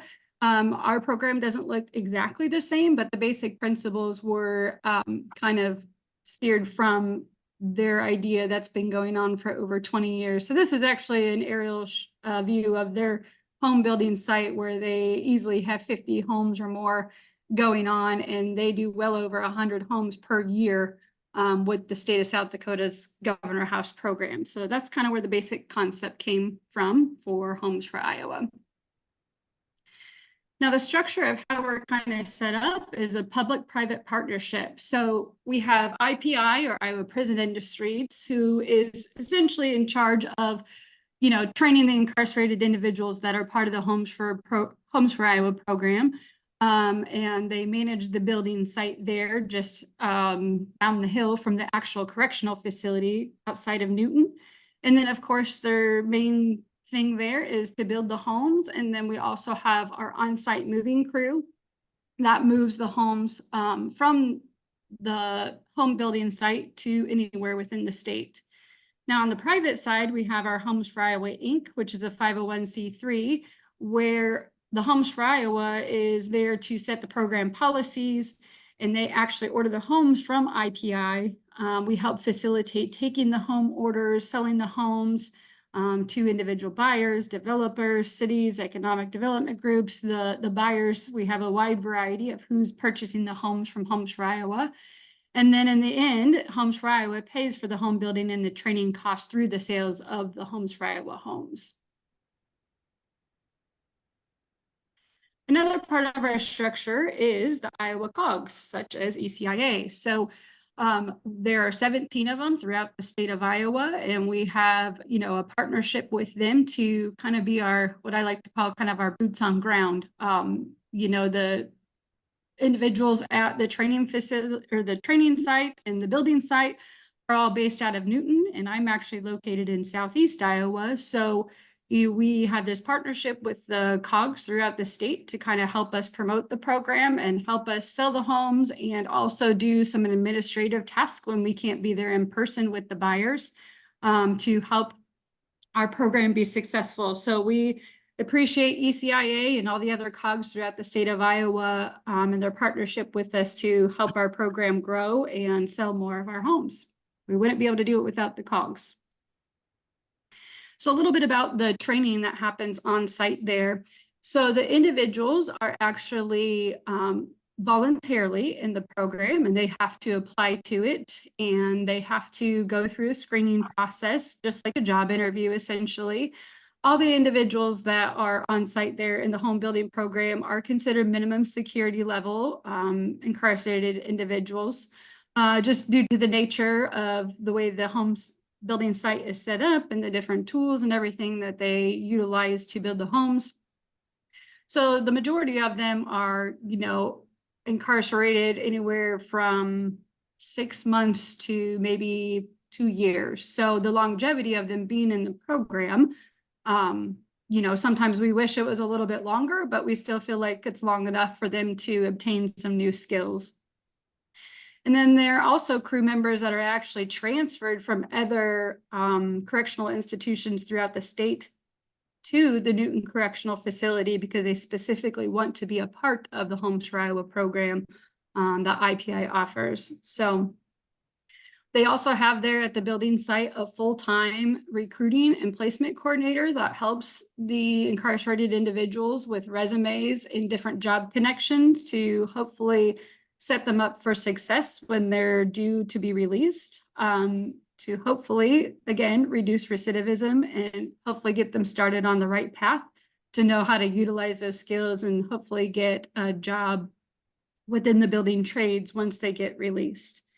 And then Homes for Iowa IPI also partners with DMAC to help instruct some of the specific courses that are offered to the incarcerated individuals. And then they also use our professional staff that are IPI employees. You know, they're in there training the incarcerated individuals day after day so they can learn a specific trade. And a lot of our professional staff with IPI, you know, they've come from the home building industry, or, you know, we have an electrician on site, we have a plumber on site, we have, you know, many individuals who have this appropriate background to be able to train the incarcerated men on the building trades. So here's just a couple stats about that part of the program. Some of these numbers might be slightly lower than what they are today, but I know as of a few months ago, there were at least over 35 crew members that had spent at least 6 months or more with the program. Like I said, over 125 crew members have worked for the program total. That would be dating back to 2020 when Homes for Iowa started building their first home. I'm sure that number is slightly higher by now, just because I believe that number was maybe from 4 months ago or so. We have at least over 75 different, you know, crew members that have earned some type of certificate going through the Homes for Iowa training program. Like I said, that number is fall of 2023. We were sitting at 62 crew members. I would say on average, there's anywhere between 60 and 65 incarcerated individual crew members that are on site in the training program. And then that 6.1 recidivism rate is the percentage based off of those that have been through the Homes for Iowa program, where the state average is over 10%. So that's a number we're proud of, and that we want to keep striving to keep that number below the state average to show that this program is a success, and setting up these individuals that have gone through the program, you know, to help them hopefully have a better outcome or a better life once they get released, and hopefully can find a job in the workforce.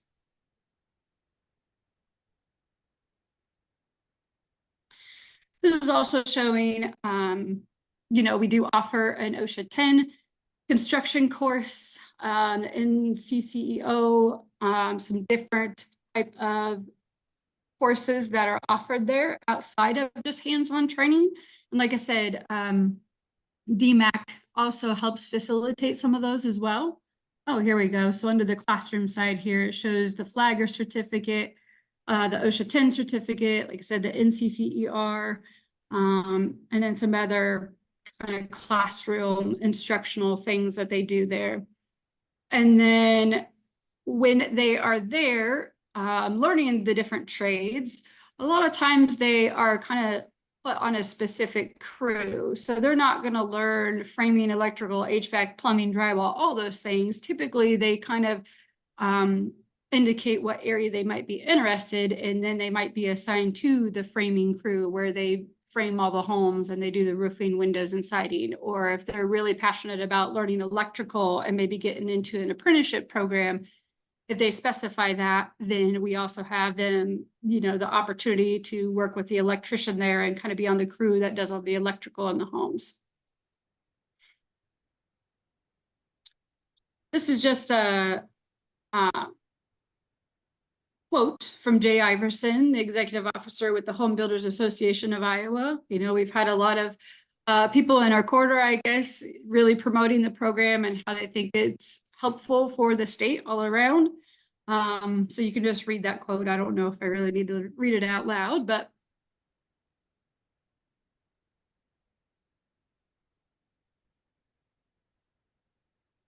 Yeah, we can all these are see just a it. few. I'm sorry. Oh, I was just saying, we can all see it. Okay, perfect. This is just a couple pictures of the home building site there. We have currently 25 lots, I guess you would call it, or sites where they can build a home. As soon as one gets removed from the building site and gets shipped off to a buyer, you know, usually within a day or so, they are starting the deck boards there, as you can see in the bottom picture, to start the next house. So there, it's busy there. There's always something going on. We build 12 months out of the year. And really, I'd encourage any of you, if you'd like, we are more than happy to do site tours there. It's really kind of a neat thing to see if you've never seen it in person.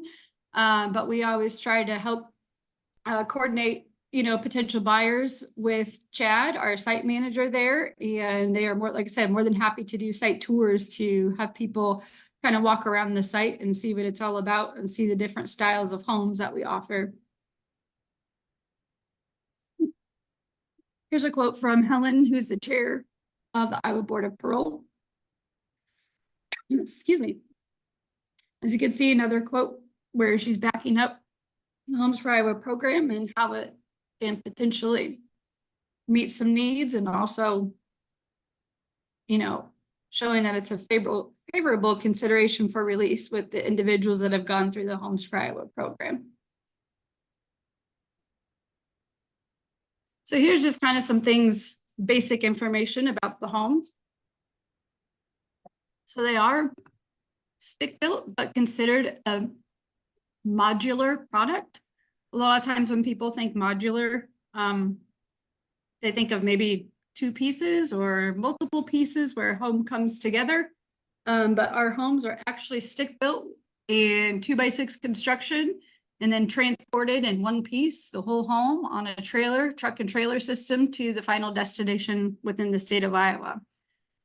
So we do use high quality materials when building the homes. They're pretty efficient with the type of insulation and everything that's used in the homes. You know, they do have to be put on a crawl space or a basement. So they can't be put on a concrete slab.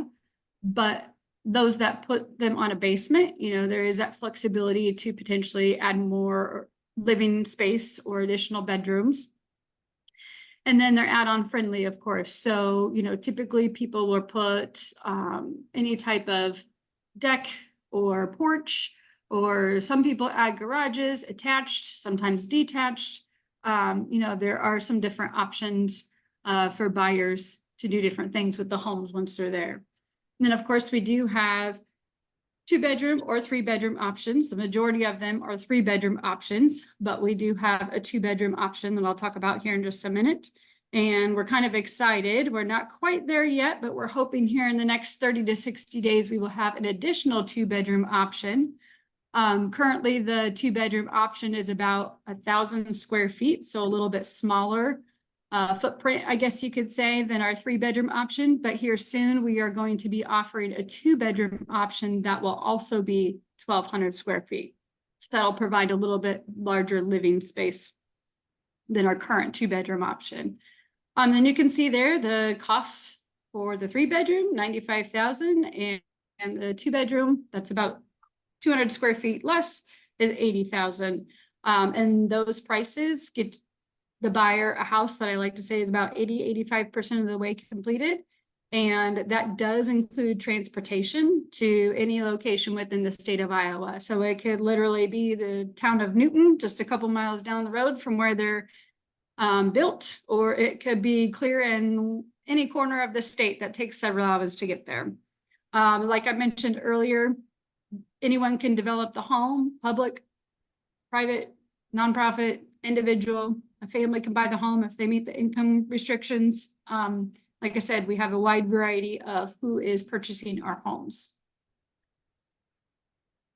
So I do have a couple pictures in here. So this is what we would call our Springfield narrow.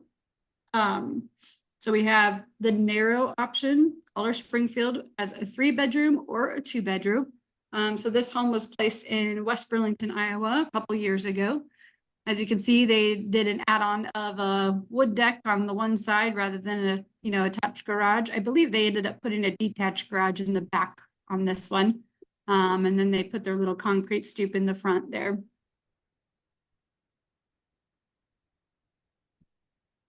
So like I said, Springfield comes as a 3-bedroom option or a 2-bedroom option. And then each one of our floor plans, we either call it a right or a left, where really the floor plans are just mirrored of each other, and the right or left kind of depends on if you were doing an attached garage, which side of the house would you want that additional exterior door on, the right or the left side.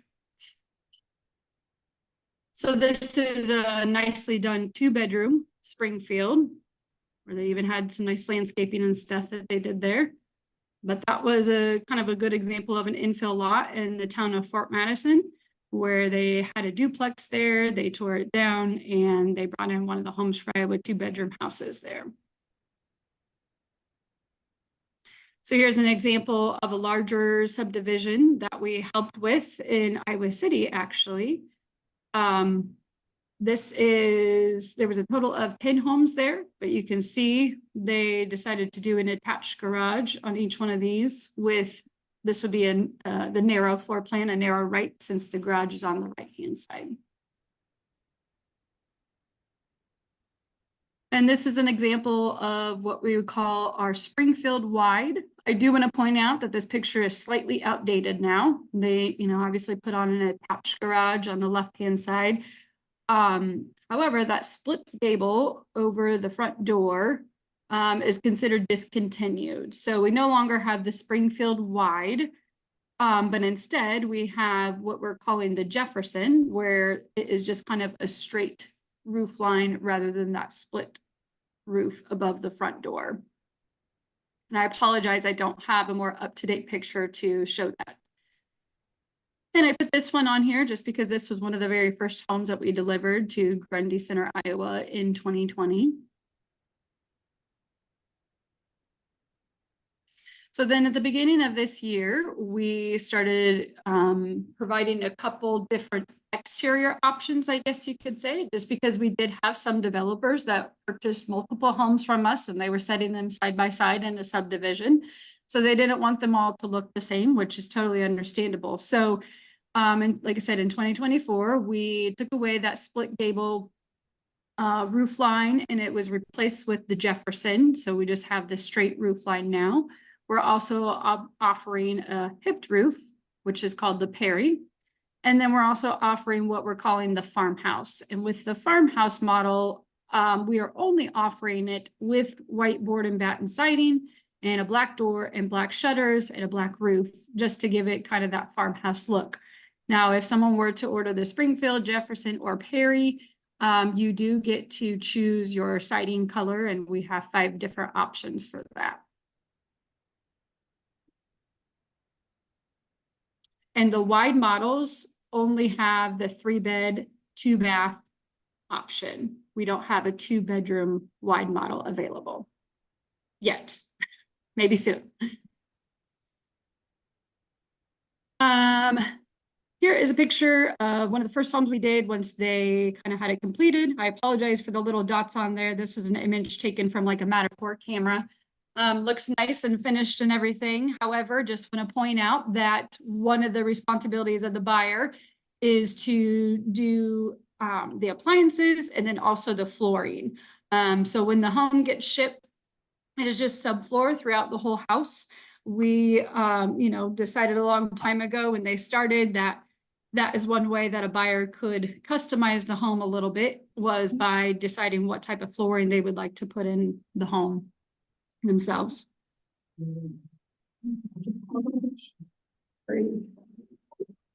Just another quick picture.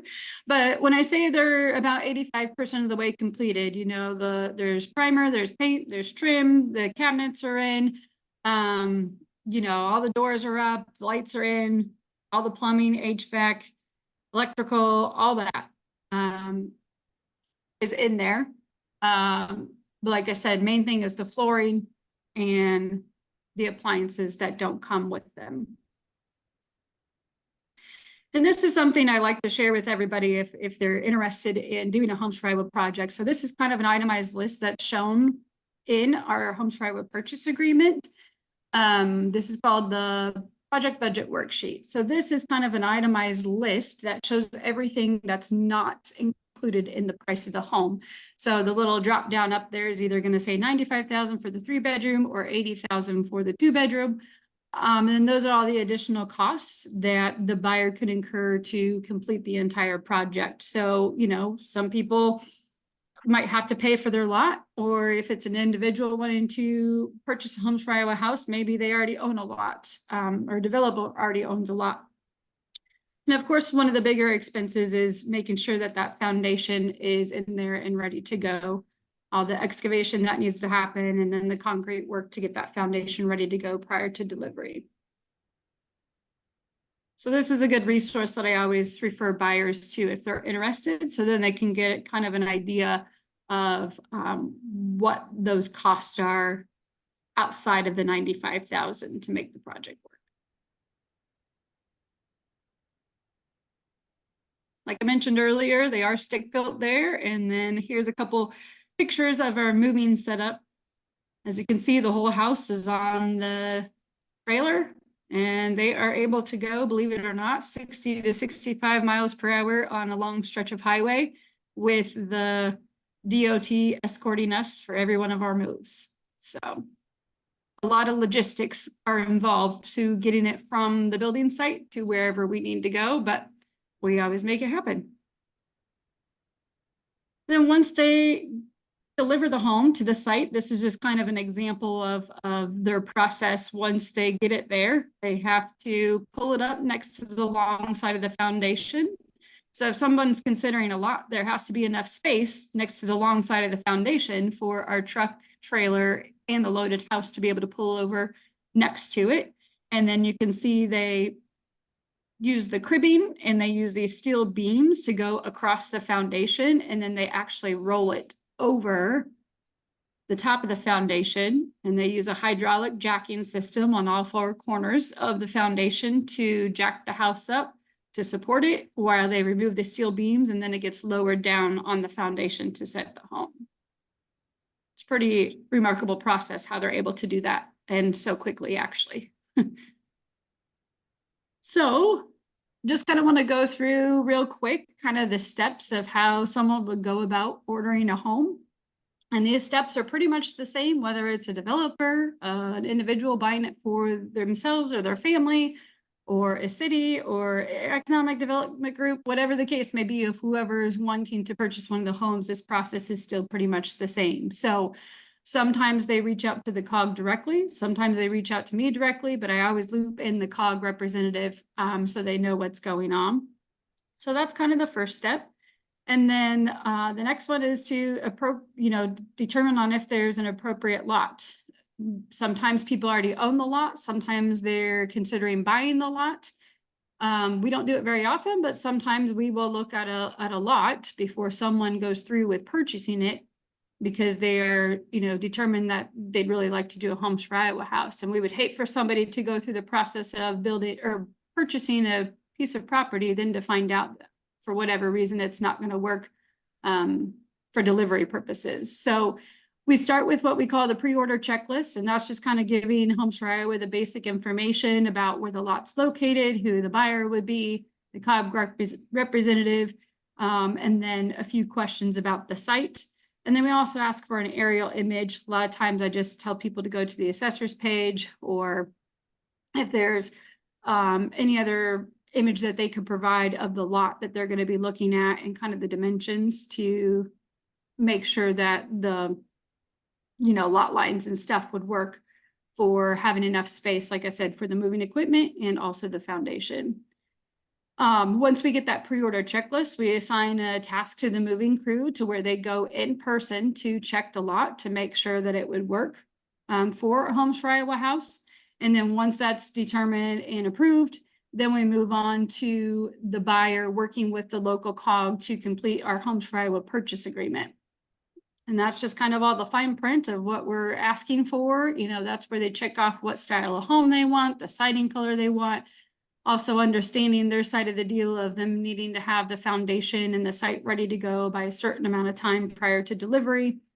And a few other additional documents we ask for is evidence of site control to show that the buyer owns the piece of property where the home will be placed. Evidence of financing to show that the funds are available to fund the project and also pay Homes for Iowa upon delivery. The income verification, that would only be if a buyer is lined up ahead of time. Sometimes a developer will buy one of our homes and not have a buyer in mind. So that income verification needs to happen later. And the COG also helps kind of facilitate that when the buyer is there that's going to actually inhabit the home. And I'll go over that here in a minute, what that means, the income verification.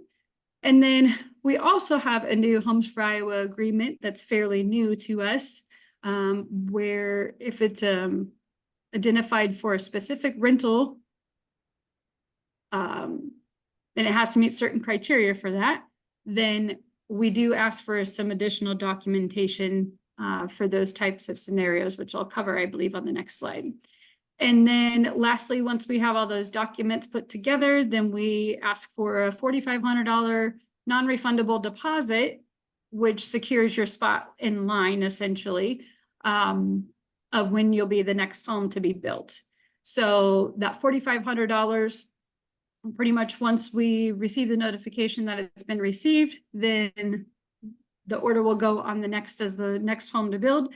And it really, when people ask about a timeline of, how soon can I get a home, it really just kind of depends on when we receive all that information and we consider the order finalized and how many other people are ahead of you to receive a house before that. But typically what we are doing is once we receive that, we say, okay, you're on the list. And if we know that there's not anybody ahead of you, we say, okay, you're the next one we're going to start to build. And we'll be looking at a delivery approximately about 6 months from now. However, if there's other homes that are in queue before yours, once it's ordered, then we reach back out to the buyer once we start building the home. And then from that point, then it's about 6 months upon delivery. So when someone orders a home, we can't always necessarily give them a very specific timeline for delivery. It really just kind of depends on how many other orders are ahead of yours. But they do take, like I said, about 6 months to build from start to finish. Hey, Stephanie, Yes. do you guys have a waiting list? Right now, only a few, like all of our sites are full as of today, and we have like 3 right now that are waiting to be built. So what I'm telling people is we still do have a couple more openings to where we could get a few more houses on order to where they'd be delivered before the end of calendar 2024. But if we're receiving, home orders probably the second half of June or anytime after that, there's no guarantee that we would be able to get a home before the end of the year, just because that 6 month window that it takes to build. But we do assign the delivery date, and I know it's not the most ideal or convenient when we tell you your house is going to get delivered in January or February. But for us to keep producing homes and, stay on track to be able to do 50 or more homes a year, sometimes, we have to communicate with those buyers and say, hey, put your foundation in this fall before the ground starts freezing. And sometimes have to cover it up maybe for a month or 2 before the home gets there. But we do deliver the homes all 12 months out of the year. So sometimes there's a little extra coordination that has to happen based off of when the home is finished and ready for delivery. So this is a very rough draft, I guess you could say. I had this question a lot. What is it, what are kind of some examples of what it would cost to develop one of the Homes for Iowa homes? And it's really hard to give a specific answer because there's so many different variables. Like it lists here the different conditions. Did you have to pay for a lot? Did you not? Are you doing a basement versus a crawl space? Is there that 10% profit developer fee added in there or not? So are you going to put a garage on there? Are you going to finish the basement? There's so many different variables. I do know that the set price is $95,000 or $80,000, but outside of that, it really kind of varies depending on where the buyer is in the state. And, is it a more rural area or is it a more developed area? And what kind of prices are you going to get from your contractors? Because, it is the buyer's responsibility to coordinate or work with, contractors in the area to make sure that the basement or crawl space is ready to go, or someone to do the dirt work to get ready for the basement. Also, the utility hookups that have to happen on site prior to the home getting there sometimes, and then even after the home gets there, doing the final hookups and everything. So, like I said, these are kind of some very basic numbers.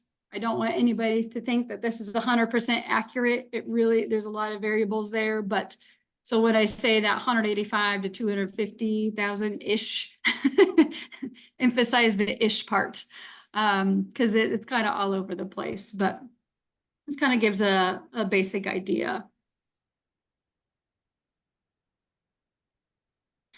So this is what I mentioned earlier. I guess I should ask, am I doing okay on time? I don't have too much left. Yeah, you're fine. Okay. So this is kind of what I was mentioning earlier. As of right now, really the only eligibility requirement for the buyer, meaning the final buyer who's going to inhabit the home, is we do still have our income restrictions in place. So the person that's going to occupy the home would need to provide a copy of the most recent tax returns to show that they meet the $113,000 as their taxable income. I want to emphasize taxable income because usually their gross is going to be higher than $113,000. So I believe it's like line 15 on a tax return document. So that's the main thing that we ask for. If like I said, if an individual is purchasing this home because they already have a lot on their family farm or something like that, we ask for this information up front because they're purchasing the home for themselves. But like I said, sometimes this happens later on in the process after the home already gets delivered, if there's not a buyer prearranged before the home gets delivered and set. And then, like I mentioned, we do also, this is, like I said, fairly new to us, but we do offer rental scenarios, very specific. So we offer the rent to own projects, but that is designated really for rent to own projects if they are under the construct of a publicly funded affordable housing program. So an example, like the Section 42 affordable housing tax credit projects or the home projects. So it can't be like a developer that says, I can't sell the home, so I want to do a rent to own contract with buyer XYZ. It has to be designated as a rent to own project with the publicly funded affordable housing program prior to the purchase agreement being completed. Same thing if the home is going to be utilized for what we're calling the institutional workforce housing rentals. We've had this example come up before where maybe a city has reached out to us and said, hey, our hospital is really having a hard time recruiting people here because of housing. And our hospital, you know, potentially order one of these homes and use it for that purpose to help recruit individuals to our community. I also had a city ask me one time, they were very, very small town and they were having a really hard time recruiting a dentist in their community. So same type of thing, like, can the city buy the house and utilize this to, has it as almost like a recruiting tool? So in those specific examples, we just asked for some additional documentation that's spelled out in the rental purchase agreement. And like I said, the home has to be designated for that purpose prior to the home being built. And then also, we have had a couple instances where maybe someone purchases the home and unfortunately they're not able to sell it as quickly as possible. So in certain situations, if they have not successfully sold the home after 90 days of it being listed on the market, they can submit a written request to Homes for Iowa where we can provide potentially a rental waiver where the home can be rented for up to 12 months. And then once that 12-month period is up, then the developer or the buyer must reapply after the 12 months is up to get another rental waiver from Homes for Iowa for that.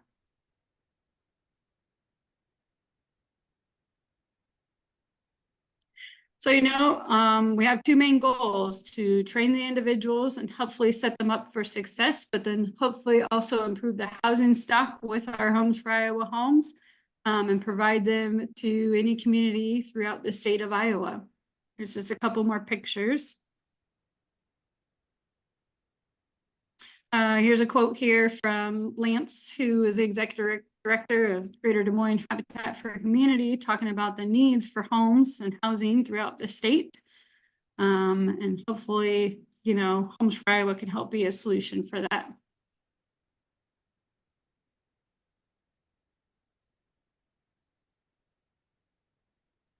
Like I mentioned, so there's 99 counties here, and any county in the state is eligible to have one of our Homes for Iowa homes there.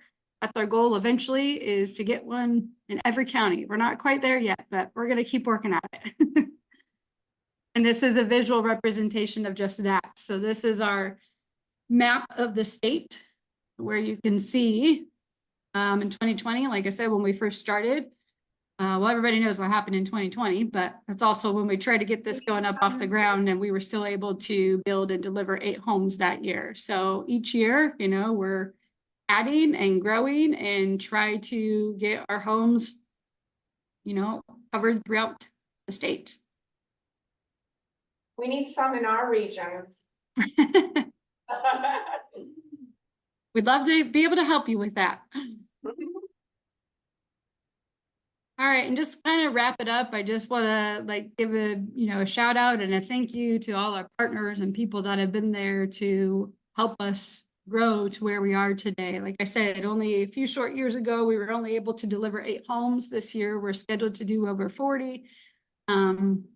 you know, eventually our goal is to be able to do 100 homes a year. We have a little bit of work to get there, but that's our goal. You know, we want to be able to train, and provide housing throughout the state when we know that there's a shortage everywhere. So just want to, you know, point out that with that American Recovery and Reinvestment Act, we were able to get $10 million to grow and sustain the program. That was a huge thing for us to be able to really jumpstart and get us everything we needed at the building site, such as a warehouse that just got finished last fall. And we now have 2 different moving setups, so we can be loading a house at the building site at the same time as our moving crew is on the road with the other moving setup, to where we can actually do 2 moves per week, which is huge. And, you know, we won't be able to do 100 homes a year unless we have the setup to do that. Then also at the building site there, we are in the works of finishing up our 10 shop to where they can do some of that work on site there. And then of course, you know, helping getting all the materials to be building 25 homes at the same time. And then also with the very knowledgeable and professional staff we have on site there. So I did update the numbers here for the life to date since January 2020. We have delivered 91 homes. We're pretty excited this summer. We will be delivering our 100th home, which is something to be celebrated. And then, like I said, we're not quite to 99 by any means, but we have delivered to 37 different counties in the state. But eventually, hopefully our goal will be to have one of our homes in all 99 counties. So just a couple, you know, things to note here of who's been really supportive of our program and got us to where we are today. So of course, the governor with that $10 million going towards Homes for Iowa, the Iowa Finance Authority, Director Debbie Durham, State Senator Mark Lofgren, the Iowa Department of Corrections, of course, the Iowa Association of Council of Governments, the COGS, wouldn't be able to do it without them. Home Builders Association of Iowa, Iowa Habitat for Humanity has been a huge supporter and ordering our homes. And then of course, there's many others out there that aren't even listed. So it's definitely been a partnership with so many different entities to get us where we are today. Like I said, we're pretty excited to celebrate 100 homes this year. So we hope to continue to grow and keep fulfilling our mission. So that's what I have for you guys. I'm happy to take any questions, or if it would be helpful for me to share my presentation, I'd be happy to do that as well. Anyone have questions for Stephanie? Can I get a copy of the PowerPoint? Yeah, will you, I might have it already, but can you just email that to me, Stephanie, the PowerPoint? Sure. Yeah, I'll email it to you because I was actually doing some last minute updates. So I'll make sure to get you the one that I did today. I'll email that to you, Marla. Yeah, awesome. And also the Homes for Iowa website is a great resource. That's where all of our order forms are and everything. So if you have a few minutes, definitely check out our website. You can go on there, check out our order forms, check out our floor plans. There's, you know, little snips of the siding colors out there. There's actually a really neat video on our homepage that shows the moving crew in action to kind of see that and how that process works. So yeah, I encourage everybody to kind of check that out, and my phone number is listed there. So if anybody has any additional questions, you know, on what that process looks like on ordering a home, or Carl with ECIA is kind of my go-to person that I work with if someone's interested in ordering a home. So definitely feel free to reach out to him as well. And I'm always available for questions.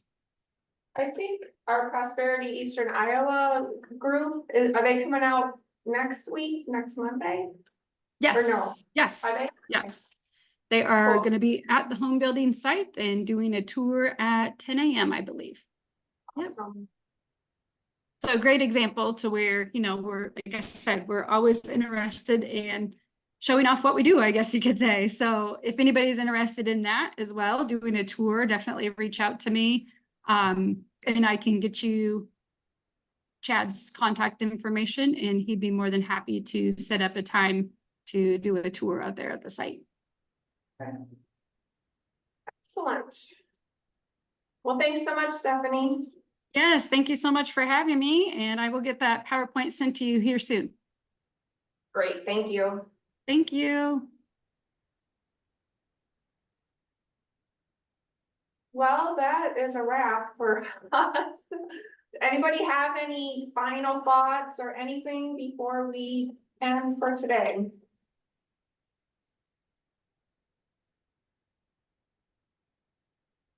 Okay, well, have a good rest of your day, everyone.